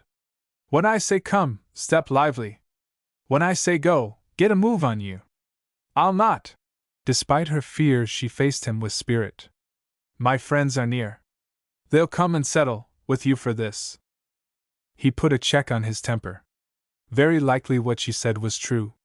It was not reasonable to suppose that she was alone in the forest many miles from far away. She had come, of course, to look at the traps, but someone must have accompanied her. Who? And how many? The skulking caution of his wild beast nature asserted itself. He had better play safe. Time enough to tame the girl when he had her deep in the lone lands far from any other human being except himself. Just now the first need was to put many miles between them and the inevitable pursuit. "Come," he said. "We'll go." She started back for the snowshoe that had been torn off. Beside it lay her rifle. If she could get hold of it again. The great hulk moved beside her, his thumb and fingers round the back of her neck. Before they reached the weapon, he twisted her aside so cruelly that a flame of pain ran down her spine. She cried out. He laughed as he stooped for the gun and the web. "Don play none o' your monkey tricks on Bully West. He knew it all 'fore you was born." The pressure of his grip swung Jessie to the left. He gave her a push that sent her reeling and flung at her the snowshoe. "Hump yourself now." She knelt and adjusted the web. She would have fought if there had been the least chance of success. But there was none. Nor could she run away. The fellow was a callous, black-hearted ruffian. He would shoot her down rather than see her escape. If she became stubborn and refused to move, he would cheerfully torture her until she screamed with agony. There was nothing he would like better. No, for the present she must take orders. "Hit the trail, missy. Down past that big tree," he snapped. "Where are you taking me? Don't ask me questions. Do like I tell you." The girl took one look at his heavy, brutal face and did as she was told. Onista would find her. When she did not show up at the rendezvous, he would follow her trail and discover that something was amiss. Good old Onista never had failed her. He was true as tried steel, and in all the North Woods there was no better tracker. There would be a fight. If West saw him first, he would shoot the Blackfoot at sight. She did not need to guess that. He would do it for two reasons. The first was the general one that he did not want any of her friends to know where he was. The more specific one was that he already had a grudge against the young Indian that he would be glad to pay once for all. Jessie's one hope was that Onista would hasten to the rescue. Yet she dreaded the moment of his coming. He was a gentle soul, one of Father Jaguar's converts. It was altogether likely that he would walk into the camp of the escaped convict openly and become a victim of the murderer's guile. Onista did not lack courage. He would fight if he had to do so.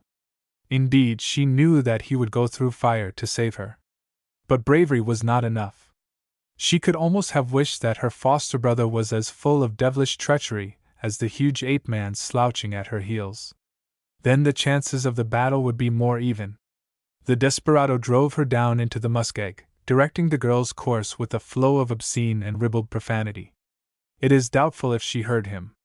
As her lithe, supple limbs carried her from one moss hump to another, she was busy with the problem of escape. She must get away soon. Every hour increased the danger. The sun would sink shortly. If she were still this ruffian's prisoner when the long Arctic night fell, she would suffer the tortures of the damned. She faced the fact squarely, though her cheeks blanched at the prospect and the heart inside her withered. From the sloping side of a hummock her foot slipped, and she slid into the icy bog to her knees. Within a few minutes duffels and leggings were frozen, and she was suffering at each step. Out of the muskeg they came into the woods. A flake of snow fell on Jessie's cheek and chilled her blood. For she knew that if it came on to snow before Onista took the trail, or even before he reached the place to which West was taking her, the chances of a rescue would be very much diminished. A storm would wipe out the tracks they had made. "Swing back o' the rock and into the brush," West growled. Then, as she took the narrow trail through the brush that had grown up among half a dozen small down trees, he barked a question. "What'd you say your Injun name was?" "My name is Jessie McCrae," she answered with a flash of angry pride. "You know who I am, the daughter of Angus McCrae. And if you do me any harm, he'll hunt you down and kill you like a wolf." He caught her by the arm and whirled the girl round. His big yellow canines snapped like tusks, and he snarled at her through clenched jaws. "Did you hear your master's voice? I said, what was your squaw name?" She almost shrieked from the pain of his fingers' savage clutch into her flesh. The courage died out of her arteries. "Sleeping Dawn they called me." "Too long," he pronounced. "I'll call you Dawn."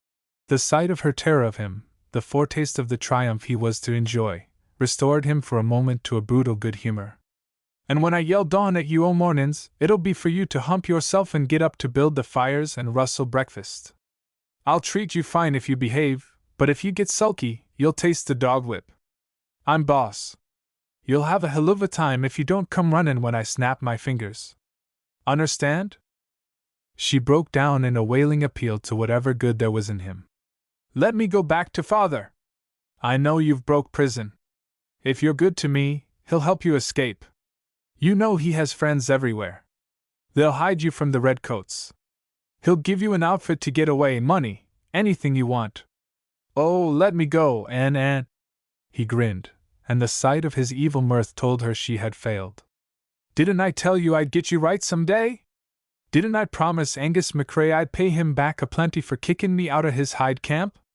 Ain't you the lil hellcat that busted my whiskey kegs, that ran to the redcoat's spy and told him where the cash was, that shot me up when I set out to drygulch him, as you might say? Where do you figure you got a license to expect Bully West to listen to Sunday school pap about being good to you? You're my squaw, unlucky at that you got a real two-fisted man. Hell's hinges! What's eating you? Never! She cried. It's true what I told you once. I'd rather die. Oh, if you've got a spark of manhood in you, don't make me kill myself. I'm just a girl. If I ever did you wrong, I'm sorry. I'll make it right. My father. Listen. His raucous voice cut through her entreaties. I've heard more and plenty about McCrae. All I want o' him is to get a bead on him once with a rifle. Get me? Now this other talk, about killin' yourself, nothin' to it atoll. Go to it if this how you feel. Your huntin' knife's right there in your belt. He reached forward and plucked it from its sheath, then handed it to her blade first, stepping back a pace at once to make sure she did not use it on him. You got your chance now. Kill away. I'll stand right here and see nobody interferes with you. She shifted the knife and gripped the handle. A tumult seethed in her brain. She saw nothing but that evil, grinning face, hideous and menacing. For a moment murder boiled up in her, red-hot and sinister. If she could kill him now as he stood jeering at her, drive the blade into that thick bull neck. The madness passed. She could not do it even if it were within her power. The urge to kill was not strong enough. It was not overwhelming. And in the next thought she knew, too, that she could not kill herself either. The blind need to live, the animal impulse of self-preservation, at whatever cost, whatever shame, was as yet more powerful than the horror of the fate impending. She flung the knife down into the snow in a fury of disgust and self-contempt. His head went back in a characteristic roar of revolting mirth. He had won. Bully West knew how to conquer him, no matter how wild they were. With feet dragging, head drooped, and spirits at the 0 hour, Jessie moved down a ravine into sight of a cabin. Smoke rose from the chimney languidly. Home, announced West. To the girl, at the edge of desperation, that log house appeared as the grave of her youth. All the pride and glory and joy that had made life so vital a thing were to be buried here. When next she came out into the sunlight, she would be a broken creature, the property of this horrible caricature of a man. Her captor opened the door and pushed the girl inside. She stood on the threshold, eyes dilating, heart suddenly athrob with hope. A man sitting on a stool before the open fire turned his head to see who had come in. Chapter 22.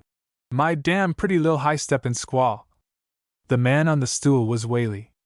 One glance at the girl and one at West's triumphant gargoyle grin was enough. He understood the situation better than words could tell it. To Jessie, at this critical moment of her life, even Whaley seemed a godsend. She pushed across the room awkwardly, not waiting to free herself of the webs packed with snow. In the dusky eyes there was a cry for help. Save me from him! She cried simply, as a child might have done. You will, won't you? The black eyebrows in the cold, white face drew to a line. The gambler's gaze, expressionless as a blank wall, met hers steadily. Why don't you send for your friend Morse? He asked. He's in that business. I ain't. It was as though he had struck her in the face. The eyes that clung to his were horror-filled. Did there really live men so heartless that they would not lift a hand to snatch a child from a ferocious wolf?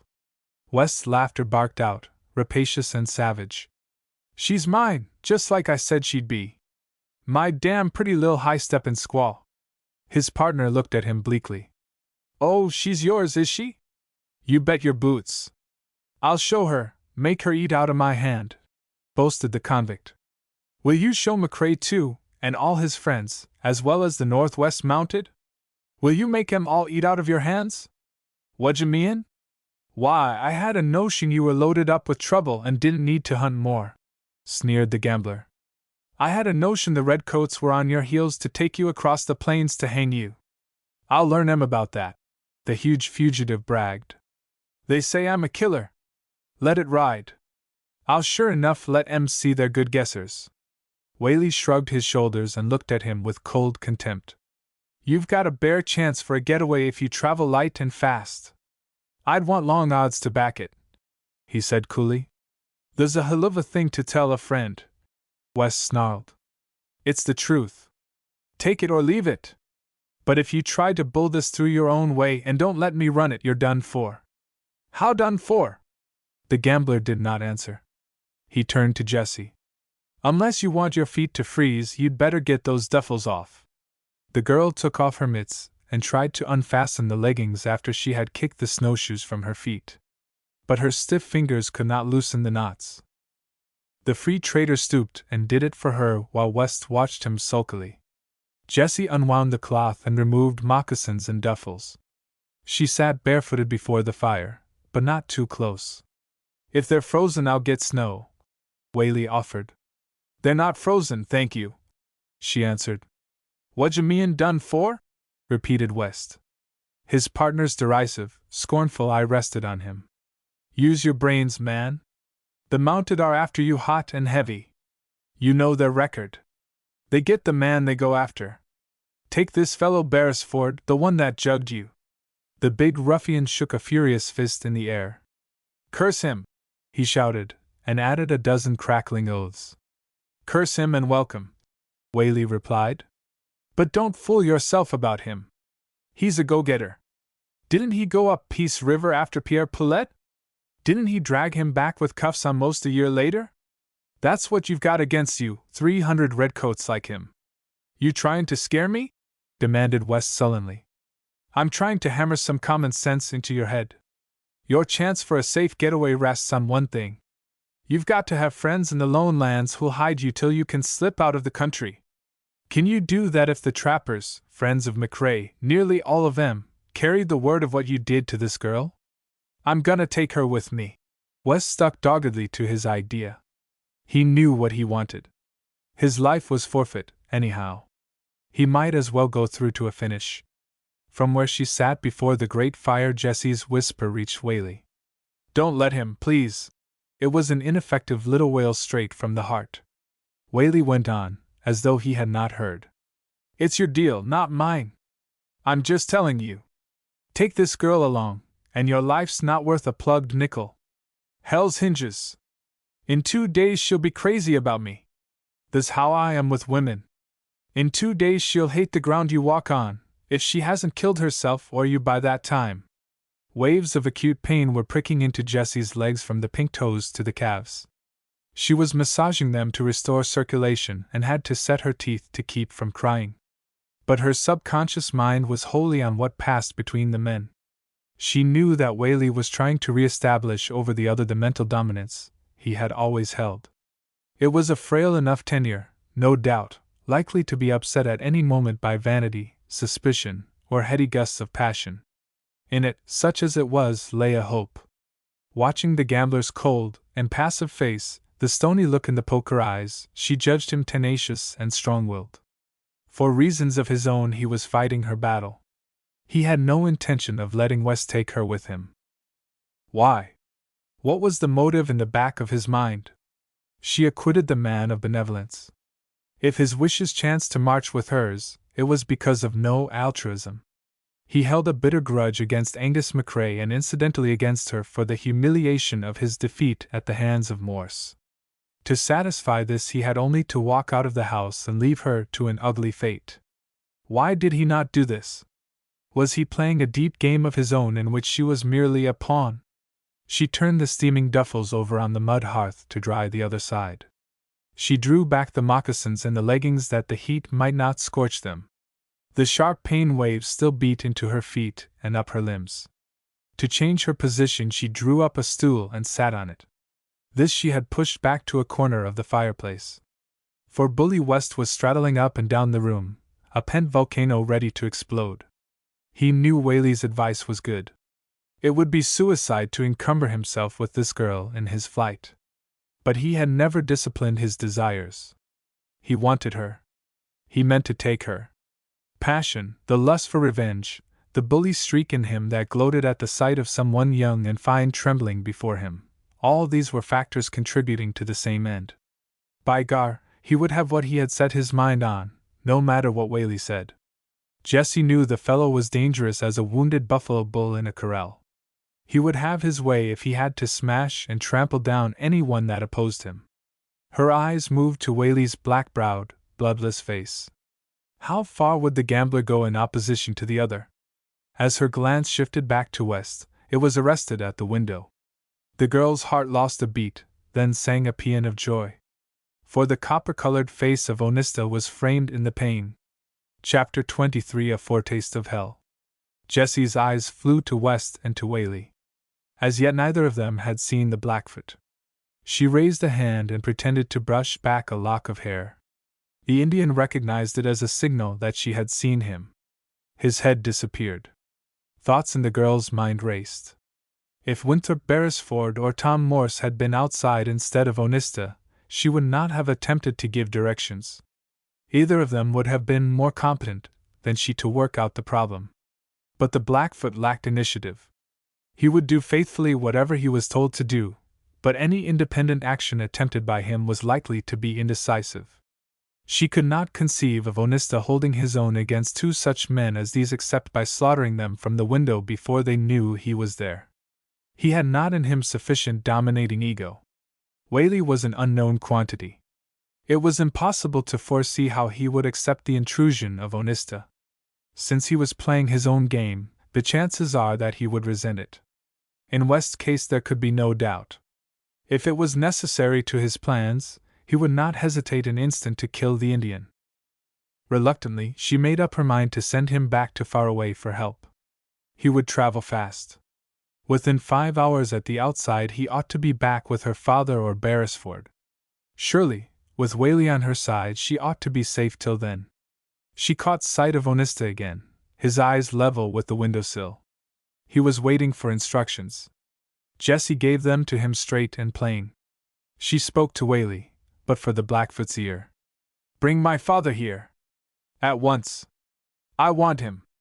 Won't you please?" Whaley's blank poker stare focused on her. "The last word I had from Angus McCrae was to keep out of your affairs.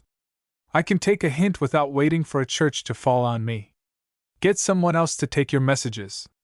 If you're going back to town, I thought, perhaps, you'd tell him how much I need him," she pleaded. "Then he'd come, right away." Onista's head vanished. He knew what he had to do and no doubt was already on the trail. Outside it was dark. She could hear the swirling of the wind and the beat of sleet against the window pane. A storm was rising. She prayed it might not be a blizzard. Weather permitting, her father should be here by 8 or 9 o'clock. West, straddling past, snarled at her. "Get Angus McCrae out o' your head. Him and you's come to the part and know the ways. You're travelin' with me now. Understand?" His partner, sneering coldly, offered a suggestion. "If you expect to travel far, you'd better get your webs to hitting snow. This girl wasn't out looking at the traps all by herself. Her trail leads straight here. Her friends are probably headed this way right now." "Tha's right." West stopped in his stride. His slow brain stalled. "What do you reckon I better do? If there's only one or two we might—" "No," vetoed Whaley. "Nothing like that. Your play is to get out. And keep getting out when they crowd you. No killing. God Almighty, I'm a wolf, not a rabbit. If they crowd me, I'll sure pump lead," the desperado growled. Then, "Do you mean light out tonight?" "Tonight. Where'll I go?" "Porcupine Creek, I'd say. There's an old cabin there Jacques Peritot used to live in. The snow'll blot out our tracks. You goin' too?" "I'll see you that far," Whaley answered briefly. "Better bring down the dogs from the coulee, then." The gambler looked at him with the cool insolence that characterized him. When did I hire out as your flunky, West? The outlaw's head was thrust forward and down. He glared at his partner, who met this manifestation of anger with hard eyes into which no expression crept. West was not insane enough to alienate his last ally. He drew back sullenly. All right. I'll go, since you're so particular. As his heavy body swung round awkwardly, the man's eyes fell on Jessie. She had lifted one small foot and was starting to pull on one of the duffel stockings. He stood a moment, gloating over the beautifully shaped ankle and lower limb, then slouched forward and snatched her up from the stool into his arms.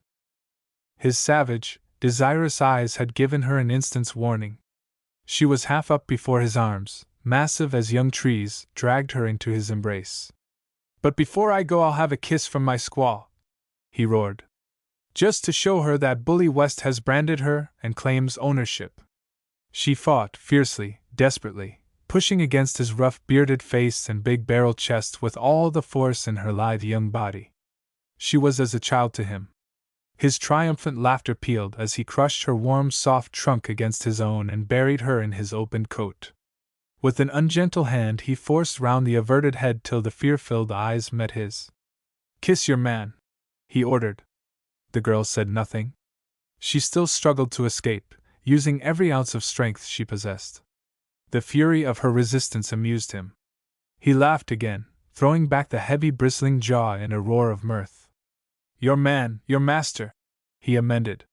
He smothered her with his foul kisses, ravished her lips, her eyes, the soft hot cheeks, the oval of the chin, and the lovely curve of the throat. She was physically nauseated when he flung her from him against the wall and strode from the room with another horrible whoop of exultation. She clung to the wall, panting, eyes closed. A shocking sense of degradation flooded her soul.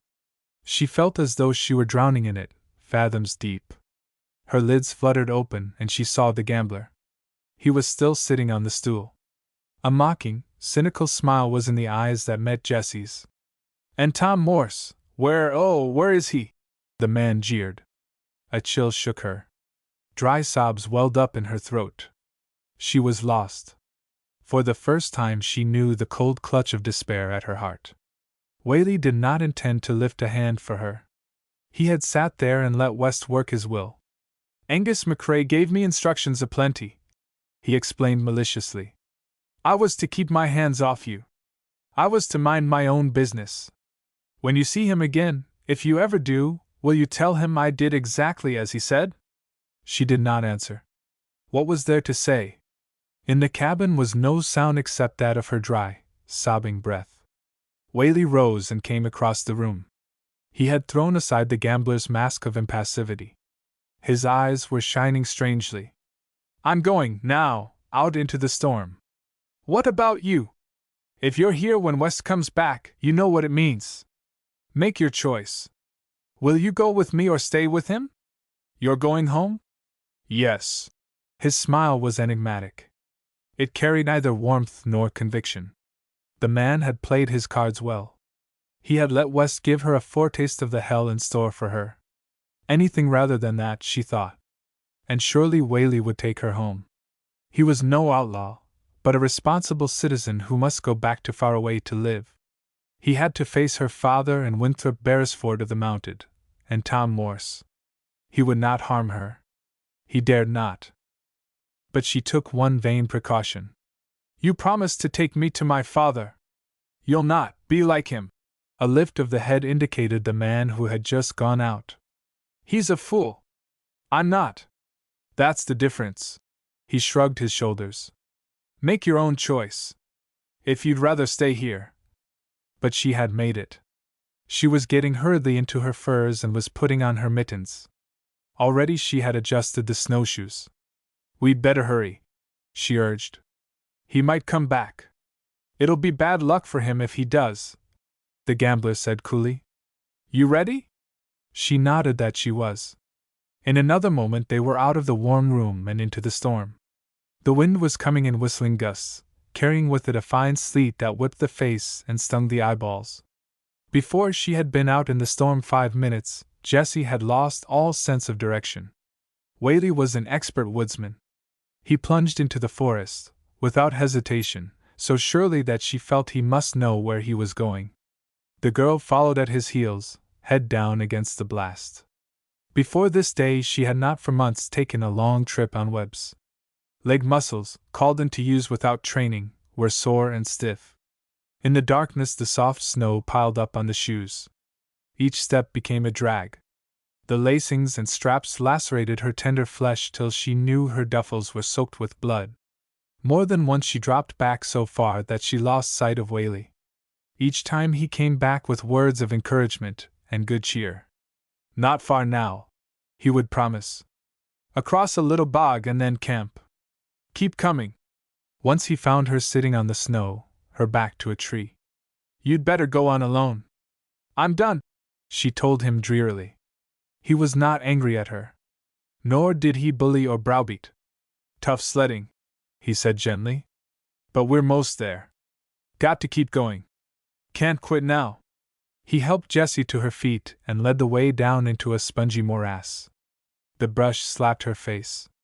It caught in the meshes of her shoes and flung her down. The miry earth, oozing over the edges of the frames, clogged her feet and clung to them like pitch. Whaley did his best to help, but when at last she crept up to the higher ground beyond the bog, every muscle ached with fatigue. They were almost upon it before she saw a log cabin looming out of the darkness. She sank on the floor exhausted. Whaley disappeared into the storm again. Sleepily she wondered where he was going. She must have dozed, for when her eyes next reported to the brain, there was a brisk fire of birch bark burning and her companion was dragging broken bits of dead and down timber into the house. "Looks like she's getting her back up for a blizzard. Better have plenty of fuel in," he explained. "Where are we?" she asked drowsily. "Cabin on Bull Creek," he answered. "Better get off your footwear." While she did this her mind woke to activity. Why had he brought her here? They had no food. How would they live if a blizzard blew up and snowed them in? And even if they had supplies, how could she live alone for days with this man in a cabin 8 by 10? As though he guessed what was in her mind, he answered plausibly enough one of the questions. "No chance to reach far away. Too stormy. It was neck or nothing. Had to take what we could get." "What'll we do if there's a blizzard?" she asked timidly. "Sit tight. Without food? If it lasts too long, I'll have to wait for a lull and make a try for far away. No use worrying. We can't help what's coming. Got to face the music." Her eyes swept the empty cabin. No bed. No table. One homemade 3-legged stool. A battered kettle. It was an uninviting prospect, even if she had not had to face possible starvation while she was caged with a stranger who might any minute develop wolfish hunger for her, as he had done only 48 hours before. He did not look at her steadily. His gaze was in the red glow of the fire a good deal. She talked, and he answered in monosyllables. When he looked at her, his eyes glowed with the hot red light reflected from the fire. Live coals seemed to burn in them. In spite of the heat, a little shiver ran down her spine. Silence became too significant. She was afraid of it. So she talked, persistently, at times a little hysterically. Her memory was good. If she liked a piece of poetry, she could learn it by reading it over a few times. So, in her desperation, she spoke pieces to this man whose face was a gray mask, just as the girls had done at her school in Winnipeg.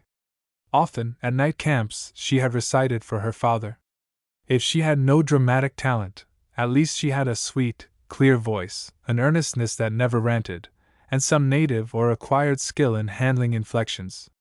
"Do you like Shakespeare?" she asked. "My father's very fond of him.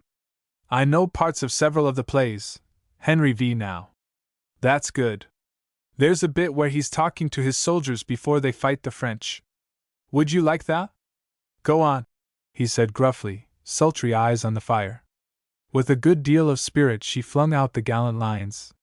He began to watch her, vivid, eager, so pathetically anxious to entertain him with her small stock of wares. "But if it be a sin to covet honor, I am the most offending soul alive." There was about her a quality very fine and taking. He caught it first in those 2 lines, and again when her full young voice swelled to English Harry's prophecy.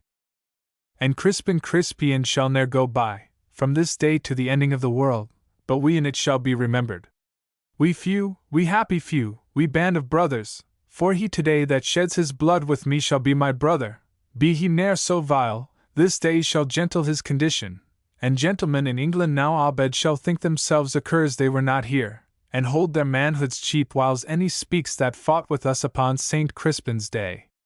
As he watched her, old memories stirred in him. He had come from a good family in the Western Reserve, where he had rough and tumbled up through the grades into high school. After a year here he had gone to a Catholic school, Sacred Heart College, and had studied for the priesthood. He recalled his mother, a gentle, white-haired old lady, with fond pride in him, his father, who had been the soul of honor. By some queer chance she had lit on the very lines that he had learned from the old school reader and recited before an audience the last day prior to vacation.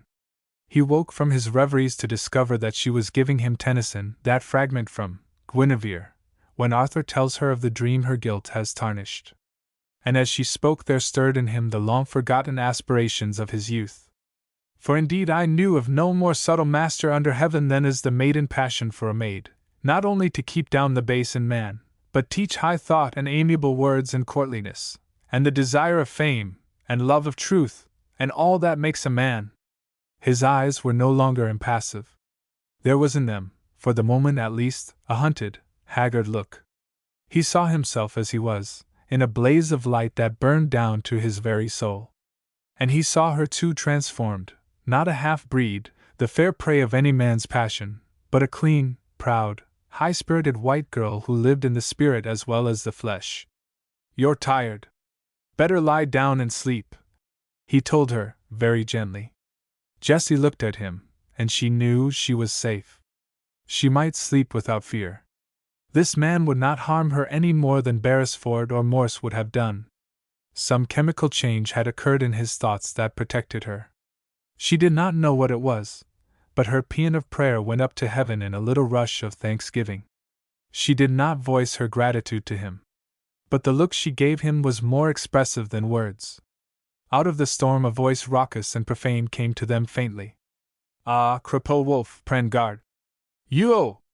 To the right! Get down to it, fox! Sacred demon! Sha! Sha! To the left!" Then the crack of a whip and a volley of oaths. The two in the cabin looked at each other. One was white to the lips.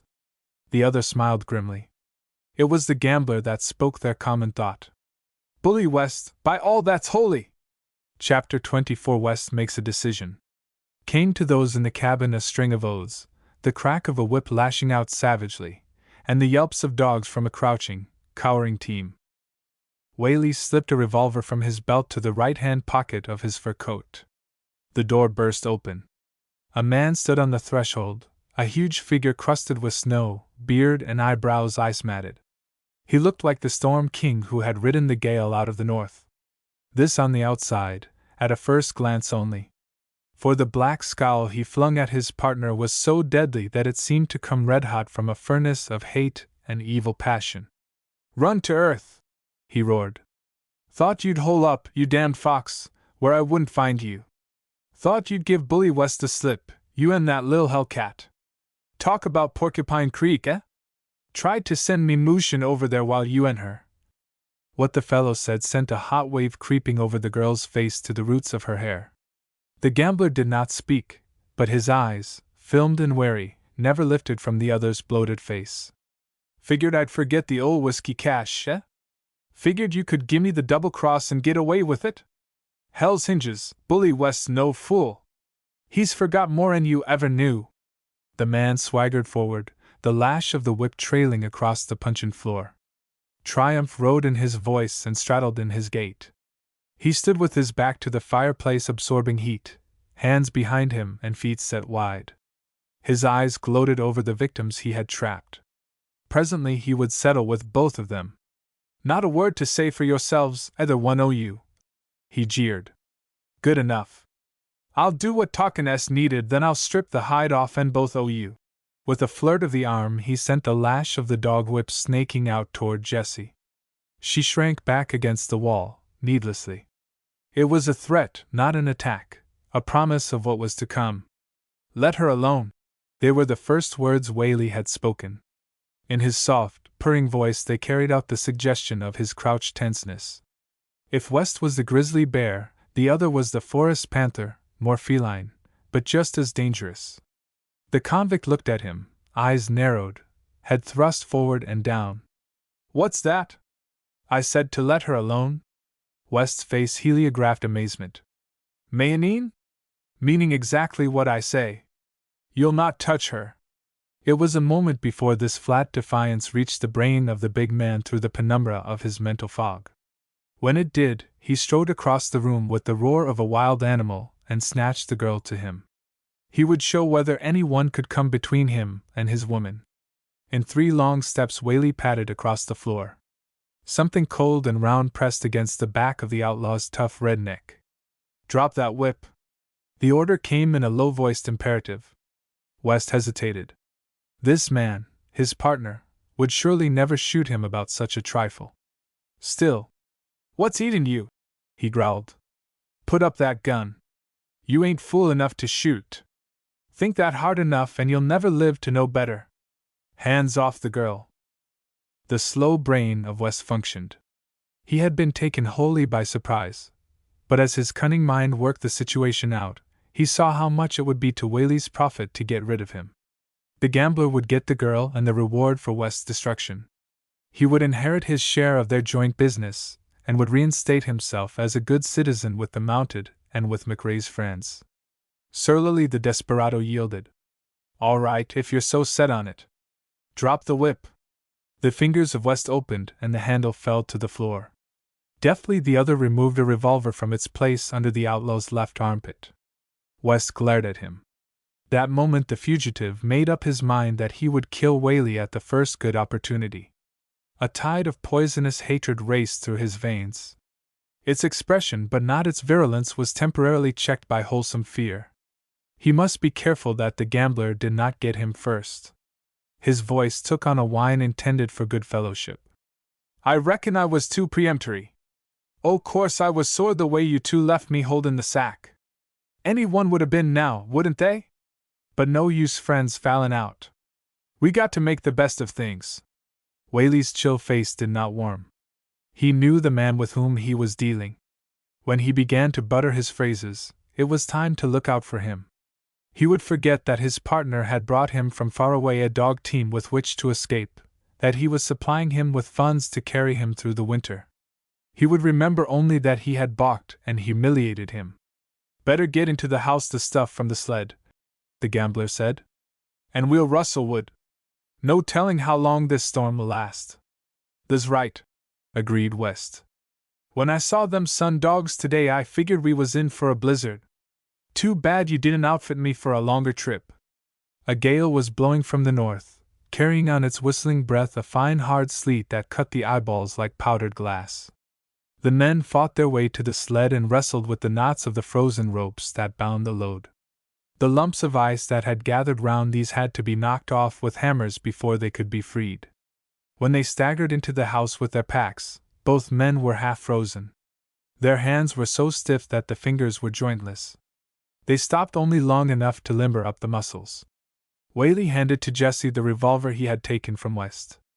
Keep this, he said. His look was significant. It told her that in the hunt for wood he might be blinded by the blizzard and lost. If he failed to return and West came back alone, she would know what to do with it. Into the storm the two plunged a second time. They carried ropes and an axe. Since West had arrived, the gale had greatly increased. The wind now was booming in deep, sullen roars and the temperature had fallen 20 degrees already. The sled dogs were nowhere to be seen or heard. They had burrowed down into the snow where the house would shelter them from the hurricane as much as possible. The men reached the edge of the creek. They struggled in the frozen drifts with such small dead trees as they could find. In the darkness Whaley used the axe as best he could at imminent risk to his legs. Though they worked only a few feet apart, they had to shout to make their voices carry. We better be moving back, West called through his open palms. We got all we can haul. They roped the wood and dragged it over the snow in the direction they knew the house to be. Presently they found the sled and from it deflected toward the house. Jessie had hot tea waiting for them. They kicked off their webs and piled the salvage wood into the other end of the cabin, after which they hunkered down before the fire to drink tea and eat pemmican and bannocks. They had with them about 50 pounds of frozen fish for the dogs and provisions enough to last the 3 of them 4 or 5 meals. Whaley had brought West supplies enough to carry him only to Lookout, where he was to stop for a long traverse into the wilds. As the hours passed there grew up between the gambler and the girl a tacit partnership of mutual defense.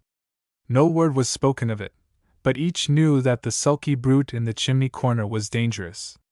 He would be held by no scruples of conscience, no laws of friendship or decency. If the chance came he would strike. The storm raged and howled.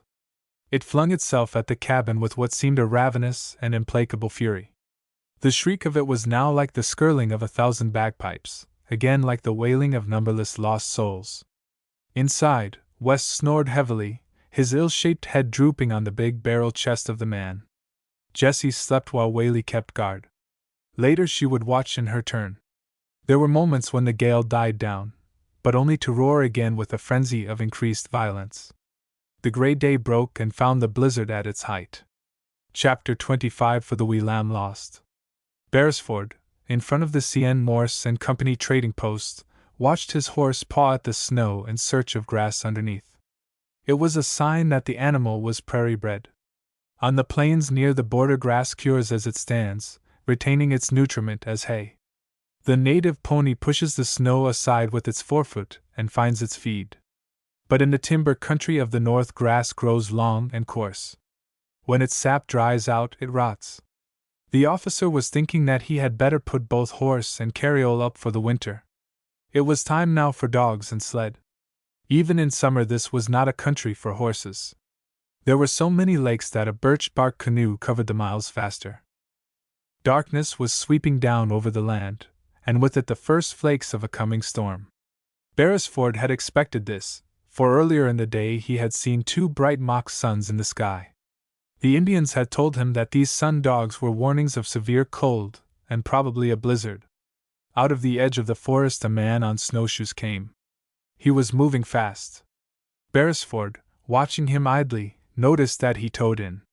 Therefore he was probably a Cree trapper. But the Crees were usually indolent travelers. They did not cover ground as this man was doing. The man was an Indian. The soldier presently certified his first guess as to that. But not until the native was almost at the store did he recognize him as Onista. The Blackfoot wasted no time in leading up to what he had to say. Sleeping Dawn she prisoner of Bully West and Whaley. She say bring her father. She tell me bring him quick. Beresford's body lost its easy grace instantly, and became rigid. His voice rang with sharp authority. Where is she? She at Jasper's cabin on Cache Creek. She frightened. As though the mention of Sleeping Dawn's name had reached him by some process of telepathy, Tom Morse had come out and stood in the door of the store. The trooper wheeled to him. Get me a dog team, Tom. That fellow West has got Jesse McCrae with him on Cache Creek. We've got to move quick. The storekeeper felt as though the bottom had dropped out of his heart. He glanced up at the lowering night. Storm brewing. We'll get started right away. Without a moment's delay he disappeared inside the store to make his preparations. Onista carried the news to McCrae. The blood washed out of the ruddy-whiskered face of the Scot, but his sole comment was a scriptural phrase of faith. I have been young, and now I'm old, yet have I not seen the righteous forsaken. It was less than half an hour later that 4 men and a dog train moved up the main street a far away and disappeared in the forest. Morse broke trail and McCrae drove the tandem. Onista, who had already traveled many miles, brought up the rear. The trooper exchanged places with Morse after an hour's travel. They were taking a short cut, and it led them through dead and down timber that delayed the party. Tom was a good axeman, and more than once he had to chop away obstructing logs. At other times by main strength the men lifted or dragged the sled over bad places. The swirling storm made it difficult to know where they were going or to choose the best way. They floundered through deep snow and heavy underbrush, faces bleeding from the whip of willow switches suddenly released and feet so torn by the straps of the snowshoes that the trail showed stains of blood which had soaked from the moccasins. Onista, already weary, began to lag. They dared not wait for him. There was, they felt, not a moment to be lost. McRae's clean-shaven upper lip was a straight, grim surface. He voiced no fears, no doubts, but the others knew from their own anxiety how much he must be suffering. The gale increased. It drove in bitter blasts of fine, stinging sleet. When for a few hundred yards they drew out of the thick forest into an open grove, it lashed them so furiously they could scarcely move in the teeth of it. The dogs were whimpering at their task. More than once they stopped, exhausted by the wind against which they were battling. Their eyes turned dumbly to McRae for instructions. He could only drive them back to the trail Morse was breaking. The train was one of the best in the north. The leader was a large St. Bernard, weighing about 160 pounds, intelligent, faithful, and full of courage. He stood 34 inches high at his foreshoulder. Not once did Cuffy falter. Even when the others quit, he was ready to put his weight to the load. Through the howling of the wind Beresford shouted into the ear of Morse. "Can't be far now. Question is, can we find Jaspers in this blizzard?" Morse shook his head. It did not seem likely. Far and near were words which had no meaning. A white, shrieking monster seemed to be hemming them in. Their world diminished to the space their outstretched arms could reach. The only guide they had was Cache Creek, along the bank of which they were traveling. Jasper's deserted cabin lay back from it a few hundred yards, but Tom had not any data to tell him when he ought to leave the creek. Cuffy solved the problem for him. The St. Bernard stopped, refused the trail Beresford and Morse were beating down in the deep snow. He raised his head, seemed to scent a haven, whined, and tried to plunge to the left. McRae came forward and shouted to his friends. "We'll jye Cuffy his head. He'll maybe ken mair than we do the nicht." The trail breakers turned from the creek, occasionally stopping to make sure Cuffy was satisfied. Through heavy brush they forced a way into a coulee. The St. Bernard led them plump against the wall of a cabin.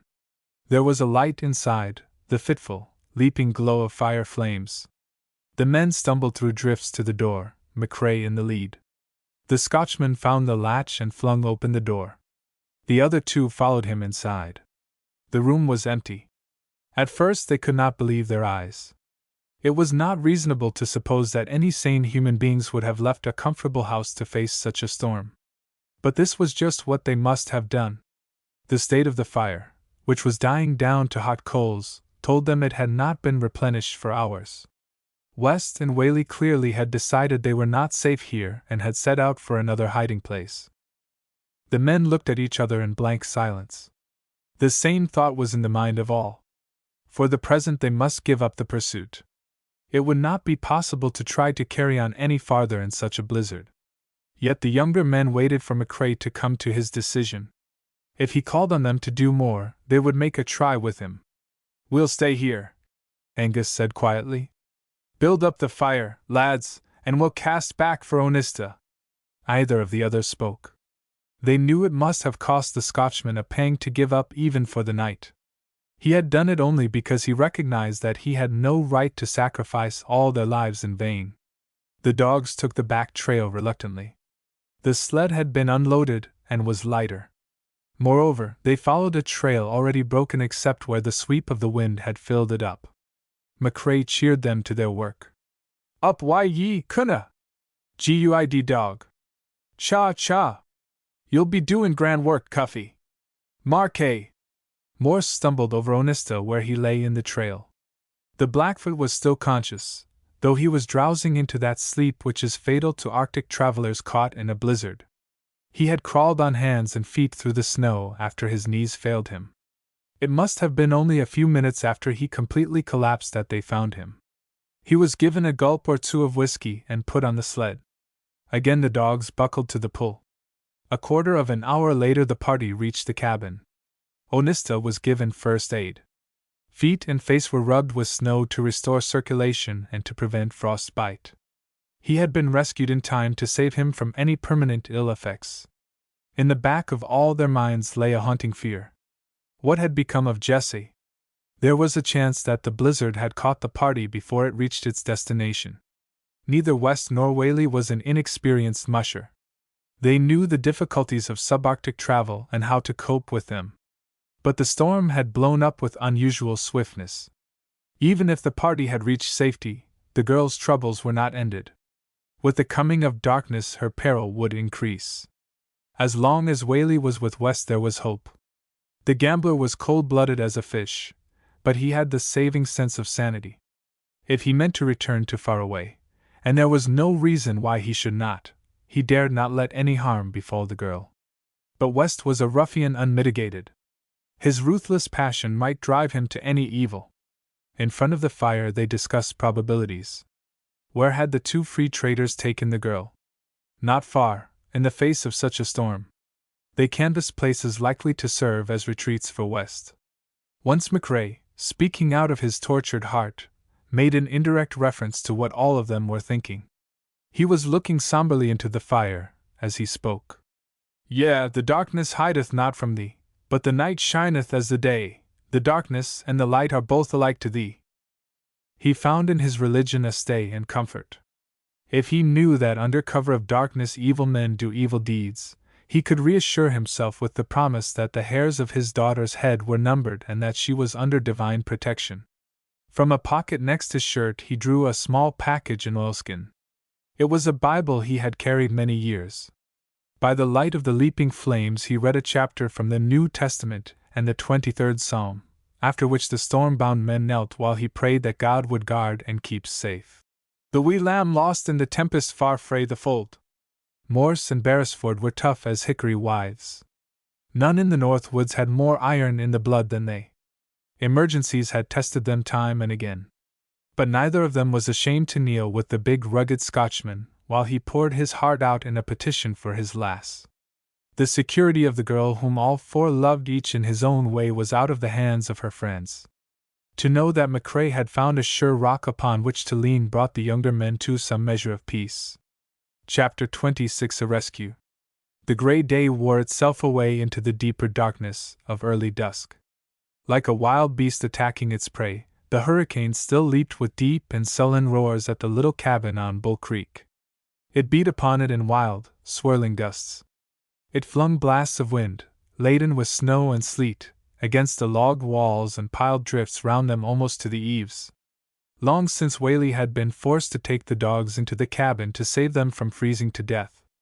It was impossible for any of the three human beings to venture out for more than a few minutes at a time. Even then they had to keep close to the walls in order not to lose contact with the house. When feeding time came the dogs made pandemonium. They were half famished, as teams in the lone lands usually are, and the smell of the frozen fish thawing before the fire set them frantic. West and Whaley protected Jessie while she turned the fish. This was not easy. The plunging animals almost rushed the men off their feet. They had to be beaten back cruelly with the whipstocks, for they were wild as wolves and only the sharpest pain would restrain them. The half-thawed fish were flung to them in turn. There was a snarl, a snap of the jaws, a gulp, and the fish was gone. Over one or two that fell in the pack the train worried and fought, with sharp yelps and growls, until the last fragment had been torn to pieces and disappeared. Afterward the storm-bound trio drank tea and ate pemmican, still fighting back the pack. West laid open the nose of one in an ugly cut with the iron-bound end of his whip-butt. Perhaps he was not wholly to blame. Many of the dog trains of the North are taught to understand nothing but the sting of the whip and will respond only to brutal treatment. The second night was a repetition of the first. The three were divided into two camps. Whaley or Jessie MacRae watched West every minute. There was a look in his eye they distrusted, a sulky malice back of which seemed to smoke banked fires of murderous desire. He lay on the floor and slept a good deal in short cat naps. Apparently his dreams were not pleasant. He would growl incoherently through set teeth and clench great hairy fists in spasms of rage. Out of these he wakened with a start to glare around suspiciously at the others. It was clear the thought was in the back of his mind that they might destroy him while he was asleep. Throughout the third day the storm continued unabated. Whaley and West discussed the situation. Except for a few pounds of fish, their provisions were gone. If the blizzard did not moderate, they would soon face starvation. During the night the wind died down. Day broke clear, a faint and wintry sun in the sky. To West the other man made a proposal. "Have to get out and hunt food. We'll find caribou in some of the coulees along the creek. What say?" The convict looked at him with sly cunning. "How about this girl? Think I'm gonna leave her to mush out and put the police on my trail? No, sir. I'll take her snowshoes with me." Whaley shrugged his shoulders. "She couldn't find her way home if she had shoes. But please yourself about that." West's shifty gaze slid over him. The proposal of a hunt suited him. He must have a supply of food to carry him to Lookout. Whaley was a good shot and an expert trailer. If there were caribou or moose in the vicinity, he was likely to make a kill. In any event, there would be hundreds of white rabbits scurrying through the woods. He decided craftily to make use of the gambler, and after he was through with him, the men took with them part of the tea and enough fish to feed the dogs once. They expected to find game sufficient to supply themselves and stock up for a few days. Whaley insisted on leaving Jessie her rifle, in order that she might shoot a rabbit or two if any ventured near the cabin. She had 3 frozen fish and a handful of tea. Before they started, Whaley drew Jessie aside. "Can't say how long we'll be gone. Maybe 2 days, or 3. You'll have to make out with what you've got till we get back." He hesitated a moment, then his cold, hard eyes held fast to hers. "Maybe only one of us will come back. Keep your eyes open. If there's only one of us, and it's West, don't let him get into the house. Shoot him down. Take his snowshoes and the team. Follow the creek down about 5 miles, then strike southwest till you come to Clear Lake. You know your way home from there." Her dark eyes dilated. "Do you think he means to, too?" The man nodded. "He's afraid of me, thinks I mean to set the police on his trail. If he can, he'll get rid of me. But not yet, not till we've got a couple of caribou. I'll be watching him all the time." "How can you watch him while you're hunting?" He lifted his shoulders in a shrug. It was quite true that West could shoot him in the back during the hunt. But Whaley knew the man pretty well. He would make sure of meat before he struck. After the sled was loaded, Whaley did not intend to turn his back on the fellow.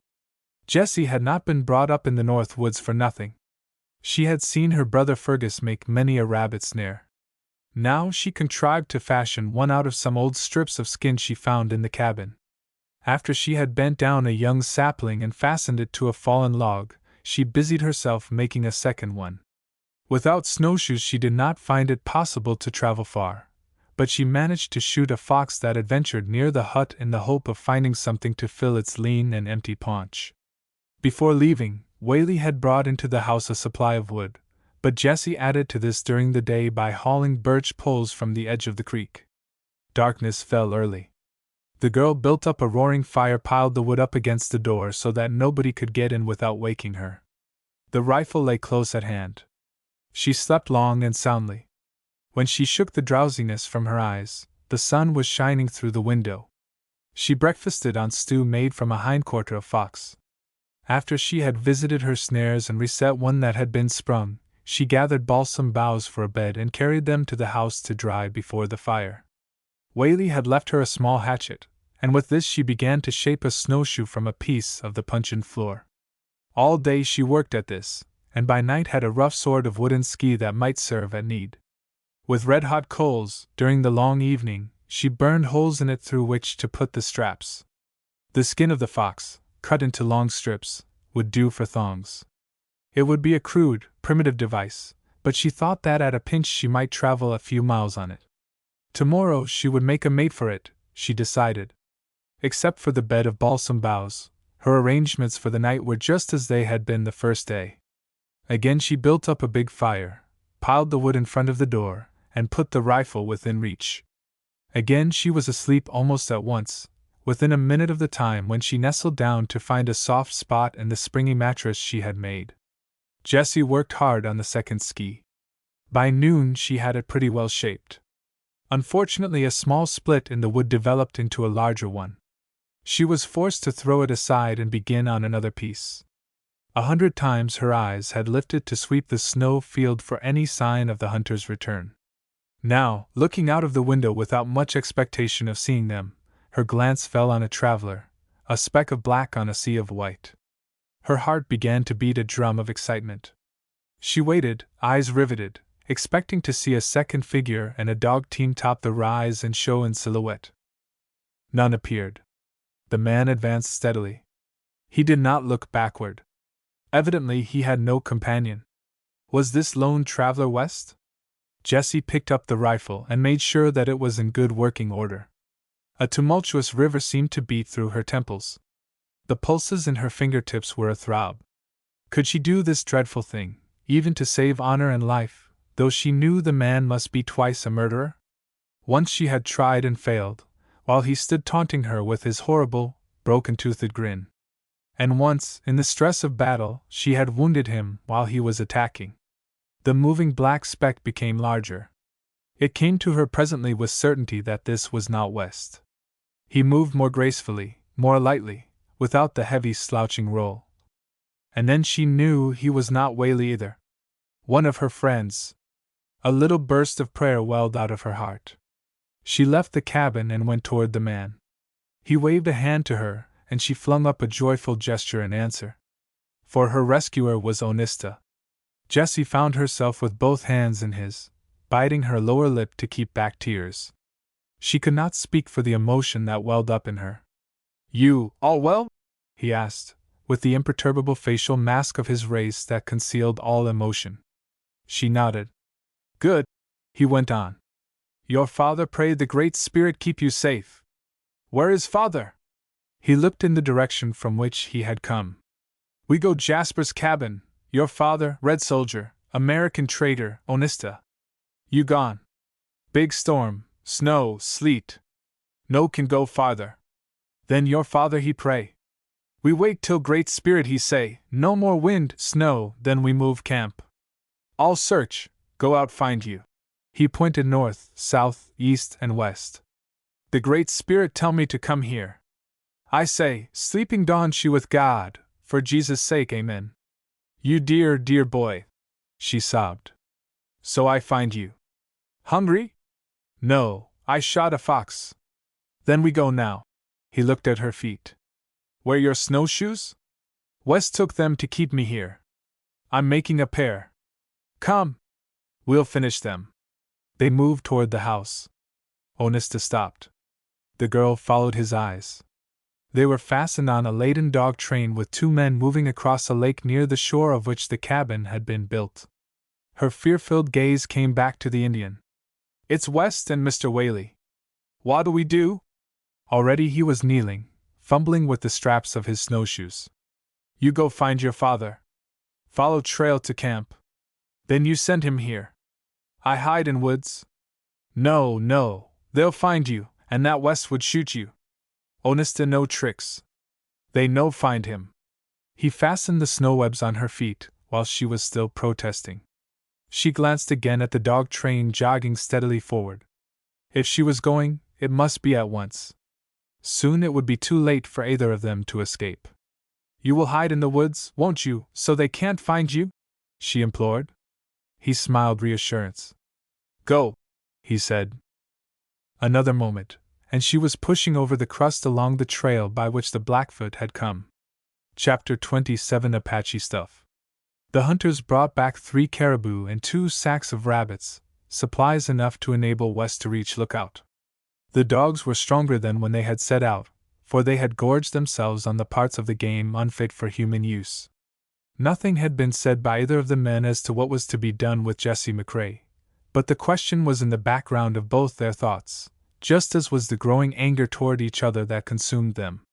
They rarely spoke. Neither of them let the other drop behind him.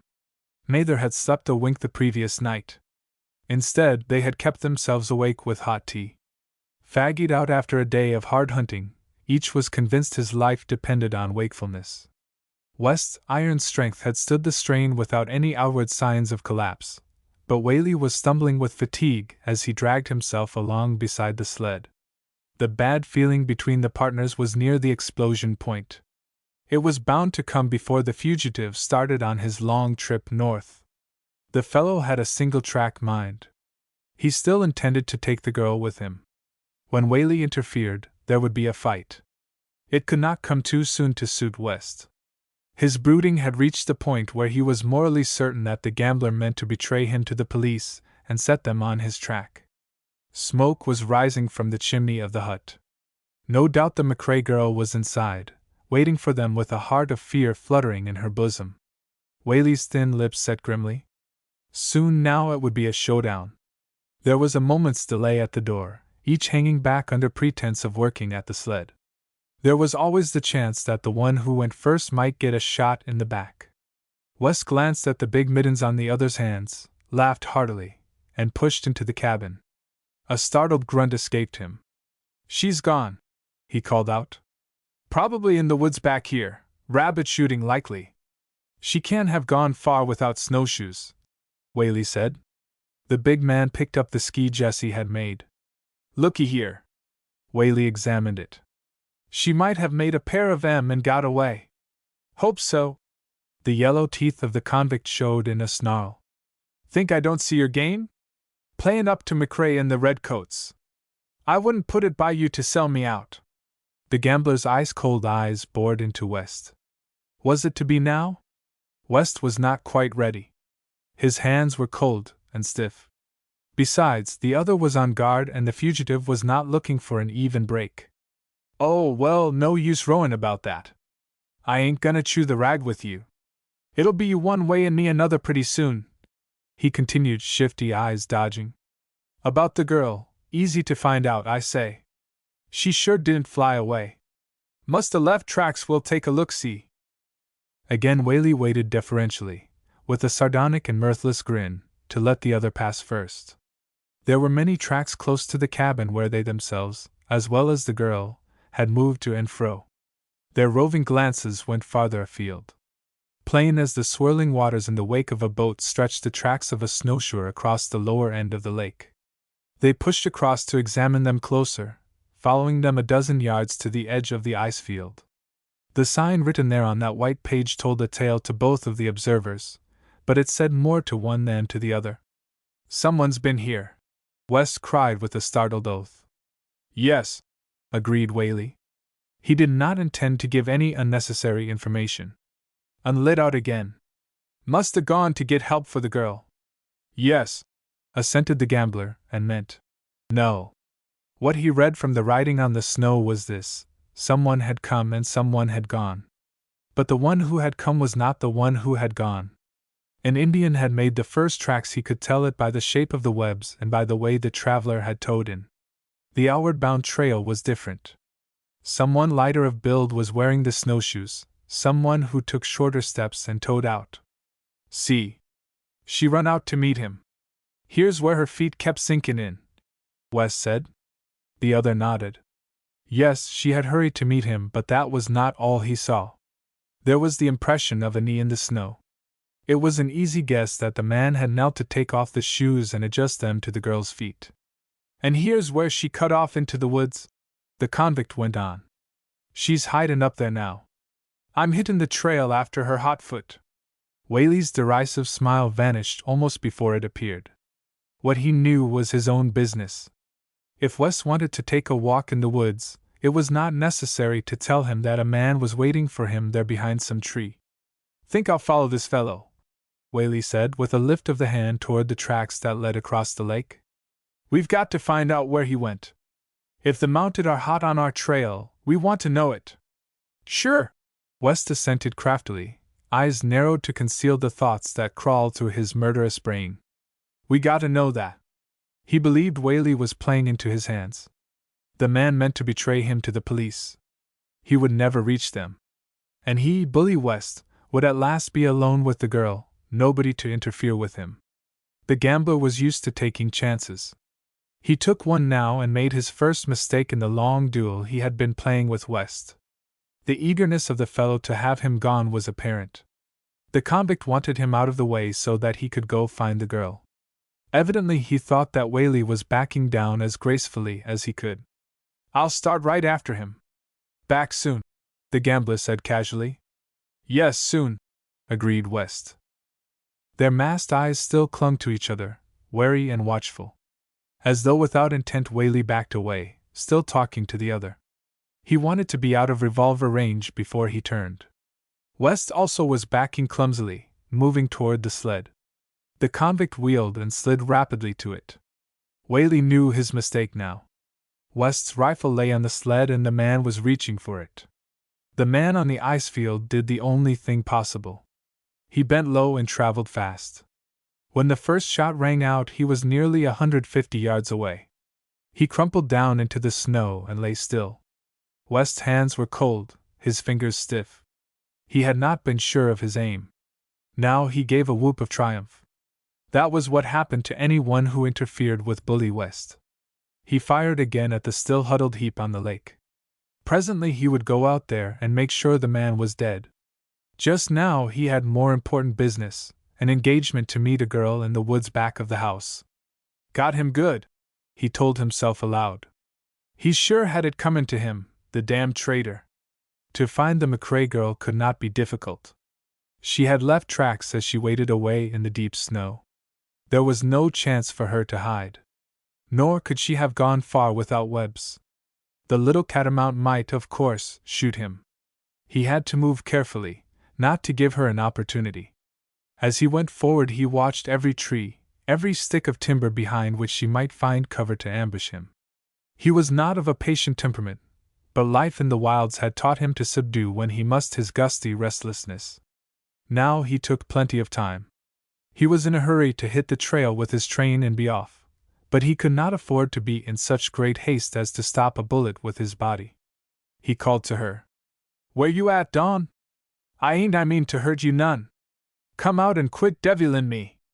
Then, when his wheedling brought no answer, he made the forest ring with threats of what he would do to her when he caught her unless she came to him at once. Moving slowly forward, he came to the end of the tracks that had been made in the snow. They ended abruptly, in a thicket of underbrush. His first thought was that she must be hidden here, but when he had beat through it half a dozen times, he knew this was impossible. Then where was she? He had told Whaley that she could not fly away. But if she hadn't flown, what had become of her? There were no trees near enough to climb without showing the impressions of her feet in the snow as she moved to the trunk. He had an uneasy sense that she was watching him all the time from some hidden place near at hand. He looked up into the branches of the trees. They were heavy with snow which had not been shaken from them. West smothered a laugh and an oath. He saw the trick now. She must have backtracked carefully, at each step putting her feet in exactly the same place as when she had moved forward. Of course! The tracks showed where she had brushed the deep drifts occasionally when the moccasin went in the second time. It was slow business, for while he studied the sign he must keep a keen eye cocked against the chance of a shot from his hidden prey. Twice he quartered over the ground before he knew he had reached the place where the backtracking ceased. Close to the spot was a pine. A pile of snow showed where a small avalanche had plunged down. That must have been when she disturbed it on the branches in climbing. His glance swept up the trunk and came to a halt. With his rifle he covered the figure crouching close to it on the far side. "Come down," he ordered. He was due for one of the surprises of his life. The tree dweller slid down and stood before him. It was not Jesse McCrae, but a man, an Indian, the Blackfoot who had ridden out with the girl once to spoil his triumph over the redcoat Beresford. For a moment he stood, stupefied, jaw fallen and mouth open. "What you doin' here?" he asked at last. "No food my camp." "I hunt," Onista said. "There's a lie. Where's the McCrae girl?" The slim Indian said nothing. His face was expressionless as a blank wall. West repeated the question. He might have been talking to a block of wood for all the answer he received. His crafty, cruel mind churned over the situation. "Won't talk, eh? We'll see about that. You got her hid somewheres and I'm gonna find where. I'll not stand for your Injun tricks. Drop that gun and marque back to the cabin. Understand?" Onista did as he was told. They reached the cabin. There was one thing West did not get hold of in his mind. Why had not the Blackfoot shot him from the tree? He had had a score of chances. The reason was not one the white man would be likely to fathom. Onista had not killed him because the Indian was a Christian. He had learned from Father Jiguer that he must turn the other cheek. West, revolver close at hand, cut thongs from the caribou skins. He tied his captive hand and foot, then removed his moccasins and duffels. From the fire he raked out a live coal and put it on a flat chip. This he brought across the room. "Changed your mind any? Where's the girl?" he demanded. Onista looked at him, impassive as only an Indian can be. "Still sulky, eh? We'll see about that." The convict knelt on the man's ankles and pushed the coal against the naked sole of the brown foot. An involuntary deep shudder went through the Blackfoot's body. The foot twitched. An acrid odor of burning flesh filled the room. No sound came from the locked lips. The tormentor removed the coal. "I ain't begun to play with you yet. I'm gonna give you some real Apache stuff 'fore I'm through. Where's the girl? I'm gonna find out if I have to boil you in grease." Still Onista said nothing. West brought another coal. "We'll try the other foot," he said. Again the pungent acrid odor rose to the nostrils. "How about it now?" the convict questioned. No answer came. This time Onista had fainted. Chapter 28. "Is a well why you lass?" Jessie's shoes crunched on the snow crust. She traveled fast. In spite of Onista's assurance, her heart was troubled for him. West and Whaley would study the tracks and come to at least an approximation of the truth. She did not dare think of what the gorilla man would do to her friend if they captured him. And how was it possible that they would not find him? His footsteps would be stamped deep in the snow. He could not travel fast. Since he had become a Christian, the Blackfoot, with the simplicity of a mind not used to the complexities of modern life, accepted the words of Jesus literally. He would not take a human life to save his own. She blamed herself for escaping at his expense. The right thing would have been to send him back again for her father. But West had become such a horrible obsession with her that the sight of him, even at a distance, had put her in a panic. From the end of the lake she followed the trail Onista had made. It took into the woods, veering sharply to the right. The timber was open. Even where the snow was deep, the crust was firm enough to hold. In her anxiety it seemed that hours passed. The sun was still fairly high, but she knew how quickly it sank these winter days. She skirted a morass, climbed a long hill, and saw before her another lake. On the shore was a camp. A fire was burning, and over this a man stooping. At the sound of her call, the man looked up. He rose and began to run toward her. She snowshoed down the hill, a little blindly, for the mist of glad tears brimmed her eyes. Straight into Beresford's arms she went. Safe at last, she began to cry. The soldier petted her, with gentle words of comfort. "It's all right now, little girl. All over with. Your father's here.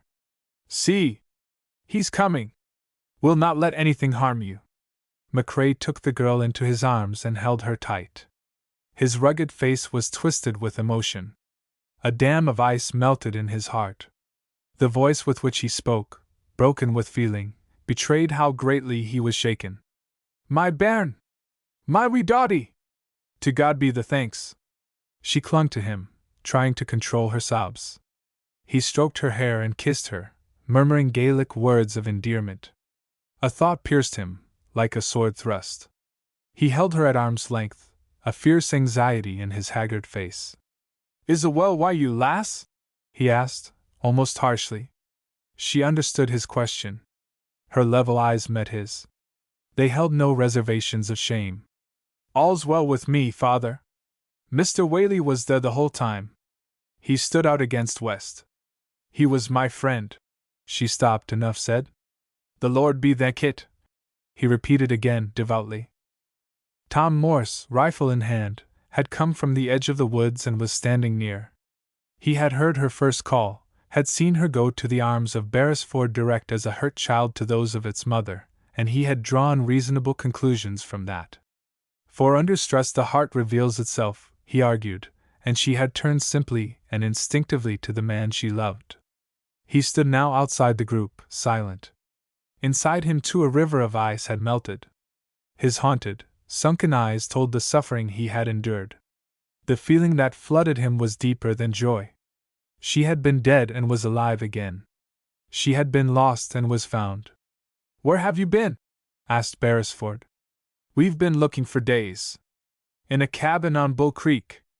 Mr. Whaley took me there, but West followed." "How did you get away?"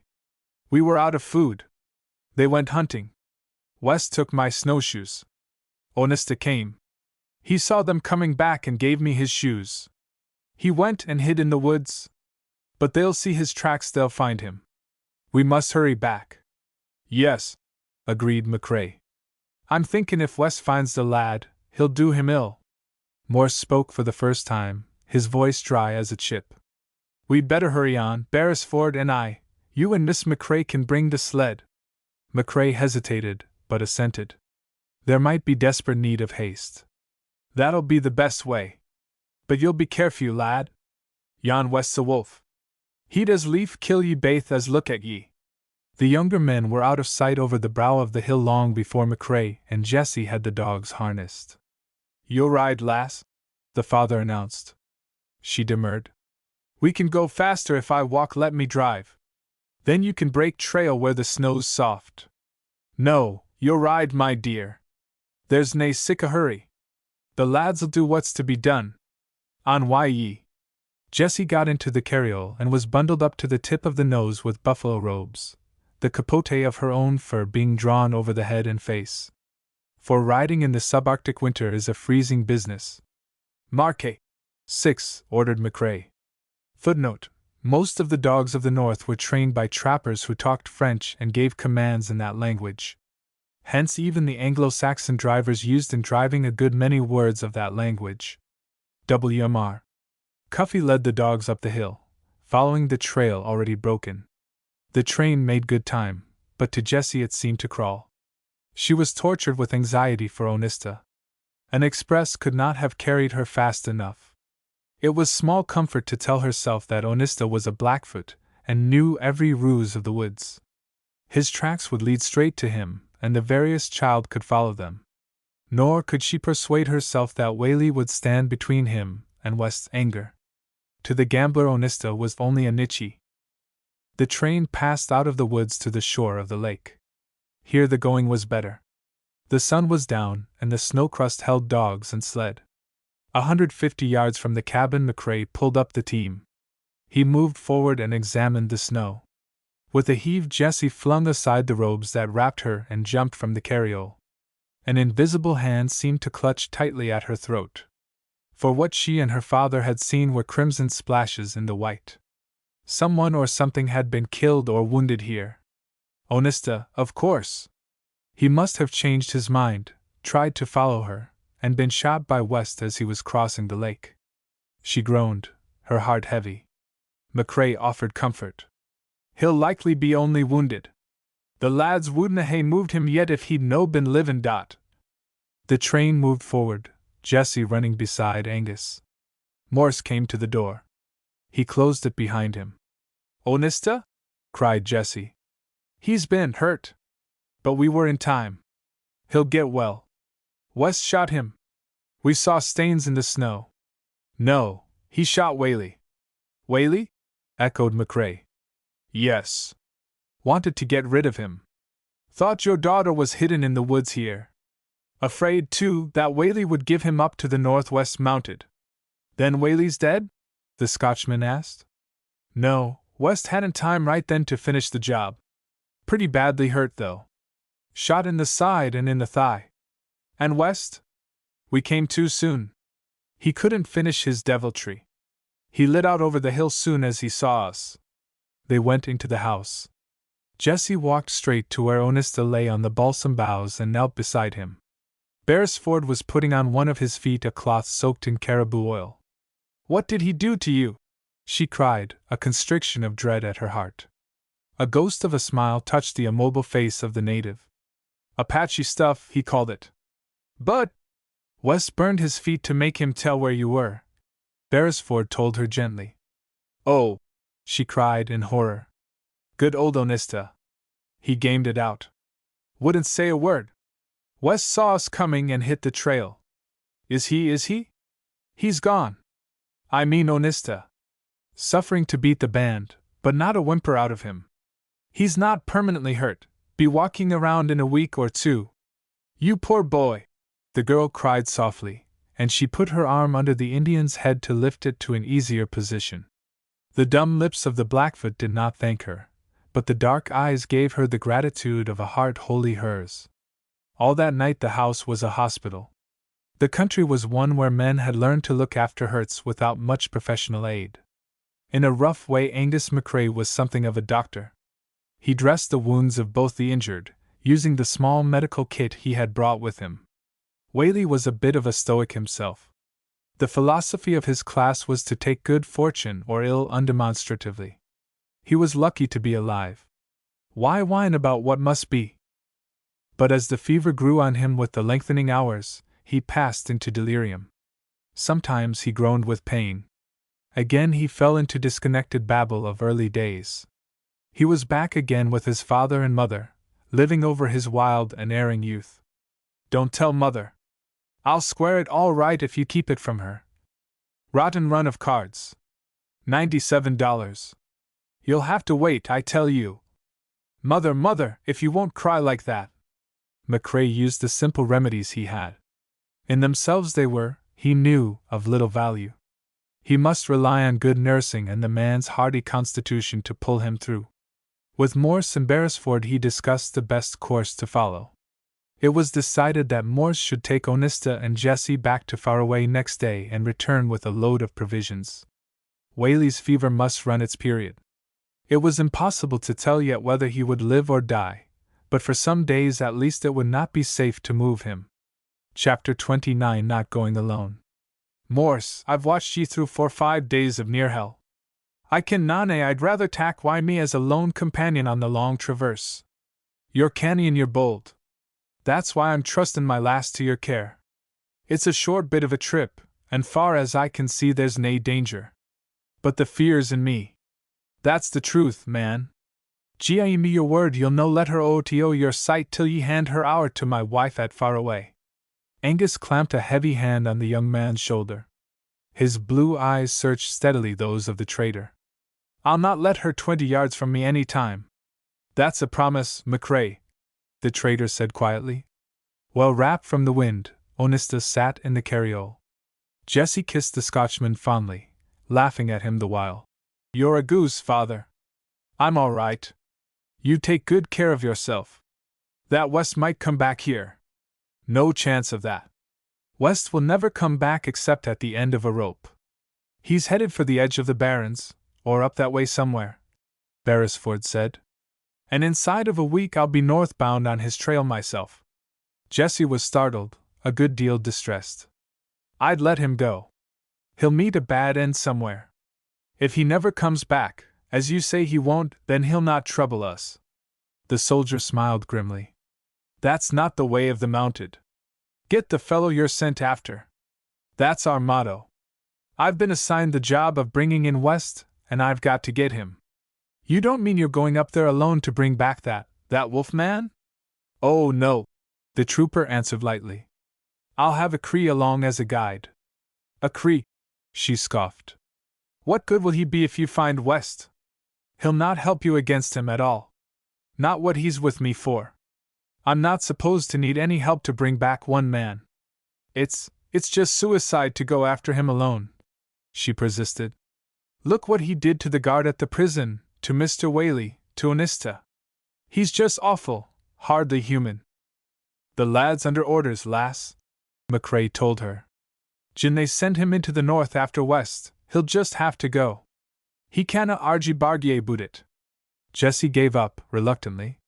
The little cavalcade started. Morse drove. The girl brought up the rear. Her mind was still on the hazard of the journey Beresford must take.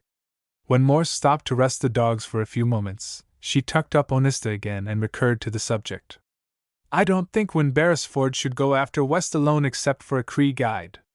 The inspector ought to send another constable with him. Or two more. If he knew that man, how cruel and savage he is. Tom Morse spoke quietly. He's not going alone. I'll be with him. She stared. You? Yes. Sworn in as a deputy constable. But he didn't say you were going when I spoke to him about it a little while ago. He didn't know. I've made up my mind since. In point of fact, he had come to a decision 3 seconds before he announced it. Her soft eyes applauded him. That'll be fine. His friends won't worry so much if you're with him. But, of course, you know it'll be a horrible trip, and dangerous. No picnic, he admitted. She continued to look at him, her cheeks flushed and her face vivid. You must like Win a lot. Not many men would go. We're good friends, Morse answered dryly. Anyhow, I owe Wes something on my own account. The real reason why he was going he had not given. During the days she had been lost he had been on the rack of torture. He did not want her to suffer months of such mental distress while the man she loved was facing alone the peril of his grim work in the white Arctic desert. They resumed the journey. Jessie said no more. She would not mention the subject again probably. But it would be a great deal in her thoughts. She lived much of the time inside herself with her own imagination. This had the generosity and the enthusiasm of youth. She wanted to believe people fine and good and true. It warmed her to discover unexpected virtues in them. Mid-afternoon brought them to Faraway. They drove down the main street of the village to McRae's house while the half-breeds cheered from the door of the Morse store. Jessie burst into the big family room where Metapikoma sat bulging out from the only rocking chair in the North Woods. "Oh, Mother, Mother!" the girl cried, and hugged the Cree woman with all the ardent young savagery of her nature. The Indian woman's fat face crinkled to an expansive smile. She had stalwart sons of her own, but no daughters except this adopted child. Jessie was very dear to her. In a dozen sentences the girl poured out her story, the words tumbling pell-mell over each other in headlong haste. Metapikoma waddled out to the sled. "Honest to stay here," she said, and beamed on him. Blackfoot all same Cree to Metapikoma when he friend Jessie. Angus send word nurse him till he well again. Tom carried the Indian into the house so that his feet would not touch the ground. Jessie had stayed in to arrange the couch where Fergus usually slept. She followed Morse to the door when he left. "We'll have some things to send back to Father when you go. I'll bring them down to the store tomorrow morning," she said. "And Mother wants you to come to supper tonight. Don't you dare say you're too busy." He smiled at the intimate feminine fierceness of the injunction. The last few hours had put them on a somewhat different footing. He would accept such largesse as she was willing to offer. He recognized the spirit in which it was given. She wanted to show her appreciation of what he had done for her and was about to do for the man she loved. Nor would Morse meet her generosity in a churlish spirit. "I'll be here when the gong rings," he told her heartily. "Let's see. It's nearly 3 now. Say 5 o'clock, she decided. "At 5 I'll be knocking on the door." She flashed at him a glance both shy and daring. "And I'll open it before you break through and bring it with you." The trader went away with a queer warmth in his heart he had not known for many a day. The facts did not justify this elation, this swift exhilaration of blood, but to one who has starved for long any food is grateful. Jessie flew back into the house. She had a busy 2 hours before her. "Mother, Mr. Morse is coming to dinner." "What's in the house?" "Fergus brought a blacktail in yesterday." "Good. I know what I'll have. But first off, I want a bath. Lots of hot water, and all foamy with soap. I've got to hurry. You can peel the potatoes if you like. And fix some of those young onions. They're nice. And Mother, I'll let you make the biscuits. That's all. I'll do the rest." The girl touched a match to the fire that was set in her room. She brought a tin tub and hot water and towels. Slim and naked she stood before the roaring logs and reveled in her bath. The sense of cleanliness was a luxury delicious. When she had dressed herself from the soles of her feet up in clean clothes, she felt a new and self-respecting woman. She did not pay much attention to the psychology of dress, but she knew that when she had on the pretty plaid that had come from Fort Benton, and when her heavy black hair was done up just right, she had twice the sex confidence she felt in old togs. Jessie would have denied indignantly that she was a coquette. Nonetheless, she was intent on conquest. She wanted this quiet, self-contained American to like her. The look she had seen in his red-brown eyes at times tantalized her. She could not read it. That some current of feeling about her raced deep in him she divined, but she did not know what it was. He had a way of letting his steady gaze rest on her disturbingly. What was he thinking? Did he despise her? Was he, away down out of sight, the kind of man toward women that West and Whaley were? She wouldn't believe it. He had never taken an Indian woman to live with him. There was not even a rumor that he had ever taken an interest in any Cree girl.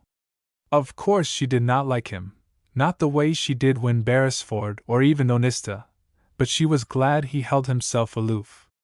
It would have greatly disappointed her to learn of any sordid intrigue involving him. Jessie rolled up her sleeves and put on a big apron. She saw that the onions and the potatoes were started and the venison ready for broiling. From a chest of drawers she brought one of the new white linen tablecloths of which she was inordinately proud. She would not trust anyone but herself to set the table. Morse had come from a good family. He knew about such things.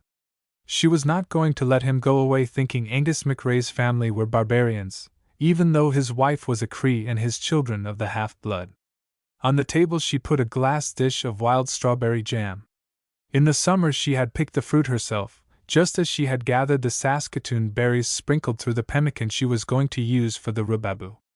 Chapter 30, M. for Morse. 2 in the village bathed that day. The other was Tom Morse.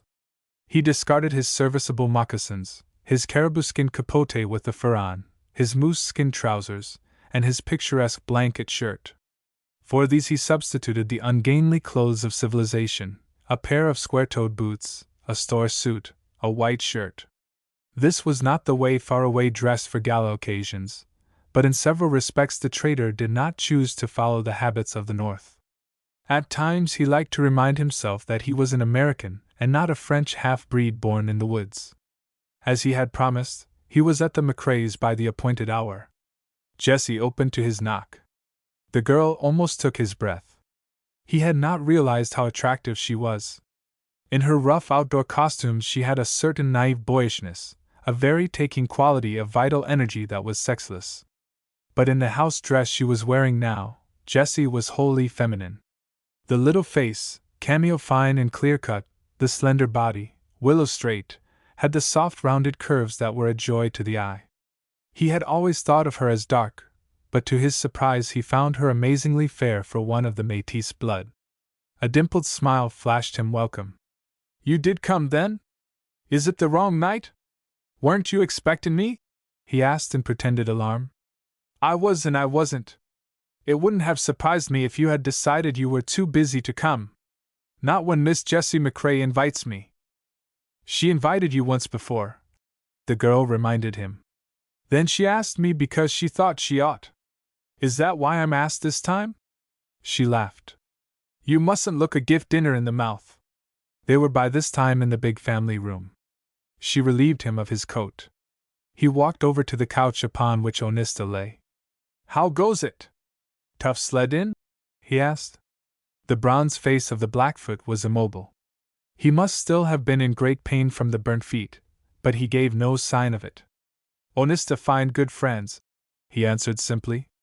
Tom looked round the room, and again there came to him the sense of home. Logs roared and snapped in the great fireplace. The table, set with the dishes and the plated silver McRae had imported from the States, stirred in him a pleasure that was almost poignant. The books, the organ, the quaint old engravings Angus had brought with him when he crossed the ocean, all of these touched the trader nearly. He was in exile, living a bachelor life under the most primitive conditions. The atmosphere of this house penetrated to every fiber of his being. It filled him with an acute hunger. Here were love and friendly intercourse and all the daily, homely routine that made life beautiful. And here was the girl that he loved, vivid, vital, full of charm. The swift deftness and grace of her movements enticed him. The inflections of her warm, young voice set his pulses throbbing as music sometimes did. An ardent desire of her flooded him. She was the most winsome creature under heaven, but she was not for him. Matapikoma sat at the head of the table, a smiling and benignant matron finished in copper.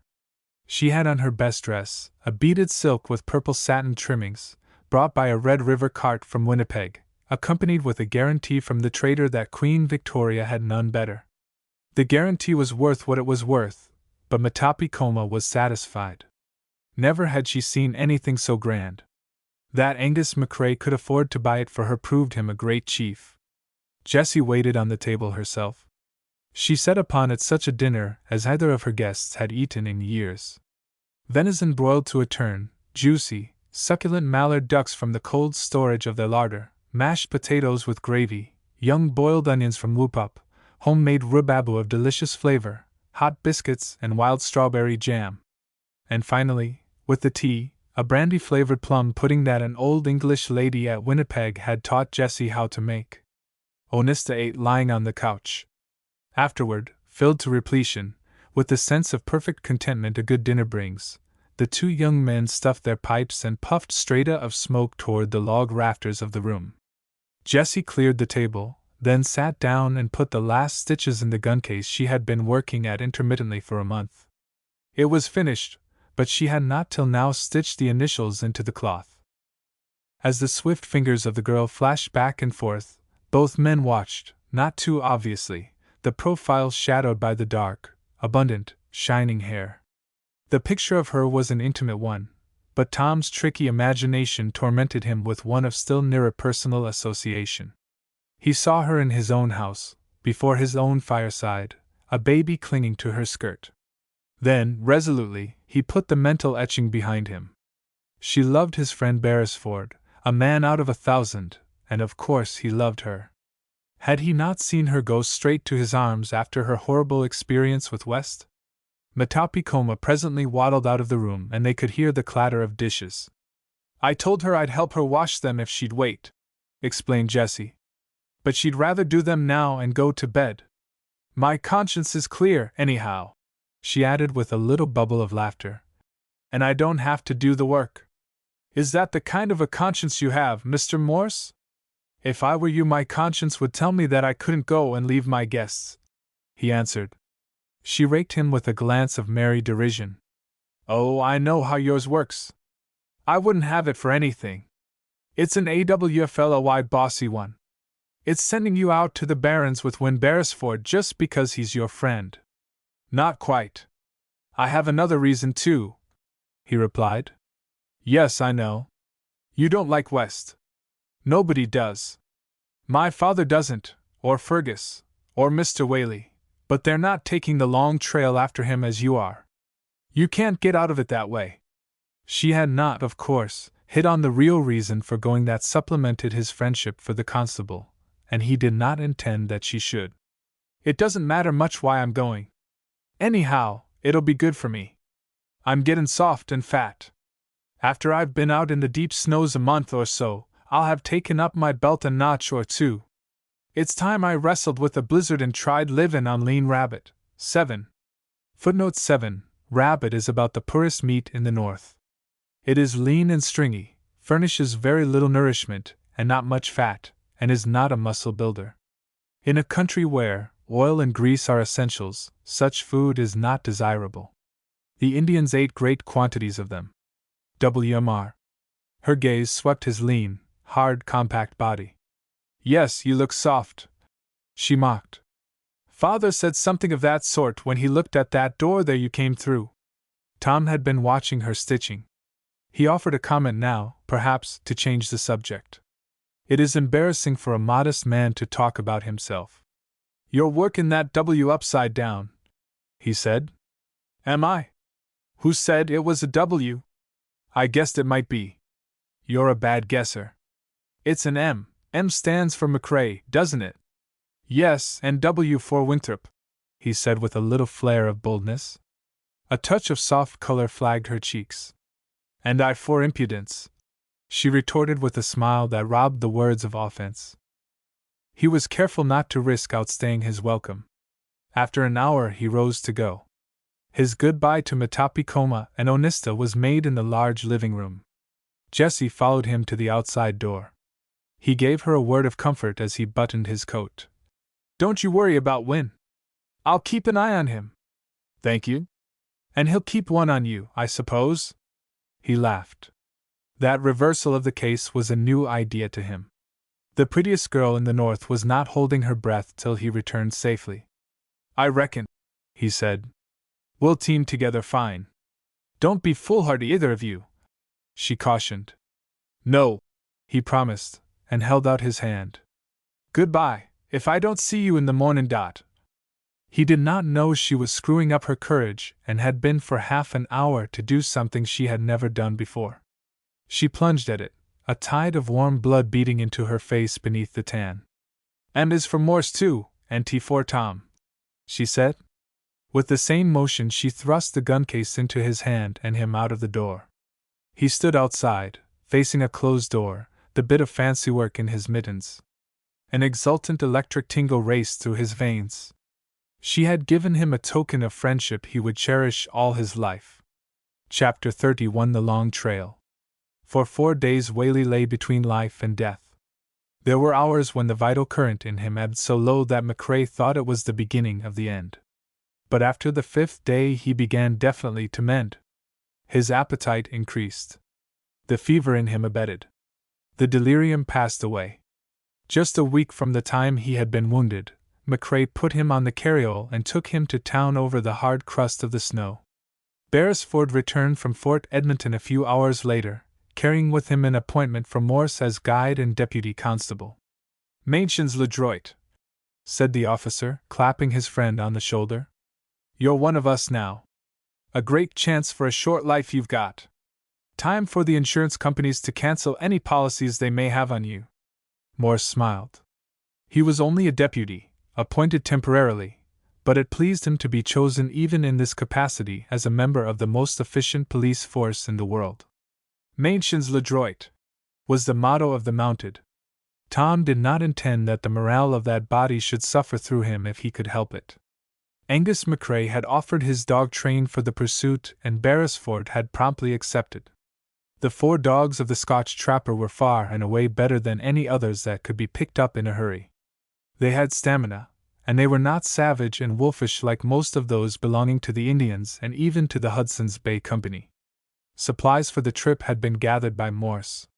From the Crees he had bought 200 pounds of dried fish for the dogs. Their own provisions consisted of pemmican, dried caribou meat, flour, salt, tea, and tobacco. All Faraway was out to see the start. The travelers would certainly cover hundreds and perhaps thousands of miles before their return. Even in that country of wide spaces, where men mushed far when the rivers and lakes were closed, this was likely to prove an epic trip. Beresford cracked the long lash and Cuffy leaned forward in the traces. The tangle of dogs straightened out and began to move. A French voyageur lifted his throat in a peculiar shout that was half a bark. Indians and half-breeds snowshoed down the street beside the sled. At the door of the McCrae house stood Angus, his wife, and daughter. "God, why you haith," the trapper called. Jessie waved a scarf, and Beresford, who had spent the previous evening with her, threw up a hand in gay greeting. The cavalcade drew to the edge of the woods. Morse looked back. A slim figure, hardly distinguishable in the distance, still stood in front of the McCrae house fluttering the scarf. A turn in the trail hid her. Faraway was shut out of view. For 4 or 5 miles the trappers stayed with them. It was rather a custom of the North to speed travelers on their way in this fashion. At the edge of the first lake the Indians and half-breeds said goodbye and turned back. Morse moved on to the ice and broke trail.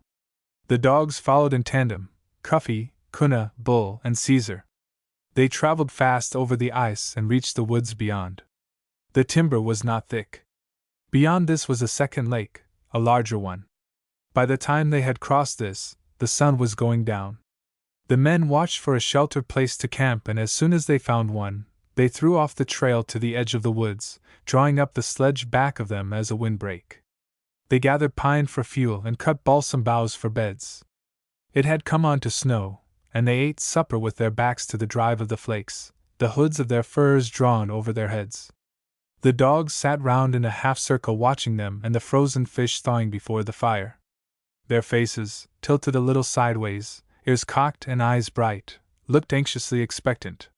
When the fish were half-thawed, Morse tossed them by turn to the waiting animals, who managed to get rid of their supper with a snap and a gulp. Afterward they burrowed down in the snow and fell asleep. On the blazing logs Beresford had put 2 kettles filled with snow. These he refilled after the snow melted, until enough water was in them. Into one kettle he put a piece of fat caribou meat. The other was to make tea. Using their snowshoes as shovels, they scraped a place clear and scattered balsam boughs on it. On this they spread an empty flour sack, cut open at the side. Tin plates and cups served as dish. Their supper consisted of soggy bannocks, fat meat, and tea. While they ate, the snow continued to fall. It was not unwelcome, for so long as this lasted the cold could not be intolerable. Moreover, snow makes a good white blanket and protects against sudden drops in temperature. They changed their moccasins and duffels and pulled on as nightwear long buffalo skin boots, hood, mufflers, and fur mitts. A heavy fur robe and a blanket were added. Into these last they snuggled down, wrapping themselves up so completely that a tenderfoot would have smothered for lack of air. Before they retired, they could hear the ice on the lake cracking like distant thunder. The trees back of them occasionally snapped from the cold with reports that sounded like pistol shots. In 5 minutes both men were asleep. They lay with their heads entirely covered, as the Indians did. Not once during the night did they stir. To disarrange their bedding and expose the nose or the hands to the air would be to risk being frozen. Morse woke first. He soon had a roaring fire. Again there were 2 kettles on it, one for fat meat and the other for strong tea. No fish were thawing before the heat, for dogs are fed only once a day. Otherwise they get sleepy and sluggish, losing the edge of their keenness. They were off to an early start. There was a cold head-wind that was uncomfortable. For hours they held to the slow, swinging stride of the webs. Sometimes the trail was through the forest, sometimes in and out of brush and small timber. Twice during the day they crossed lakes and hit up a lively pace. Once they came to a muskeg, for miles across, and had to plow over the moss hags while brush tangled their feet and slapped their faces. Cuffy was a prince of leaders. He seemed to know by some sixth sense the best way to wind through underbrush and over swamps. He was master of the train, and ruled by strength and courage as well as intelligence.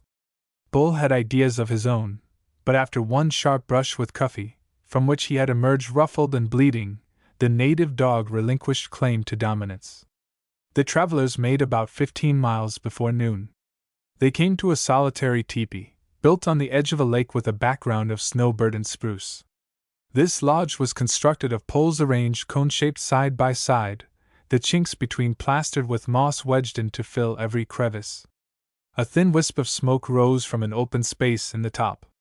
At the sound of the yelping dogs a man lifted the moose skin curtain that served as a door. He was an old and wrinkled Cree. His face was so brown and tough and netted with seams that it resembled a piece of alligator leather. From out of it peered 2 very small bright eyes. "Ugh! Ugh!" he grunted. This appeared to be all the English that he knew. Beresford tried him in French and discovered he had a smattering of it. After a good many attempts, the soldier found that he had seen no white man with a dog train in many moons. The Cree lived there alone, it appeared, and trapped for a living. Why he was separated from all his kin and tribal relations the young Canadian could not find out at the time. Later he learned that the old fellow was an outcast because he had once shown the white feather in a battle with Blackfeet 50 years earlier. Before they left, the travelers discovered that he knew 2 more words of English. One was rum, the other tobacco. He begged for both. They left him a half-foot of tobacco. The scant supply of whiskey they had brought was for an emergency. Just before night fell, Morse shot 2 ptarmigan in the woods. These made a welcome addition to their usual fare. Though both the men were experienced in the use of snowshoes, their feet were raw from the chafing of the thongs. Before the campfire they greased the sore places with tallow. In a few days the irritation due to the webs would disappear and the leg muscles brought into service by this new and steady shuffle would harden and grow fit. They had built a windbreak of brush beside the sled and covered the ground with spruce boughs after clearing away the snow. Here they rested after supper, drying socks, duffels, and moccasins, which were wet with perspiration, before the popping fire. Beresford pulled out his English briar pipe and Tom one picked from the company stock. Smoke wreathed their heads while they lounged indolently on the spruce bed and occasionally exchanged a remark. They knew each other well enough for long silences. When they talked, it was because they had something to say. The Canadian looked at his friend's new gun case and remarked with a gleam in his eye. "I spoke for that first, Tom. Had miners on it, I thought." The American laughed sardonically. "It was a present for a good boy," he explained. "I've a notion somebody was glad I was mooshin' with you on this trip. Maybe you can guess why. Anyhow, I drew a present out of it." "I see you did," Beresford answered, grinning. "I'm to look after you proper and see you're tucked up." "Oh, that's it. That's just it." The constable looked at him queerly, started to say something, then changed his mind. Chapter 32 A Picture in a Locket. It was characteristic of McCrae that he had insisted on bringing Whaley to his own home to recuperate. "It's nursin' you need, man, and good food. You'll get bathed at the Who's." The trader protested, and was overruled. His Cree wife was not just now able to look after him. McCrae's wife and daughter made good his promise, and the wounded man thrived under their care. On an afternoon Whaley lay on the bed in his room smoking. Beside him sat Lemoyne, also puffing at a pipe. The trapper had brought to the ex-gambler a strange tale of a locket, and a ring he had seen bought by a half-breed from a Blackfoot squaw who claimed to have had it 18 years. He had just finished telling of it when Jessie knocked at the door and came into the room with a bowl of caribou broth. Whaley pretended to resent this solicitude, but his objection was a fraud. He liked this girl fussing over him. His attitude toward her was wholly changed. Thinking of her as a white girl, he looked at her with respect. "No more slops," he said. "Bring me a good caribou steak and I'll say thank you." "You're to eat what mother sends," she told him. Lemoyne had risen from the chair on which he had been sitting. He stared at her, a queer look of puzzled astonishment in his eyes. Jessie became aware of his gaze and flashed on him a look of annoyance. "Have you seen a ghost, Mr. Lemoyne?" she asked. "By gar, may be so, Miss Jessie. The picture in the locket, it just lack you, same hair, same eyes, same smile." "What picture in what locket?" "The locket I see at Whoop Up, the one Pierre Ribideau's buy from old McCoykin's squaw." "A picture of a Blackfoot?" "No. Maybe French, maybe from the American country. I do not know." Whaley took the pipe from his mouth and sat up, the chill eyes in his white face fixed and intent. "Go back to Whoop Up, Lemoyne. Buy that locket and that ring for me from Pierre Ribideau's. See McCoykin and his squaw.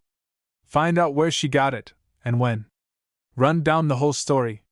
The trapper took off a fur cap and scratched his curly poll. "Maize, porquoise?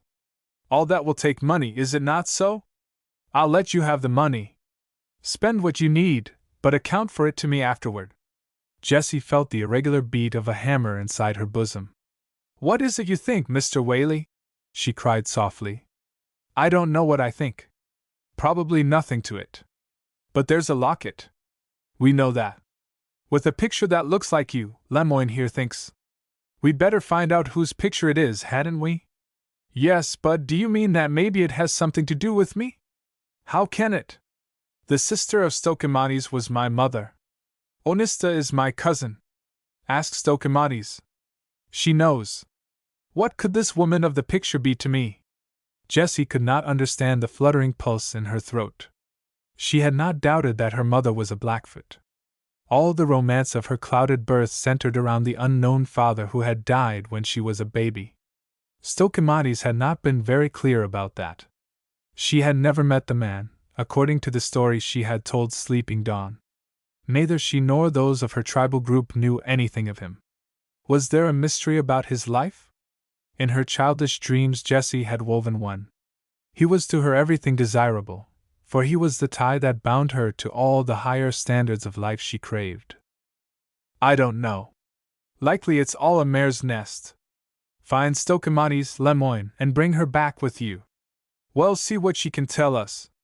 And get the locket and the ring, with the story back of them. Again Lemoine referred to the cost. He would have to take his dog train to Whoop Up, and from there out to the creek where Pierre Rubidoux was living. McCoykin and his family might be wintering anywhere within a radius of 100 miles.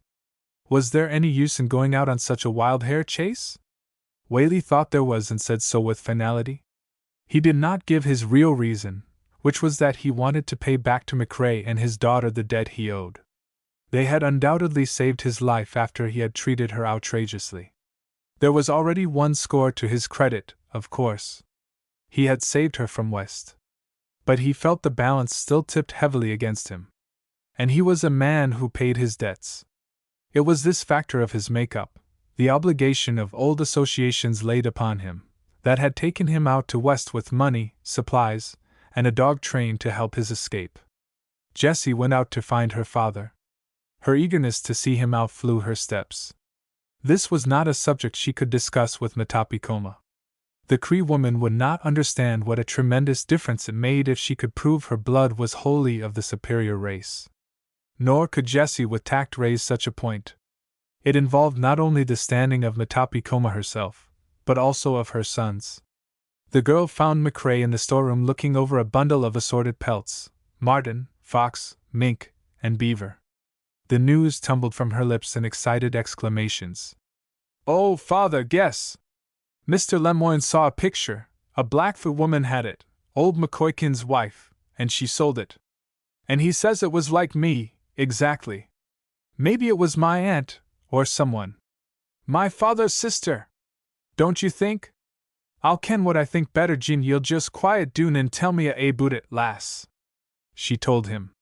The Scotchman took what she had to say with no outward sign of excitement. None the less his blood moved faster. He wanted no change in the relations between them that would interfere with the love she felt for him. To him it did not matter whether she was of the pure blood or of the Métis. He had always ignored the Indian in her.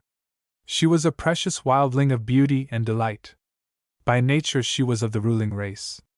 There was in her nothing servile or dependent, none of the inertia that was so marked a mental characteristic of the Blackfoot and the Cree. Her slender body was compact of fire and spirit. She was alive to her fingertips. None the less he was glad on her account. Since it mattered to her that she was a half-blood, he would rejoice, too, if she could prove the contrary. Or if she could trace her own father's family, he would try to be glad for her. With his rough forefinger he touched gently the tender curve of the girl's cheek.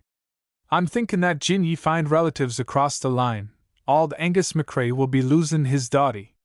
She flew into his arms, her warm, young face pressed against his seamed cheek. "Never, never! You're my father, always that, no matter what I find. You taught me to read and nursed me when I was sick.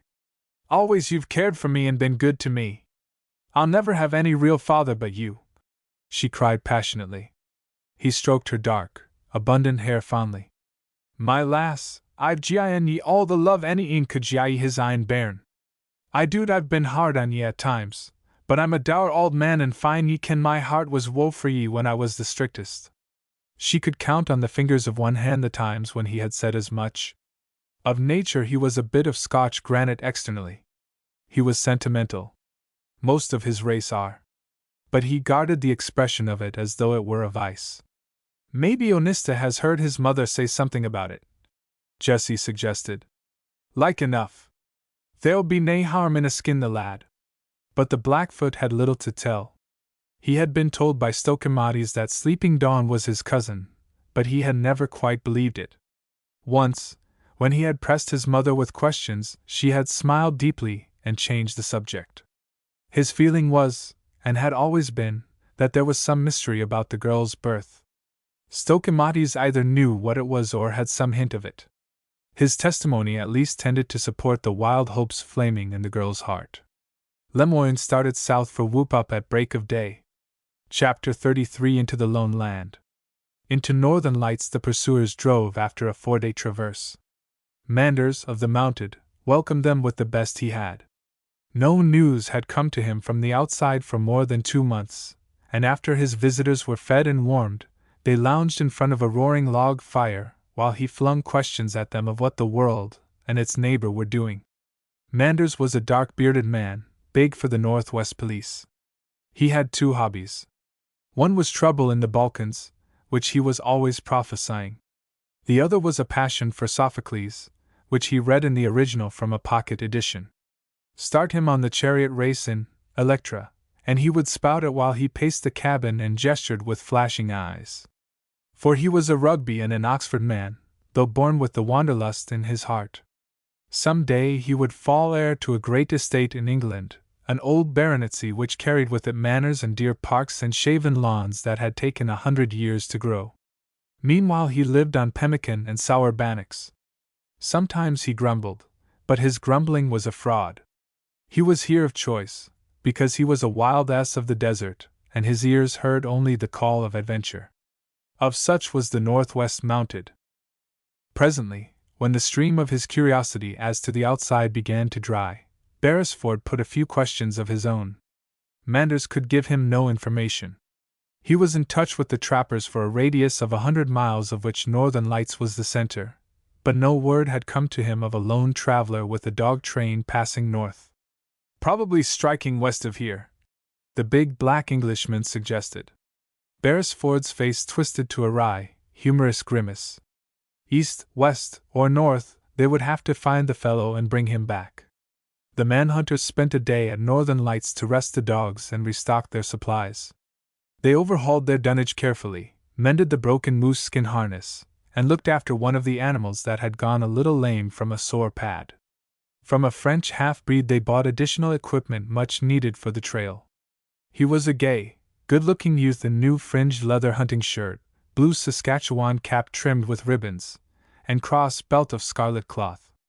His stock in trade was dog shoes, made of caribou skin by his wife, and while in process of tanning soaked in some kind of liquid that would prevent the canines from eating them off their feet.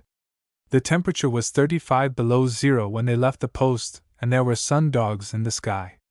Manders had suggested that they had better wait a day or 2, but the manhunters were anxious to be on the trail. They had a dangerous, unpleasant job on hand. Both of them wanted it over with as soon as possible. They headed into the wilds. The road they made was a crooked path through the white, unbroken forest. They saw many traces of fur-bearing animals, but did not stop to do any hunting. The intense cold and the appearance of the sky were whips to drive them fast. In the next 2 or 3 days they passed 15 or 20 lakes. Over these they traveled rapidly, but in the portages and the woods they had to pack the snow, sometimes cut out obstructing brush, and again help the dogs over rough or heavy places. The blizzard caught them the 3rd day. They fought their way through the gathering storm across a rather large lake to the timber's edge. Here they cleared away a space about 9 feet square and cut evergreen boughs from the trees to cover it. At one side of this, Morse built the fire while Beresford unharnessed the dogs and thawed out a mess of frozen fish for them. Presently the kettles were bubbling on the fire. The men ate supper and drew the sled up as a barricade against the wind. The cold had moderated somewhat, and it had come on to snow. All night a sleety, wind-driven drizzle beat upon them. They rose from an uncomfortable night to a gloomy day. They consulted about what was best to do. Their camp was in a poor place, among a few waterlogged trees that made a poor, smoky fire. It had little shelter from the storm, and there was no evidence of fair weather at hand. Better tackle the next traverse, Morse advised. Once we get across the lake we can't be worse off than we are here. Right-o, assented Beresford. They packed their supplies, harnessed the dogs, and were off. Into the storm they drove, head down, buffeted by a screaming wind laden with stinging sleet that swept howling across the lake. All about them they heard the sharp reports of cracking ice. At any moment a fissure might open, and its width might be an inch or several yards. In the blinding gale they could see nothing. Literally, they had to feel their way. Morse went ahead to test the ice, Cuffy following close at his heels. The water rushes up after a fissure, and soon freezes over. The danger is that one may come to it too soon. This was what happened. Morse, on his snowshoes, crossed the thinly frozen ice safely. Cuffy, a step or two behind the trailbreaker, plunged through into the water. The prompt energy of Beresford saved the other dogs. He stopped them instantly, and threw his whole weight back to hold the sled. The St. Bernard floundered in the water for a few moments, and tried to reach Morse. The harness held Cuffy back. Beresford ran to the edge of the break and called him. A second or two later he was helping to drag the dog back upon the firm ice. In the bitter cold the matted coat of the St. Bernard froze stiff. Cuffy knew his danger. The instant the sled was across the crack, he plunged at the load and went forward with such speed that he seemed almost to drag the other dogs with him. Fortunately the shore was near, not more than 3 or 4 miles away. Within half an hour land was reached. A forest came down to the edge of the lake. From the nearer trees more sliced birch bark. An abundance of fairly dry wood was at hand. Before a roaring fire Cuffy lay on a buffalo robe and steamed. Within an hour he was snuggling a contented nose up to Beresford's caressing hand. Faggied out, the travelers went to bed early. Long before daybreak they were up. The blizzard had died down during the night. It left behind a crusted trail over which the dogs moved fast. The thermometer had again dropped sharply and the weather was bitter cold. Before the lights of an Indian village winked at them through the trees, they had covered nearly 40 miles. In the wintry afternoon darkness they drove up. The native dogs were barking a welcome long before they came jingling into the midst of the teepees.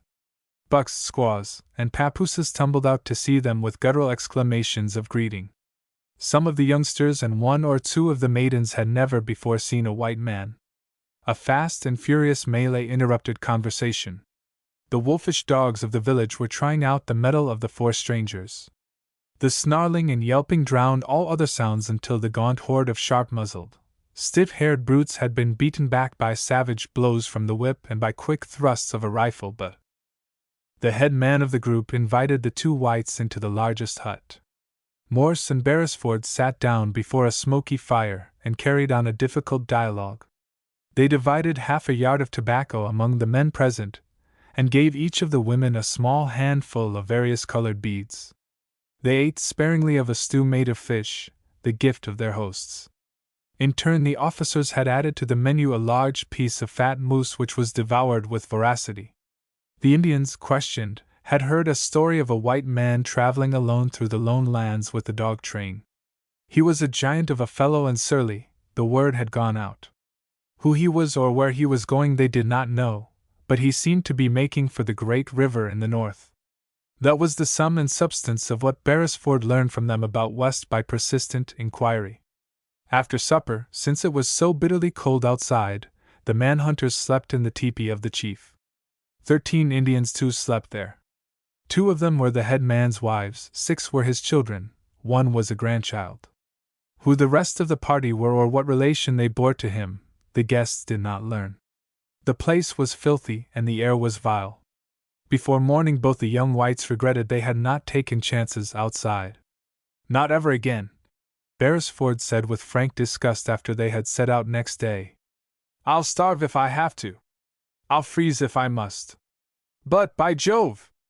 I'll not eat Injun stew or sleep in a potpourri of nichis. Not good enough. Tom grinned.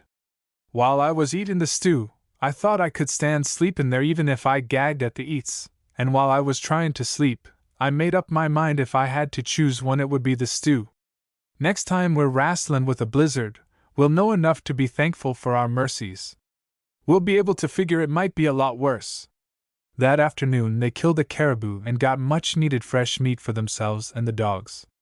Unfortunately, while carrying the hindquarters to the sled, Beresford slipped and strained a tendon in the left leg. He did not notice it much at the time, but after an hour's travel the pain increased. He found it difficult to keep pace with the dogs. They were traversing a 10-mile lake.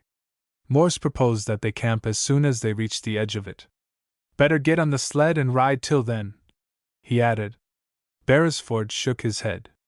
No, I'll carry on all right. Got to grin and bear it. The sled's overloaded anyhow. You trot along and I'll tag. Time you've got the fires built and all the work done, I'll loaf into camp.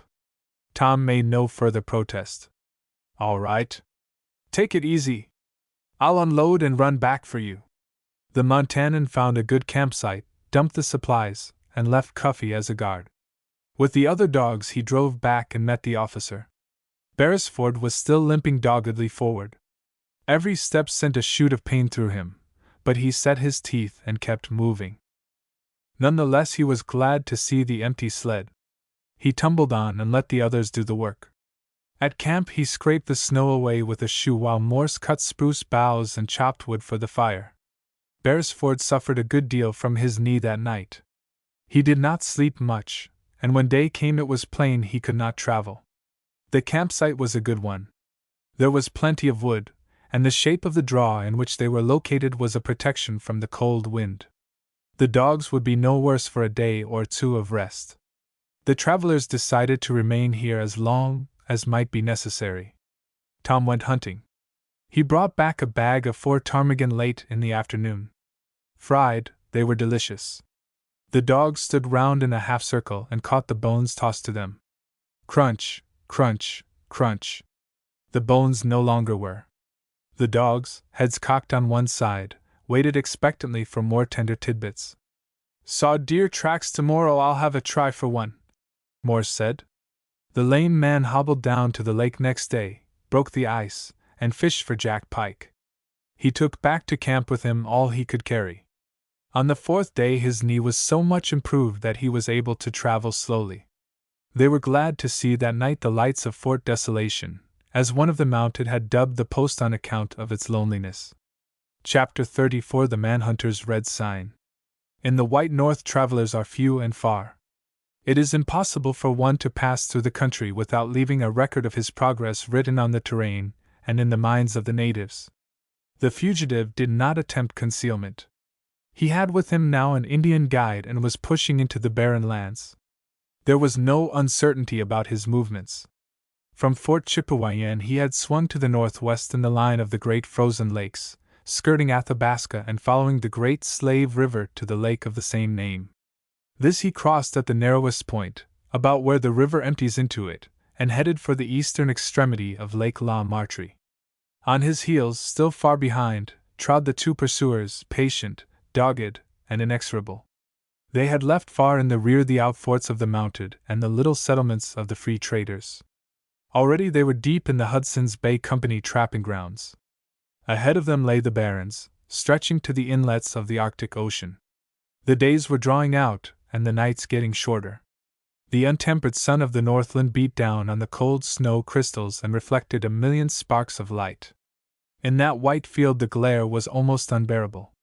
Both of them wore smoked glasses, but even with these their eyes continually smarted. They grew red and swollen. If time had not been so great an element in their journey, they would have tried to travel only after sunset. But they could not afford this. West would keep going as long and as fast as he could. Each of them dreaded snow blindness. They knew the sign of it, a dreadful pain, a smarting of the eyeballs as though hot burning sand were being flung against them. In camp at night they bathed their swollen lids and applied a cool and healing salve. Meanwhile the weeks slipped into months and still they held like bulldogs to the trail of the man they were after. The silence of the wide, empty white waste surrounded them, except for an occasional word, the whine of a dog, and the slithering crunch of the sled runners. From unfriendly frozen deserts they passed, through eternal stillness, into the snow wilderness that seemed to stretch forever. When they came to forests, now thinner, smaller, and less frequent, they welcomed them as they would an old friend. "He's headin' for Great Bear, looks like," Morse suggested one morning after an hour in which either of them had spoken. "I was wondering when you'd chirp up, Tom." Beresford grinned cheerfully. "Sometimes I think I'm fed up for life on the hissing of snowshoe runners. The human voice sure sounds good up here." "Yes, Great Bear Lake." "And after that, where?" "Up the lake, across to the Mackenzie, and down it to the ocean, I'd say." "He's makin' for the Whaling Waters. Herschel Island, maybe. He's hoping to bump into a whaler and get down on it to Frisco." "Your guess is just as good as any." the Canadian admitted. He's cut out a man-sized job for himself. I'll say that for him. It's a 5-to-1 bet he never gets through alive, even if we don't nab him. What else can he do? He's got to keep going or be dragged back to be hanged. I'd travel too if I were in his place. So would I. He's certainly hitting her up. Wish he'd break his leg for a week or two, the constable said airily. They swung into a dense spruce swamp and jumped up a half-grown bear. He was so close to them that Tom, who was breaking trail, could see his little shining eyes. Morse was carrying his rifle, in the hope that he might see a lynx or a moose. The bear turned to scamper away, but the intention never became a fact. A bullet crashed through the head and brought the animal down. An hour later they reached an Indian camp on the edge of a lake. On stages, built well up from the ground, drying fish were hanging out of reach of the dogs. These animals came charging toward the travelers as usual, lean, bristling, wolfish creatures that never had been half-tamed. Beresford lashed them back with the whip. Indians came out from the huts, matted hair hanging over their eyes. After the usual greetings and small presents had been made, the manhunters asked questions. Great Bear Lake, Wahioche, how far? The head man opened his eyes. Nobody in his right mind went to the Great Water at this time of year. It was maybe 15, maybe 20 days' travel. Who could tell? Were all the fair skins mad? Only 3 days since another dog train had passed through driven by a big shaggy man who had left them no presents after he had bought fish. 3 whites in as many days, and before that none but voyageur half-breeds in twice that number of years. The trooper let out a boyish whoop. Gaining fast. Only 3 days behind him, Tom. If our luck stands up, he'll never reach the Great Bear. There was reason back of Beresford's exultant shout. At least one of West's dogs had bleeding feet. This the stained snow on the trail told them. Either the big man had no shoes for the animals or was too careless to use them when needed, the constable had suggested to his friend. It's not carelessness, Morse said. It's his bullying nature. Likely he's got the shoes, only he won't put 'em on. He'll beat the poor brute over the head instead, and curse his luck when he breaks down. He's too bullheaded to be a good driver. On the 4th day after this they came upon one of the minor tragedies of subarctic travel. The skeleton of a dog lay beside the trail. Its bones had been picked clean by its ravenous cannibal companions. 3 left, Beresford commented. He'll be figuring on picking up another when he meets any Indians or Eskimos. If he does, it won't be any good to work with his train. I believe we've got him. He isn't 25 miles ahead of us right now. I'd put it at 20. In about 3 days now the fireworks will begin. It was the 2nd day after this that they began to notice something peculiar about the trail they were following. Hitherto it had taken a straight line, except when the bad terrain had made a detour advisable. Now it swayed uncertainly, much as a drunken man staggers down a street. What's wrong with him? It can't be liquor. Yet if he's not drunk, what's got into him? The soldier asked aloud, expecting no answer that explained this phenomenon. Tom shook his head. See. The Indian's driving now. He follows a straight enough line. You can tell he's at the tail line by the shape of the webs. And West's still lurching along in a crazy way. He fell down here. Is he sick, do you reckon? Give it up. Anyhow, he's in trouble. We'll know soon enough what it is. Before night now we'll maybe see them. Before they had gone another mile, the trail in the snow showed another peculiarity. It made a wide half-circle and was heading south again. He's given up. What's that mean? Out of grub, do you think? Beresford asked. No. If they had been, he'd have made camp and gone hunting.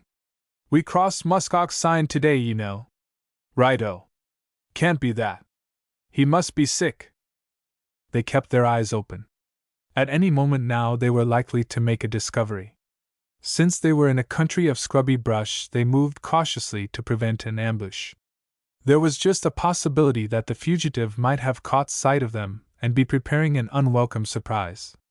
But it was a possibility that did not look like a probability. Something gone way off in his plans, Morse said after they had mushed on the south trail for an hour. Looks like he don't know what he's doing. Has he gone crazy? Might be that. Men do in this country a lot. We don't know what a tough time he's been through. I'll bet he's bucked blizzards aplenty in the last 2 months. Notice one thing. West's trailin' after the guide like a lamb. He's making a sure enough drunk track. See how the point of his shoe caught the snow there and flung him down. The Cree stopped the sled right away so West could get up. Why did he do that?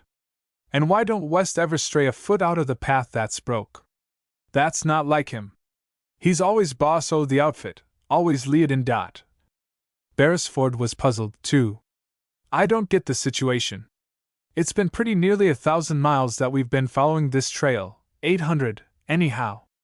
All the way Bully West has stamped his big foot on it as boss. Now he takes second place. The reason's beyond me. His friend's mind jumped at a conclusion. I reckon I know why he's following the straight and narrow path. The guide's got a line round his waist and West tied to it. Why? The sun's rays, reflected from the snow in a blinding, brilliant glare, smote Morse full in the eyes. 4 days the white fields had been very trying to the sight. There had been moments when black spots had flickered before him, when red-hot sand had been flung against his eyeballs if he could judge by the burning sensation. He knew now, in a flash, what was wrong with West. To Beresford he told it in 2 words. The constable slapped his thigh. Of course. That's the answer. Night fell, the fugitives still not in sight. The country was so rough that they might be within a mile or 2 and yet not be seen. Better camp, I reckon, Morse suggested. Yes. Here. We'll come up with them tomorrow. They retreated that evening to an indescribably brilliant pyrotechnic display in the heavens. An aurora flashed across the sky such as either of them had ever seen before. The vault was aglow with waves of red, violet, and purple that danced and whirled, with fickle, inconstant flashes of gold and green and yellow bars. A radiant incandescence of great power lit the arch and flooded it with light that poured through the cathedral windows of the Most High. At daybreak they were up. Quickly they breakfasted and loaded. The trail they followed was before noon a rotten one, due to a sudden rise in the temperature, but it still bore south steadily. They reached the camp where West and his guide had spent the night. Another chapter of the long story of the trail was written here. The sled and the guide had gone on south, but West had not been with them. His webs went wandering off at an angle, hesitant and uncertain. Sometimes they doubled across the track he had already made.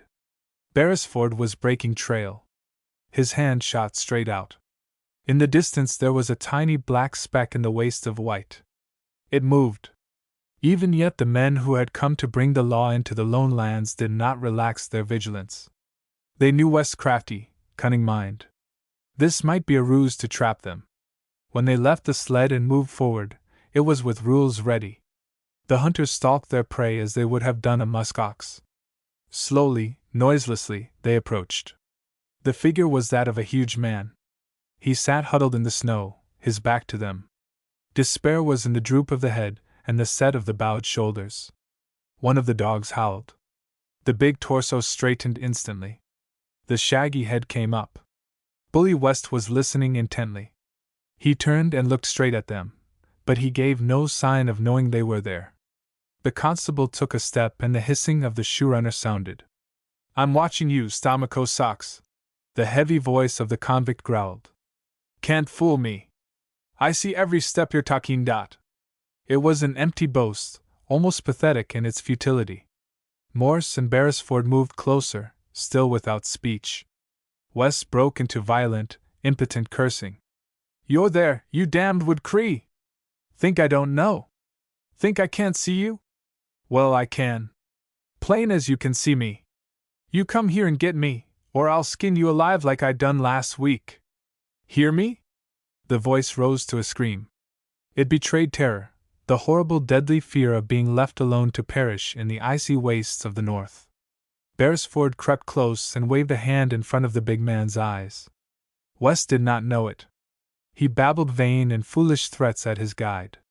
The convict had gone blind, snow-blind, and Stamakosaks had left him alone to make a push for his own life while there was still time. Chapter 35 Snowblind. West grinned up at the officer, his yellow canines showing like tusks. His matted face was an unlovely sight. In its stark, naked fears struggled with craftiness and cruelty. Good you came back, good for you. I ain't blind. I've been foolin' you all along. Wanted to try you out. Now we'll mush. Straight for the big lake. North by west like we been going. Understand, Stamakosaks? I'll not beat your head off this time, but if you ever try any monkey tricks with Bully West again. He let the threat die out in a sound of grinding teeth. Beresford spoke. His voice was gentle.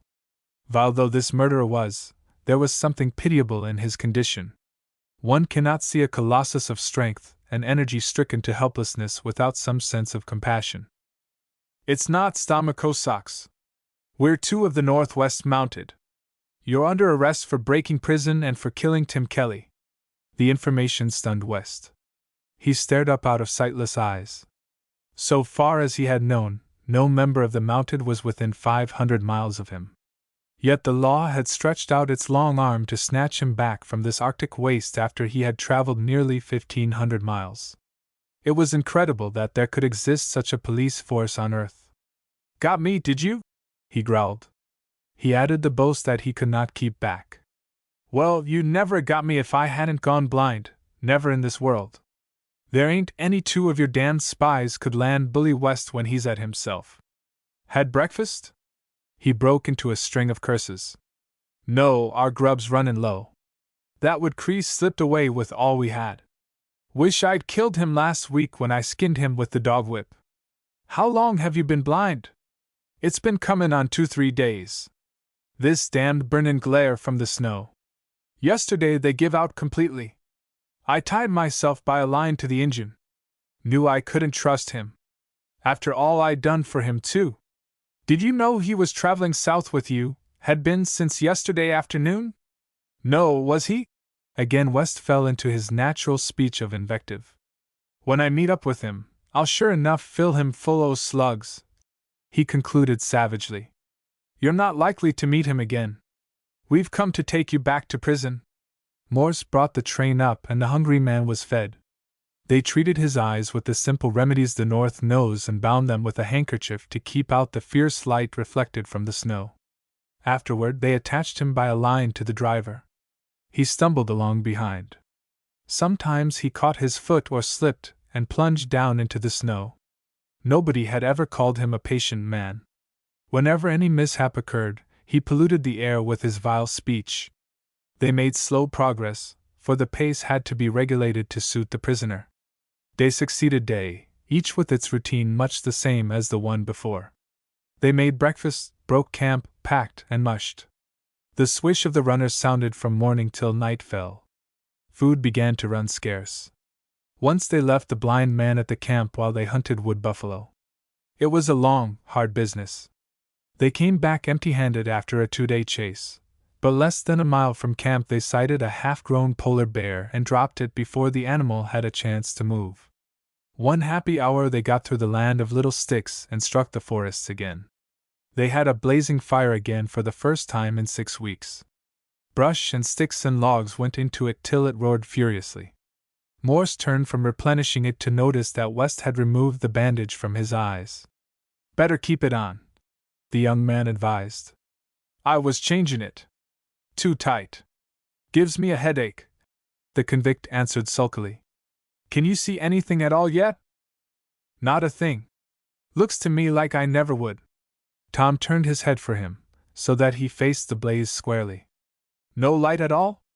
Nope. Don't reckon I ever will see. Maybe you will. I've known cases of snow blindness where they couldn't see for a month and came out all right. Hurts like blazes, growled the big fellow. I know. But not as bad as it did, does it? That salve has helped some. The two young fellows took care of the man as though he had been a brother. They bathed his eyes, fed him, guided him, encouraged him. He was a bad lot, the worst that either of them had known. But he was in trouble and filled with self-pity. Never ill before, a giant of strength and energy. His condition now apparently filled him with despair. He would sit hunched down before the fire, head bowed in his hands, a mountain of dole and woe. Sometimes he talked, and he blamed everyone but himself for his condition. He never had had a square deal. Every one was against him. It was a rotten world. Then he would fall to cursing God and man. In some ways he was less trouble than if he had been able to see. He was helpless and had to trust to them. His safety depended on their safety. He could not strike at them without injuring himself. No matter how much he cringed at the thought of being dragged back to punishment, he shrank still more from the prospect of death in the snow wastes. The situation galled him. Every decent word he gave them came grudgingly, and he still snarled and complained and occasionally bullied as though he had the whip hand. A nice specimen of Ursus horribilis, Beresford murmured to his companion one day. Thought he was game, anyhow, but he's a yellow quitter. Acts as though we were to blame for his blindness and for what's waiting for him at the end of the journey. I like a man to stand the gaff when it's prodding him. Morse nodded. Look out for him. I've got a notion in the back o' my head that he's beginning to see again. He'd kill us in a holy minute if he dared. Only his blindness keeps him from it. What do you say? Shall we handcuff him, knights? Not necessary, the constable said. He can't see a thing. Watch him groping for that stick. All his brains run to cunning. Don't forget that.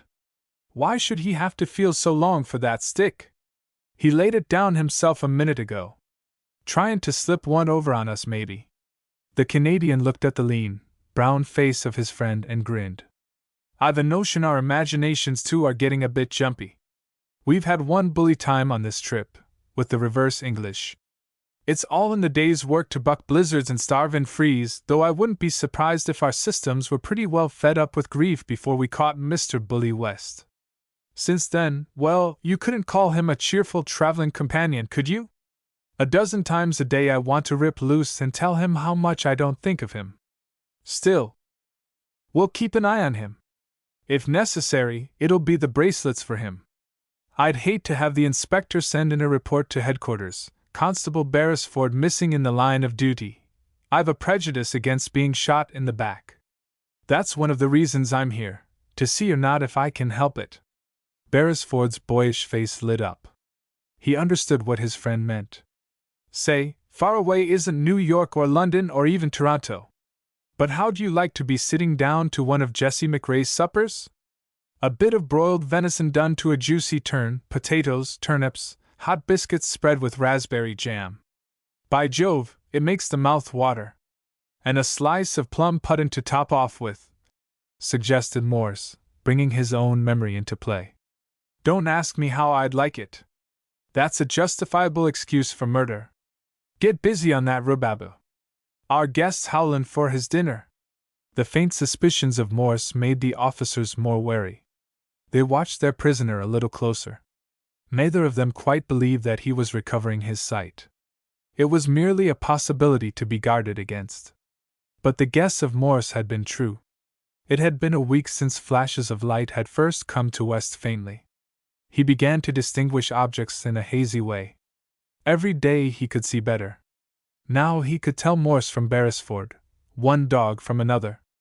Give him a few more days and he would have as good vision as before he had gone blind. All this he hid cunningly, as a miser does his gold.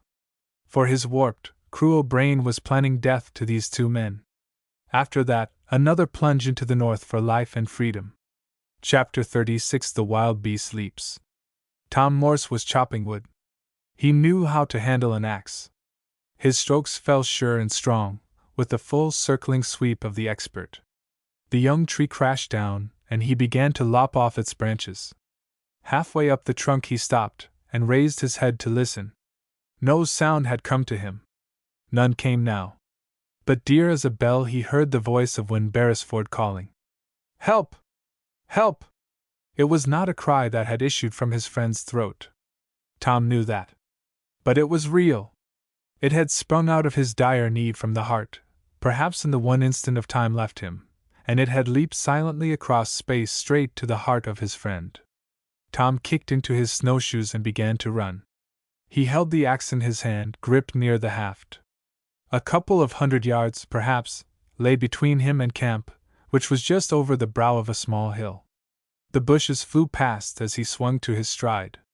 Never had he skimmed the crust faster, but his feet seemed to be weighted with lead. Then, as he topped the rise, he saw the disaster he had dreaded. The constable was crumpling to the ground, his body slack and inert, while the giant slashed at him with a dub of firewood he had snatched from the ground. The upraised arm of the soldier broke the force of the blow, but Morse guessed by the way the arm fell that the bone had snapped. At the sound of the scraping runners, West whirled. He lunged savagely. Even as Tom ducked, a sharp pain shot through his leg from the force of the glancing blow. The axe head swung like a circle of steel. It struck the convict's fur cap.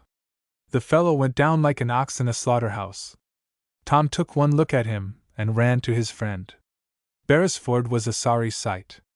He lay unconscious, head and face battered, the blood from his wounds staining the snow. The manhunters had come into the wilderness prepared for emergencies. Jesse McCrae had prepared a small medicine case as a present for the constable. Morse ran to the sled and found this. He unrolled bandages and after he had washed the wounds bound them. As he was about to examine the arm, he glanced up. For a fraction of a second West's wolfish eyes glared at him before they took on again the stare of blindness. The man had moved. He had hitched himself several yards nearer a rifle which stood propped against a balsam. The revolver of the deputy constable came to light. "Stop right where you're at. Don't take another step." The convict snarled rage, but he did not move. Some sure instinct warned him what the cold light in the eyes of his captor meant, that if he crept 1 inch farther toward the weapon he would die in his tracks. He jumped me," the murderer said hoarsely. "Liar! You've been shammin' for a week to get a chance at us. I'd like to gun you now and be done with it." "Don't." West moistened dry lips. "Honest to God, he jumped me. Got mad at something I said. I wouldn't lie to you, Tom." Morse kept him covered, circled round him to the rifle, and from there to the sled. One eye still on the desperado, he searched for the steel handcuffs. They were gone. He knew instantly that sometime within the past day or two West had got a chance to drop them in the snow. He found rawhide thongs. "Lie in the snow, face down," he ordered. "Hands behind you and crossed at the wrists." Presently the prisoner was securely tied. Morse fastened him to the sled and returned to Beresford. The arm was broken above the wrist, just as he had feared. He set it as best he could, binding it with splints. The young officer groaned and opened his eyes. He made a motion to rise. "Don't get up," said Morse. "You've been hurt." "Hurt?" Beresford's puzzled gaze wandered to the prisoner. A flash of understanding lit it. "He asked me to light his pipe, and when I turned, he hit me with a club," the battered man whispered. "About how I figured it. Afraid I'm done in?" "Not yet, old pal. We'll make a fight for it," the Montanan answered. "I'm sick." The soldier's head sank down. His eyes closed. All the splendid, lithe strength of his athletic youth had been beaten out of him. To Morse it looked as though he were done for. Was it possible for one to take such a terrific mauling and not succumb? If he were at a hospital, under the care of expert surgeons and nurses, with proper food and attention, he might have a chance in 100. But in this Arctic waste, many 100 miles from the nearest doctor, no food but the coarsest to eat, it would be a miracle if he survived. The bitter night was drawing in. Morse drove west in front of him to bring back the wood he had been cutting. He made the man prepare the rhubarb for their supper. After the convict had eaten, he bound his hands again and let him lie down in his blankets beside the fire. Morse did not sleep. He sat beside his friend and watched the fever mount in him till he was wildly delirious. Such nursing as was possible he gave. The prisoner, like a chained wild beast, glowered at him hungrily. Tom knew that if West found a chance to kill, he would strike. No scruple would deter him. The fellow was without conscience, driven by the fear of the fate that drew nearer with every step southward. His safety and the desire of revenge marched together. Beresford was out of the way. It would be his companion's turn next. After a time, the great hulk of a man fell asleep and snored stertorously. But Tom did not sleep. He dared not. He had to keep vigilant guard to save both his friend's life and his own. For though West's hands were tied, it would be the work of only a minute to burn away with a live coal the thongs that bound them. The night wore away. There was no question of travel. Beresford was in the grip of a raging fever and could not be moved. Morse made West chop wood while he stood over him, rifle in hand. They were short of food and had expected to go hunting next day. The supplies might last at best 6 or 7 more meals. What was to be done then? Morse could not go and leave West where he could get at the man who had put him in prison and with a dog trained to carry him north.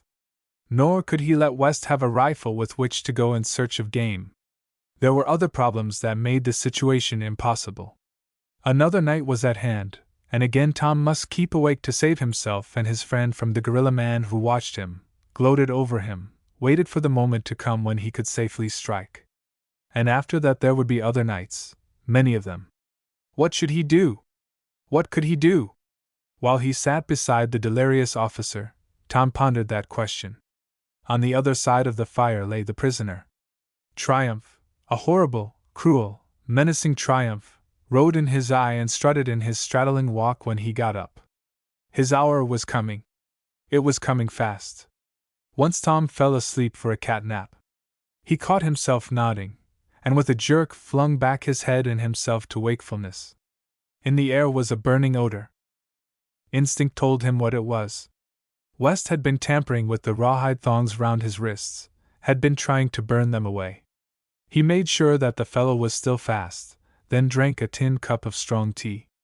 After he had fed the sick man a little caribou broth, persuading him with infinite patience to take it, a spoonful at a time, Morse sat down again to wear out the hours of darkness.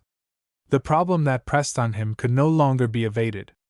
A stark decision lay before him. To postpone it was to choose one of the alternatives. He knew now, almost beyond any possibility of doubt, that either West must die or else he and his friend.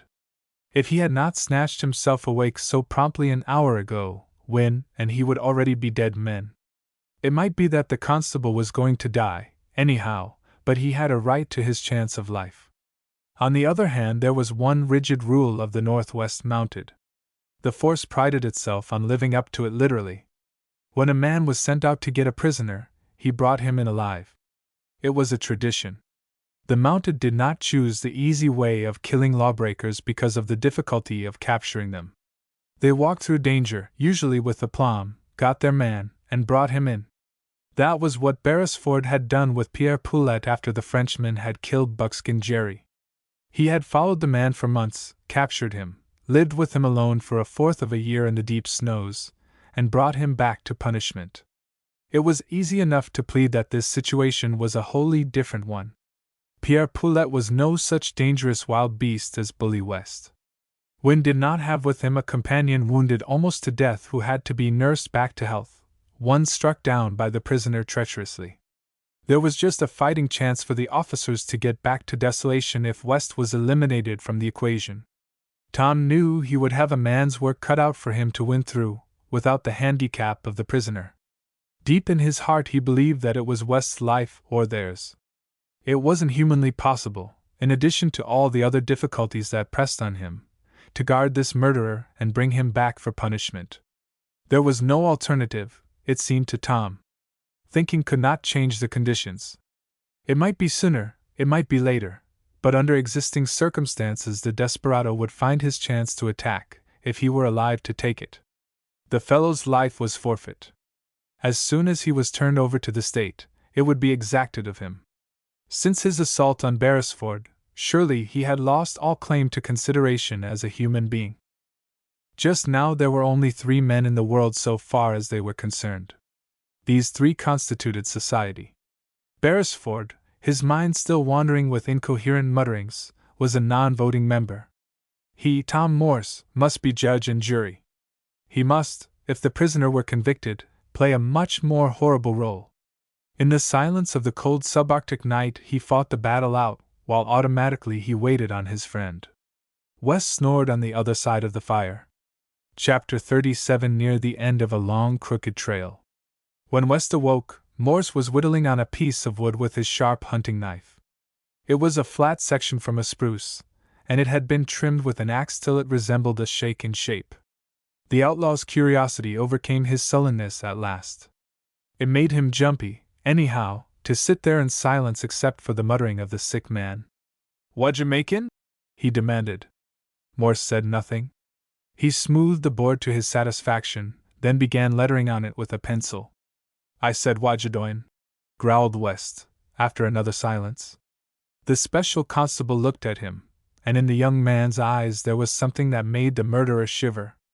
"I'm making a tombstone." "What?" West felt a drench of ice at his heart. "A marker for a grave." For him? Maybe he won't die. Looks better to me.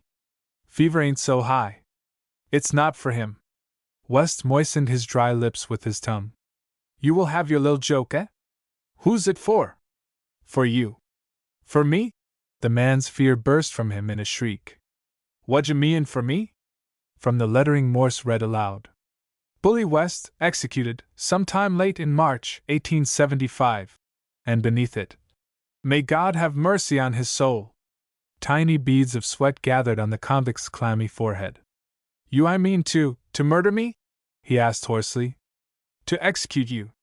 Without a trial? My God, you can't do that!" "I got a right to a trial. You've been tried, and condemned. I settled all that in the night. But it ain't legal. God Almighty, you got no right to act that away. All you can do is to take me back to the courts." The heavy voice broke again to a scream. Morse slipped the hunting knife back into its case. He looked steadily at the prisoner. In his eyes there was no anger, no hatred. But back of the sadness in them was an implacable resolution. "Courts and the law are 1,000 miles away," he said. "You know your crimes. You murdered Tim Kelly treacherously. You planned to spoil an innocent girl's life by driving her to worse than death. You shot your partner in the back after he did his best to help you escape. You tortured Onista and would have killed him if we hadn't come in time. You assaulted my friend here and he'll probably die from his wounds. It's the end of the long trail for you, Bully West. Inside of half an hour you will be dead. If you've anything to say, if you can make your peace with heaven, don't waste a moment." The face of West went gray. He stared at the other man, the horror-filled eyes held fascinated. You're trying to scare me," he faltered. "You wouldn't do that. You couldn't. It ain't allowed by the commissioner." One of the bound arms twitched involuntarily. The convict knew that he was lost. He had a horrible conviction that this man meant to do as he had said. The face of Morse was inexorable as fate itself, but inside he was a river of rushing sympathy. This man was bad. He himself had forced the circumstances that made it impossible to let him live. None the less Tom felt like a murderer. The thing he had to do was so horribly cold-blooded.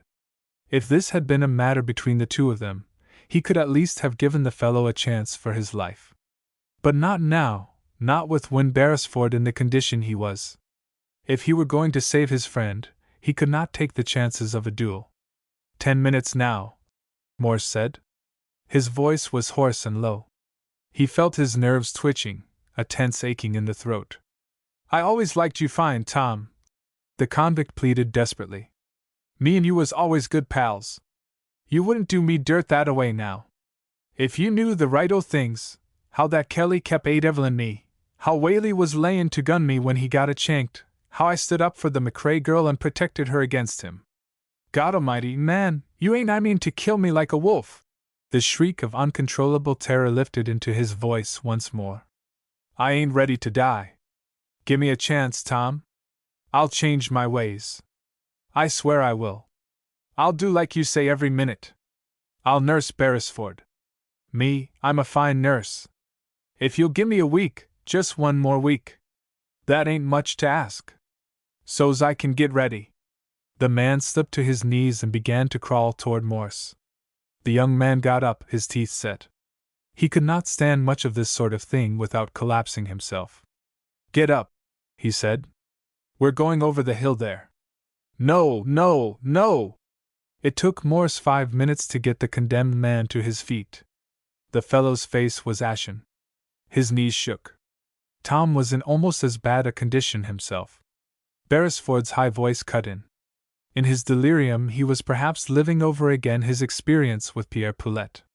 "Mainshin's Ledroit. Get your man and bring him in. Tough sledding. Never mind. Go through, old fellow. Bring him in. That's what you're sent for. Hogtie him. Drag him with a rope around his neck. Get him back somehow." The words struck Tom motionless. It was as though some voice were speaking to him through the sick man's lips. He waited. "Righto, sir," the soldier droned on. "See what I can do, sir. Have a try at it anyhow." And again he murmured the motto of the mounted police. Tom had excused himself for what he thought it was his duty to do on the ground that it was not humanly possible to save his friend and bring West back. It came to him in a flash that the mounted police were becoming so potent a power for law and order because they never asked whether the job assigned them was possible. They went ahead and did it or died trying to do it. It did not matter primarily whether Beresford and he got back alive or not. If West murdered them, other redcoats would take the trail and get him. What he, Tom Morse, had to do was to carry on. He could not choose the easy way, even though it was a desperately hard one for him. He could not make himself a judge over this murderer, with power of life and death. The thing that had been given him to do was to bring West to Faraway. He had no choice in the matter.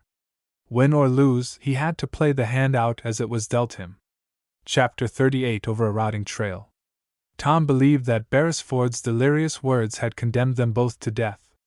He could not nurse his friend, watch West night and day, keep the camp supplied with food, and cover the hundreds of miles of bleak snow fields which stretched between them and the nearest settlement. He did not think that any one man lived who was capable of succeeding in such a task. Yet his first feeling was of immediate relief. The horrible duty that had seemed to be laid upon him was not a duty at all. He saw his course quite simply. All he had to do was to achieve the impossible. If he failed in it, he would go down like a soldier in the day's work. He would have, anyhow, no torturings of conscience, no blight resting upon him till the day of his death. "You're reprieved, Wes," he announced simply. The desperado staggered to the sled and leaned against it faintly. His huge body swayed. The revulsion was almost too much for him. I knowed you couldn't treat an old partner thataway, Tom," he murmured. Morse took the man out to a fir tree. He carried with him a blanket, a buffalo robe, and a part of the dog harness. "What'd you I mean to do?" asked West uneasily. He was not sure yet that he was out of the woods. "Roll up in the blankets," ordered Morse. The fellow looked at his grim face and did as he was told. Tom tied him to the tree, after making sure that his hands were fast behind him. "I'll freeze here," the convict complained. The two officers were lean and gaunt from hard work and insufficient nourishment, but West was still sleek and well padded with flesh. He had not missed a meal, and during the past weeks he had been a passenger. All the hard work, the packing at portages, the making of camp, the long, wearing days of hunting, had fallen upon the two whose prisoner he was. He could stand a bit of hardship, Tom decided. "No such luck," he said brusquely. "And I wouldn't try to break away if I were you. I can't kill you, but I'll thrash you with the dog whip if you make me any trouble." Morse called Cuffy and set the dog to watch the bound man. He did not know whether the St. Bernard would do this, but he was glad to see that the leader of the train understood at once and settled down in the snow to sleep with one eye watchful of West. Tom returned to his friend. He knew he must concentrate his efforts to keep life in the battered body of the soldier. He must nurse and feed him judiciously until the fever wore itself out. While he was feeding wind broth, he fell asleep with the spoon in his hand. He jerkily flung back his head and opened his eyes. Cuffy still lay close to the prisoner, evidently prepared for an all-night vigil with short light naps from which the least movement would instantly arouse him. "I'm all in. Got to get some sleep, Morse said to himself, half aloud. He wrapped in his blankets.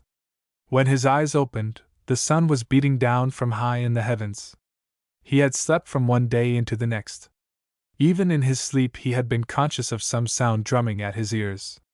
It was the voice of West. "You gonna sleep all day? Don't we get any grub? Have I gotta starve while you pound your ear?" Hurriedly Tom flung aside his wraps. He leaped to his feet, a new man, his confidence and vitality all restored. The fire had died to ashes. He could hear the yelping of the dogs in the distance. They were on a private rabbit hunt of their own, all of them but Cuffy. The St. Bernard still lay in the snow watching West. Beresford's delirium was gone and his fever was less. He was very weak, but Tom thought he saw a ghost of the old boyish grin flicker indomitably into his eyes. As Tom looked at the swathed and bandaged head, for the first time since the murderous attack he allowed himself to hope. The never-say-die spirit of the man and the splendid constitution built up by a clean outdoor life might pull him through yet. West was afraid you never were going to wake up, Tom. It worried him. "You know how fond of you he is," the constable said weakly. Morse was penitent. "Why didn't you wake me, Win? You must be dying of thirst." "I could do with a drink," he admitted. "But you needed that sleep. Every minute of it." Tom built up the fire and thawed snow. He gave Beresford a drink and then fed more of the broth to him. He made breakfast for the prisoner and himself. Afterward, he took stock of their larder. It was almost empty. Enough flour and pemmican for another mess of rhubarb.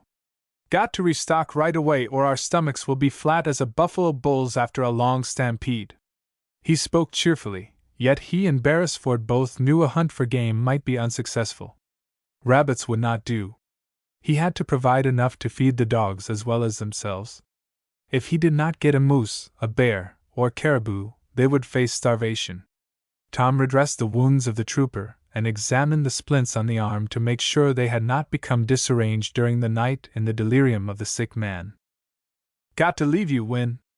Maybe for a day or more. I'll have plenty of wood piled handy for the fire, and broth all ready to heat. Think you can make out?"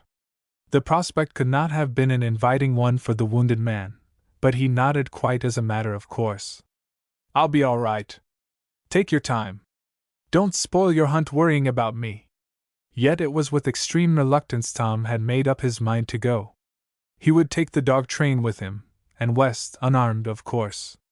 He had to take him on Beresford's account, because he dared not leave him. But as he looked at his friend, all the supple strength stricken out of him, weak and helpless as a sick child, he felt a queer tug at the heart.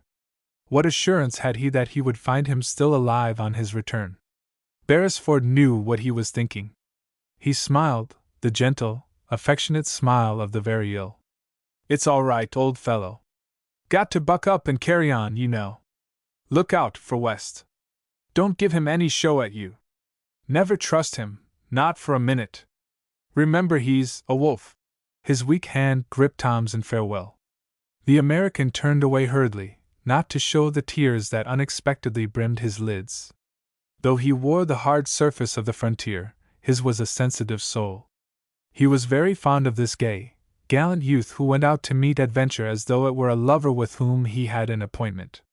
They had gone through hell together, and the fires of the furnace had proved the Canadian true gold. After all, Tom was himself scarcely more than a boy in years. He cherished, deep hidden in him, the dreams and illusions that long contact with the world is likely to dispel. At New Haven and Cambridge lads of his age were larking beneath the elms and playing childish pranks on each other. West drove the team. Tom either broke trail or followed. He came across plenty of tracks, but most of them were old ones. He recognized the spoor of deer, bear, and innumerable rabbits. Toward noon fresh caribou tracks crossed their path. The slot pointed south. Over a soft and rotting trail more swung round in pursuit. They made heavy going of it. He had to break trail through slushy snow. His shoes broke through the crust and clogged with the sludgy stuff so that his feet were greatly weighted. Fatigue pressed like a load on his shoulders. The dogs and West wallowed behind. By night probably the trail would be much better, but they dared not wait till then. The caribou would not stop to suit the convenience of the hunters. This might be the last shot in the locker. Every dragging lift of the webs carried Morse farther from camp, but food had to be found and in quantity. It was close to dusk when Tom guessed they were getting near the herd. He tied the train to a tree and pushed on with West. Just before nightfall he sighted the herd grazing on muskeg moss. There were about a dozen in all. The wind was fortunately right. Tom motioned to West not to follow him.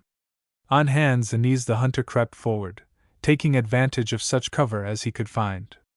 It was a slow, cold business, but he was not here for pleasure. A mistake might mean the difference between life and death for him and Win Beresford. For a stalker to determine the precise moment when to shoot is usually a nice decision. Perhaps he can gain another dozen yards on his prey. On the other hand, by moving closer he may startle them and lose his chance. With so much at stake, Tom felt for the second time in his life the palsy that goes with buck fever. A buck flung up his head and sniffed toward the hidden danger. Tom knew the sign of startled doubt. Instantly his trembling ceased. He aimed carefully and fired. The deer dropped in its tracks again. He fired, twice, 3 times. The last shot was a wild one, sent on 100th chance. The herd vanished in the gathering darkness. Tom swung forward exultant, his webs swishing swiftly over the snow. He had dropped too. A second buck had fallen, risen, run 50 yards, and come to earth again. The hunter's rifle was ready in case either of the caribous sprang up. He found the first one dead, the other badly wounded. At once he put the buck out of its pain.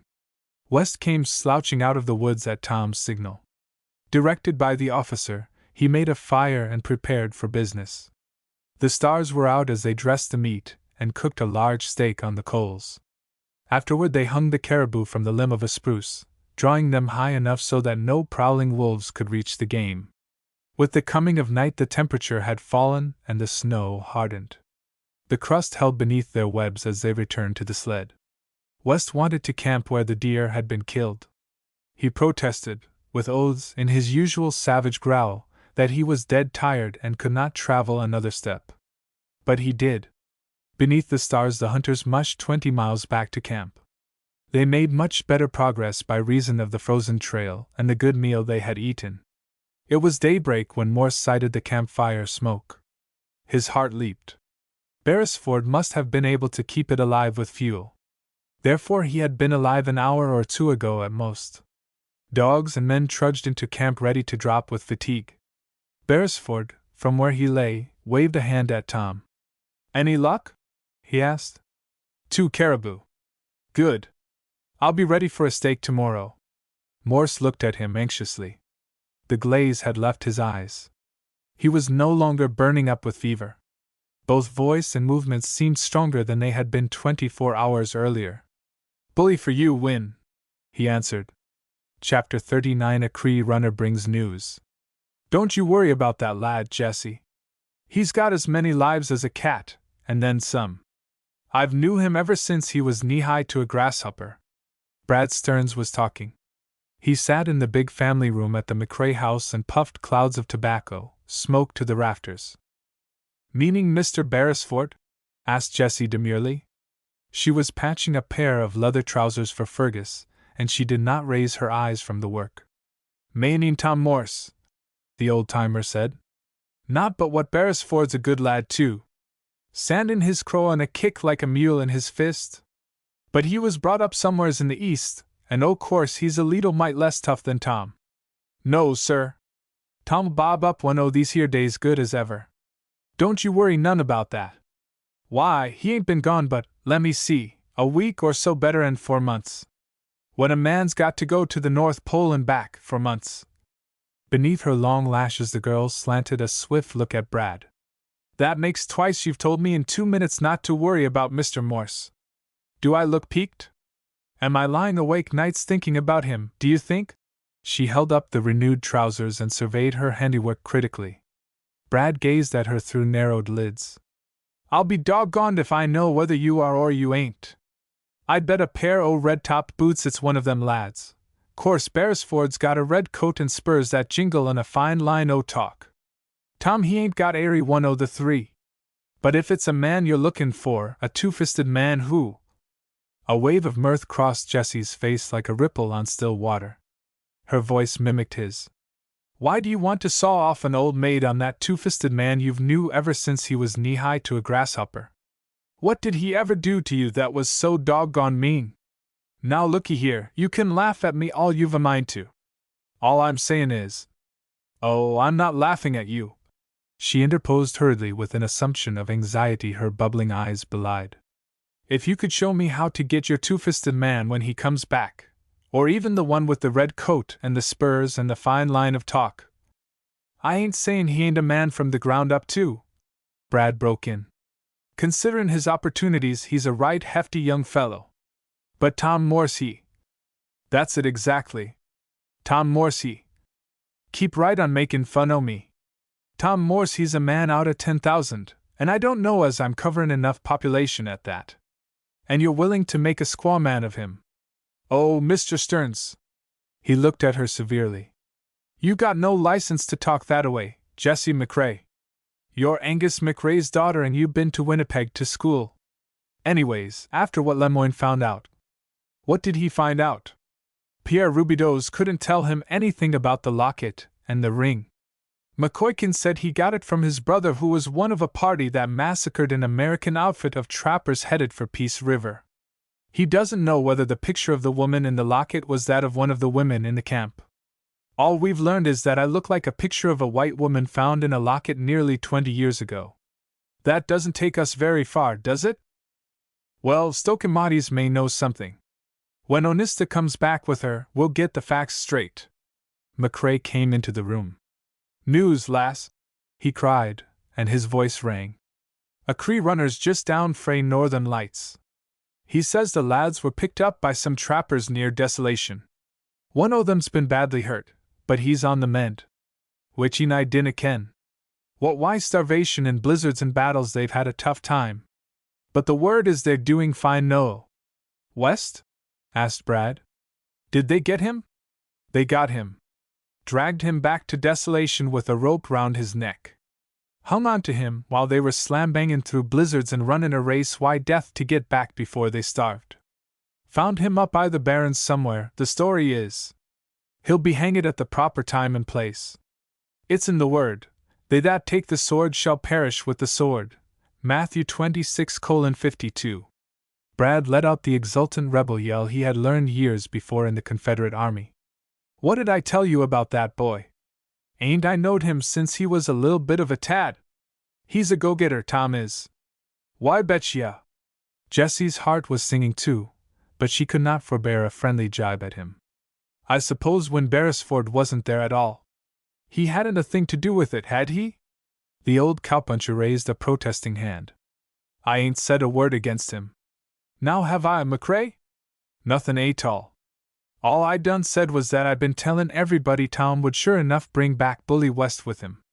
The girl laughed. You're daffy about that boy you brought up by hand. I'll not argue with you. They're both good lads, the Scotchman summed up, and passed to his second bit of news. Onista and Stokemanis are in frae the Blackfoot country. They stop it at the store, but they'll be along presently.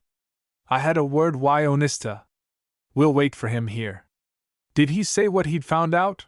Jessie cried. Only that he had brought back the truth. That'll be the lad knockin' at the door. Jessie opened, to let in Onista and his mother. Stokematis and the girl gravitated into each other's arms, as is the way with women who are fond of each other. The Indian is stolid, but Jessie had the habit of impetuosity, of letting her feelings sweep her into demonstration. Even the native women she loved were not proof against it. McCrae questioned Stokematis. Without waste of words, the mother of Onista told the story she had traveled hundreds of miles to tell. Sleeping Dawn was not the child of her sister. When the attack had been made on the white trappers bound for Peace River, the mother of a baby had slipped the infant under an iron kettle. After the massacre, her sister had found the wailing little atom of humanity. The Indian woman had recently lost her own child. She hid the babe and afterward was permitted to adopt it. When a few months later she died of smallpox, Stochomades had inherited the care of the little one. She had named it Sleeping Dawn. Later, when the famine year came, she had sold the child to Angus MacRae.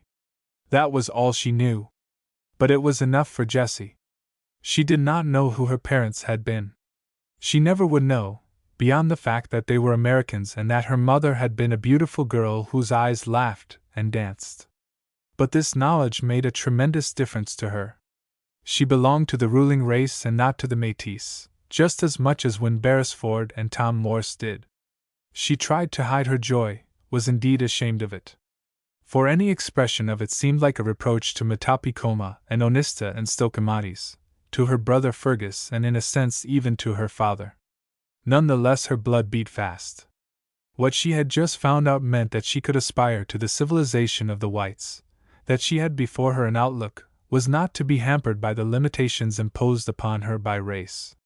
The heart in the girl sang a song of sunshine dancing on grass, of meadowlarks flinging out their carefree notes of joy. Through it like a golden thread ran for a motif little melodies that had to do with a man who had staggered into Fort Desolation out of the frozen north, sick and starved and perhaps wounded, but still indomitably captain of his soul. Chapter 40. Malbrouck s'en va-t en guerre. Inspector McLean was present in person when the two man-hunters of the Northwest Mounted returned to Faraway. Their reception was in the nature of a pageant. Gaily dressed voyagers and trappers, singing old river songs that had been handed down to them from their fathers, unharnessed the dogs and dragged the carriole into town. In it sat Beresford, still unfit for long and heavy mushing. Beside it slouched West, head down, hands tied behind his back, the eyes from the matted face sending sidling messages of hate at the capering crowd. At his heels moved Morse, grim and tireless, an unromantic figure of dominant efficiency. Long before the worn travelers and their escort reached the village, Jessie could hear the gay lilt of the chanty that heralded their coming. Malbrouck s'en va-t en guerre, Myron-ton-ton-ton, Myron-tain. The girl hummed it herself, heart athrob with excitement. She found herself joining in the cheer of welcome that rose joyously when the cavalcade drew into sight. In her cheeks fluttered eager flags of greeting. Tears brimmed the soft eyes, so that she could hardly distinguish Tom Morse and Win Beresford, the one lean and gaunt and grim, the other pale and hollow-eyed from illness, but scattering smiles of largesse. For her heart was crying, in a paraphrase of the great parable, "He was dead, and is alive again, he was lost, and is found." Beresford caught sight of the inspector's face, and chuckled like a schoolboy caught in mischief. This gay procession, with its half-breeds in tricolored woolen coats, its gay-plumed voyagers suggesting gallant troubadours of old in slashed belts and tassels, was not quite the sort of return to set Inspector McLean cheering. Externally, at least, he was a piece of military machinery. A trooper did his work, and that ended it. In the Northwest Mounted it was not necessary to make a gala day of it because a constable brought in his man. If he didn't bring him in, well, that would be another and a sadder story for the officer who fell down on the assignment. As soon as Beresford and Morse had disposed of their prisoner and shaken off their exuberant friends, they reported to the inspector. He sat at a desk and listened dryly to their story. Not till they had finished did he make any comment. "You'll have a week's furlough to recuperate, Constable Beresford. After that report to the Writing on Stone detachment for orders. Here's a voucher for your pay, Special Constable Morse. I'll say to you both that it was a difficult job well done." He hesitated a moment, then proceeded to free his mind. "As for this Roman triumph business, victory procession with prisoners chained to your chariot wheels, quite unnecessary, I call it," Beresford explained, smilingly. "We really couldn't help it, sir. They were bound to make a Roman holiday out of us whether we wanted to or not. You know how excitable the French are. Had to have their little frolic out of it. Not the way the Mounted does business. You know that, Beresford. We don't want any fuss and feathers, any falderole, this Myron-ton-ton-ton stuff. Damn it, sir, you liked it. I could see you eat it up. D'you suppose I haven't eyes in my head?" The veneer of sobriety Beresford imposed on his countenance refused to stay put. McLean fumed on. HMP. Malbrook sen Vietien guerre, eh? Very pretty. Very romantic, no doubt. But damned sentimental Tommyrot, just the same. Yes, sir, agreed the constable, barking into a cough just in time to cut off a laugh. Get out, ordered the inspector, and there was the glimmer of a friendly smile in his own eyes. And I'll expect you both to dine with me tonight. 6 o'clock sharp. I'll hear that wonderful story in more detail. And take care of yourself, Beresford. You don't look strong yet. I'll make that week 2 or 3 if necessary. Thank you, sir. HMP. Don't thank me. Earned it, didn't you? What are you hanging around for? Get out. Constable Beresford had his revenge. As he passed the window, Inspector McLean heard him singing. The words that drifted to the commissioned office were familiar. Malbrook sen Vietien guerre, Myron ton ton ton, Myron tain. McLean smiled at the irrepressible youngster. Like most people, he responded to the charm of Winthrop Beresford. He could forgive him a touch of debonair impudence if necessary.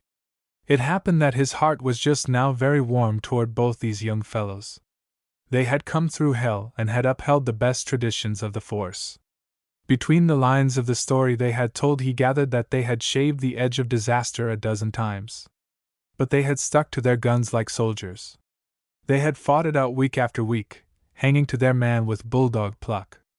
And when at last they were found almost starving in camp, they were dividing their last rabbit with the fellow they were bringing out to be hanged. The inspector walked to the window and looked down the street after them. His lips moved, but no sound came from them. The rhythmic motion of them might have suggested, if there had been anybody present to observe, that his mind was running on the old river song. Malbrook sen Vietien guerre, Myron ton ton ton, Myron tain. Chapter 41 Sense and Nonsense. Beresford speaking, to an audience of one, who listened with soft dark eyes aglow and sparkling. He's the best scout ever came over the border, Jesse. Trusty as steel, stands the gaff without whining, backs his friends to the limit, and plays the game out till the last card's dealt and the last trick lost. Tom Morse is a man in 50,000. I know another, she murmured. Every word you've said is true for him, too. He's a wonder, that other, admitted the soldier dryly. But we're talking about Tom now. I tell you that iron man dragged West and me out of the barrens by the scruff of our necks. Wouldn't give up. Wouldn't quit. The Yellow and West came out half a dozen times. When the 10-day blizzard caught us, he laid down and yelped like a cur. I wouldn't have given a plugged 6pence for our chances. But Tom went out into it, during a little lull, and brought back with him a timber wolf. How he found it, how he killed it, heaven alone knows. He was coated with ice from head to foot. That wolf kept us and the dogs alive for a week. Each day, when the howling of the blizzard died down a bit, Tom made West go down with him to the creek and get wood. It must have been a terrible hour. They'd come back so done up, so frozen, they could hardly stagger in with their jags of pine for the fire. I never heard the man complain, not once. He stood up to it the way Tom Sayers used to. The girl felt a warm current of life prickling swiftly through her. I love to hear you talk so generously of him. Of my rival? He said, smiling. How else can I talk? The scoundrel has been heaping on me those coals of fire we read about. I haven't told you half of it. How he nursed me like a woman and looked after me so that I wouldn't take cold. How he used to tuck me up in the sled with a hot stone at my feet and make short days' runs in order not to wear out my strength. By Jove, it was a deucedly unfair advantage he took of me. Is he your rival? She asked. Isn't he? In business? How demure Miss McCrae is, he commented. Observe those long eyelashes flutter down to the soft cheeks. In what book did you read that? She wanted to know. In that book of suffering known as Experience. He sighed, eyes dancing. If you're trying to tell me that you're in love with some girl. Haven't I been trying to tell you for a year? Her eyes flashed a challenge at him. Take care, sir. First thing you know, you'll be on thin ice. You might break through. And if I did, of course I'd snap you up before you could bat an eye. Is there a girl living that wouldn't? And I'm almost an old maid. Don't forget that. I'm to gather rosebuds while I may, because time's flying so fast, some poet says. Time stands still for you, my dear. He bowed, with a gay imitation of the grand manner. Thank you. Her smile mocked him. She had flirted a good deal with this young man and understood him very well. He had no intention whatever of giving up the gay hazards of life for any adventure so enduring as matrimony. Moreover, he knew she knew it. But let's stick to the subject. While you're proposing, how you help a fellow along? He laughed. Am I proposing? Of course you are. But I haven't found out yet whether it's for yourself or Mr. Morse. A good suggestion, novel, too. For us both, let's say. You take your choice. He flung out a hand in a gay debonair gesture. You've told his merits, but I don't think I ever heard yours mentioned. She countered. If you'd recite them, please. It's a subject I can do only slight justice. He bowed again. Sergeant Beresford, at your service, of the Northwest Mounted. Sergeant. Since when? Since yesterday. Promoted for meritorious conduct in the line of duty. My pay is increased to $1.25 a day. In case happily your choice falls on me, don't squander it on silks and satins, on trips to Paris and London. If I choose you, it won't be for your wealth, she assured him. Reassured, fair lady. I proceed with the inventory of Sergeant Beresford's equipment as a future husband. Fond, but alas, fickle. A family black sheep, or if not black, at least striped. Likely not to plague you long, if he's sent on many more jobs like the last. Said to be good-tempered but not docile. Kind, as men go, but a ne'er-do-well, a prodigal, a waster. Something whispers in my ear that he'll make a better friend than a husband. A twin fairy is whispering the same in my ear. The girl nodded. At least a better friend to Jessie McCrae. But I think he has a poor advocate in you. The description is not a flattering one. I don't even recognize the portrait. But Tom Morse. Exactly, Tom Morse. Haven't you rather taken the poor fellow for granted?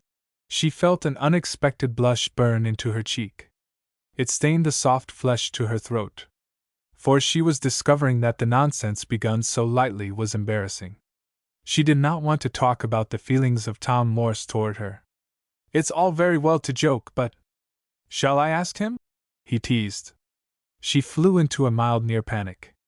If you dare, win Beresford! The flash in her eyes was no longer mirth. We'll talk about something else. I don't think it's very nice of us to. Tom retired from conversational circulation. He announced. Shall we talk of cats or kings? Tell me your plans, now you've been promoted. Plans? Better men make 'em. I touch my hat, say yes, sir, and help work 'em out. Coming back to Tom for a minute, have you heard that the colonel has written him a letter of thanks for the distinguished service rendered by him to the Mounted and suggesting that a permanent place of importance can be found for him on the force if he'll take it? No, did he? Isn't that just fine? The soft glow had danced into her eyes again. He won't take it, will he? What do you think? His eyes challenged hers coolly. He was willing, if he could, to discover whether Jessie was in love with his friend. Oh, I don't think he should, she said quickly. He has a good business. It's getting better all the time. He's a coming man. And of course he'd get hard jobs in the Mounted, the way you do. That's a compliment if it's true. He grinned. I dare say, but that doesn't make it any safer. They couldn't give him a harder one than you did when you sent him into the Barrens to bring back West. His eyes, touched with humor and yet disconcertingly intent on information, were fixed steadily on hers. The girl's cheeks flew color signals. Why do you say that? I didn't ask him to go. He volunteered. Wasn't it because you wanted him to?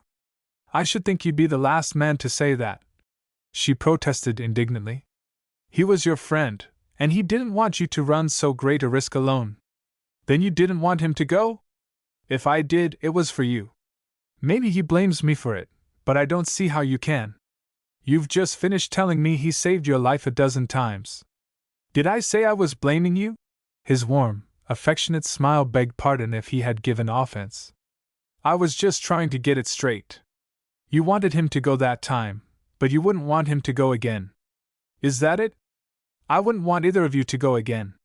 What are you driving at, when Beresford? Oh, nothing, he laughed.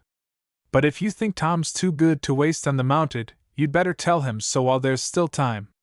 He'll make up his mind within a day or two. I don't see him. He never comes here. I wonder why. Jessie sometimes wondered why herself. Chapter 42 The Imperative Urge. The reason why Tom did not go to see Jessie was that he longed to do so in every fiber of his being. His mind was never freed for a moment from the routine of the day's work that it did not automatically turn toward her. If he saw a woman coming down the street with the free light step only one person in far away possessed, his heart would begin to beat faster. In short, he suffered that torment known as being in love. He dared not go to see her for fear she might discover it. She was the sweetheart of his friend. It was as natural as the light of day that she turned to win Beresford with the gift of her love. Nobody like him had ever come into her life. His gay courage, his debonair grace, the good manners of that outer world such a girl must crave, the affectionate touch of friendliness in his smile. How could any woman on this forsaken edge of the Arctic resist them? She could not, of course, let alone one so full of the passionate longing for life as Jessie McCrae. If Tom could have looked on her unmoved, if he could have subdued or concealed the ardent fire inside him, he would have gone to call occasionally as though casually. But he could not trust himself. He was like a volcano ready for eruption. Already he was arranging with his uncle to put a subordinate here and let him return to Benton. Until that could be accomplished, he tried to see her as little as possible. But Jessie was a child of the imperative urge. She told herself 50 times that it was none of her business if he did accept the offer of a place in the Northwest Mounted. He could do as he pleased. Why should she interfere? And yet, she found a shadow of excuse for herself in the fact that it had been through her that he had offered himself as a special constable. He might think she wanted him to enlist permanently. So many girls were foolish about the red coats of soldiers. She had noticed that among her schoolgirl friends at Winnipeg. If she had any influence with him at all, she did not want it thrown on that side of the scale. But of course he probably did not care what she thought. Very likely it was her vanity that whispered to her he had gone north with Win Beresford partly to please her. Still, since she was his friend, ought she not to just drop an offhand hint that he was a more useful citizen where he was than in the Mounted? He couldn't very well resent that, could he? Or think her officious? Or forward? She contrived little plans to meet him when he would be alone, and she could talk with him, but she rejected these because she was afraid he would see through them. It had become of first importance to her that Tom Morse should not think she had any but a superficial interest in him. When at last she did meet him, it was by pure chance. Dusk was falling. She was passing the yard where his storehouse was. He wheeled out and came on her plumply face to face. Both were taken by surprise completely. Out of it neither could emerge instantly with casual words of greeting. Jessie felt her pulses throb. A queer consternation paralyzed the faculties that ought to have come alertly to her rescue. She stood, awkwardly silent, in a shy panic to her pulsing fingertips. Later she would flog herself scornfully for her folly, but this did not help in the least now. "Hi, I was just going to Mr. Whaley's with a little dress Mother made for the baby," she said at last. "It's a nice baby," was the best he could do. "Yes. It's funny. You know Mr. Whaley didn't care anything about it before, while it was very little. But now he thinks it's wonderful. I'm so glad he does." She was beginning to get hold of herself, to emerge from the emotional crisis into which this meeting had plunged her. It had come to her consciousness that he was as perturbed as she, and a discovery of this nature always brings a woman composure. "He treats his wife a lot better, too. There was room for it," he said dryly. "She's a nice little thing." "Yes." Conversation, which had been momentarily brisk, threatened to die out for lack of fuel. Anything was better than significant silences in which she could almost hear the hammering of her heart. When Beresford told me about the offer you had to go into the Mounted, she said, plunging. Yes? Will you accept? He looked at her, surprised. Didn't Win tell you? I said right away I couldn't accept. He knew that. Oh. I don't believe he did tell me. Perhaps you hadn't decided then. Privately, she was determining to settle some day with Winthrop Beresford for leading her into this. He had purposely kept silent, she knew now, in the hope that she would talk to Tom Morse about it. But I'm glad you've decided against going in. Why? It's dangerous, and I don't think it has much future. Win likes it. Yes, Win does. He'll get a commission one of these days. He deserves one. I hope you'll both be very happy. He was walking beside her. Quickly her glance flashed up at him. Was that the reason he had held himself so aloof from her? I think we shall, very likely, if you mean Win and I. He's always happy, isn't he? And I try to be. I'm sorry he's leaving this part of the country. Writing on stone is a long way from here. He may never get back. I'll miss him a good deal. Of course you will too. This was plain enough, but Tom could not accept it at face value. Perhaps she meant that she would miss him until Win got ready to send for her. An idea lodged firmly in the mind cannot be ejected at an instant's notice. Yes, I'll miss him. He's a splendid fellow. I've never met one like him, so staunch and cheerful and game. Sometime I'd like to tell you about that trip we took.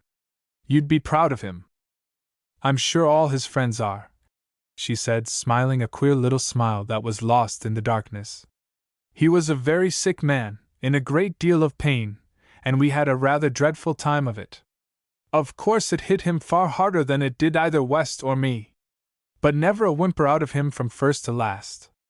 Always cheerful, always hopeful, with a little joke or a snatch of a song, even when it looked as though we couldn't go on another day. He's 1 out of 10,000. I heard him say that about another man, only I think he said 1 in 50,000. She made comment, almost in a murmur. Any girl would be lucky to have such a man for a husband, he added fatuously. Yes. I hope he'll find some nice one who will appreciate him. This left no room for misunderstanding. Tom's brain whirled. You and he haven't had any quarrel? No, what made you think so? I don't know. I suppose I'm an idiot. But I thought. He stopped. She took up his unfinished sentence. You thought wrong.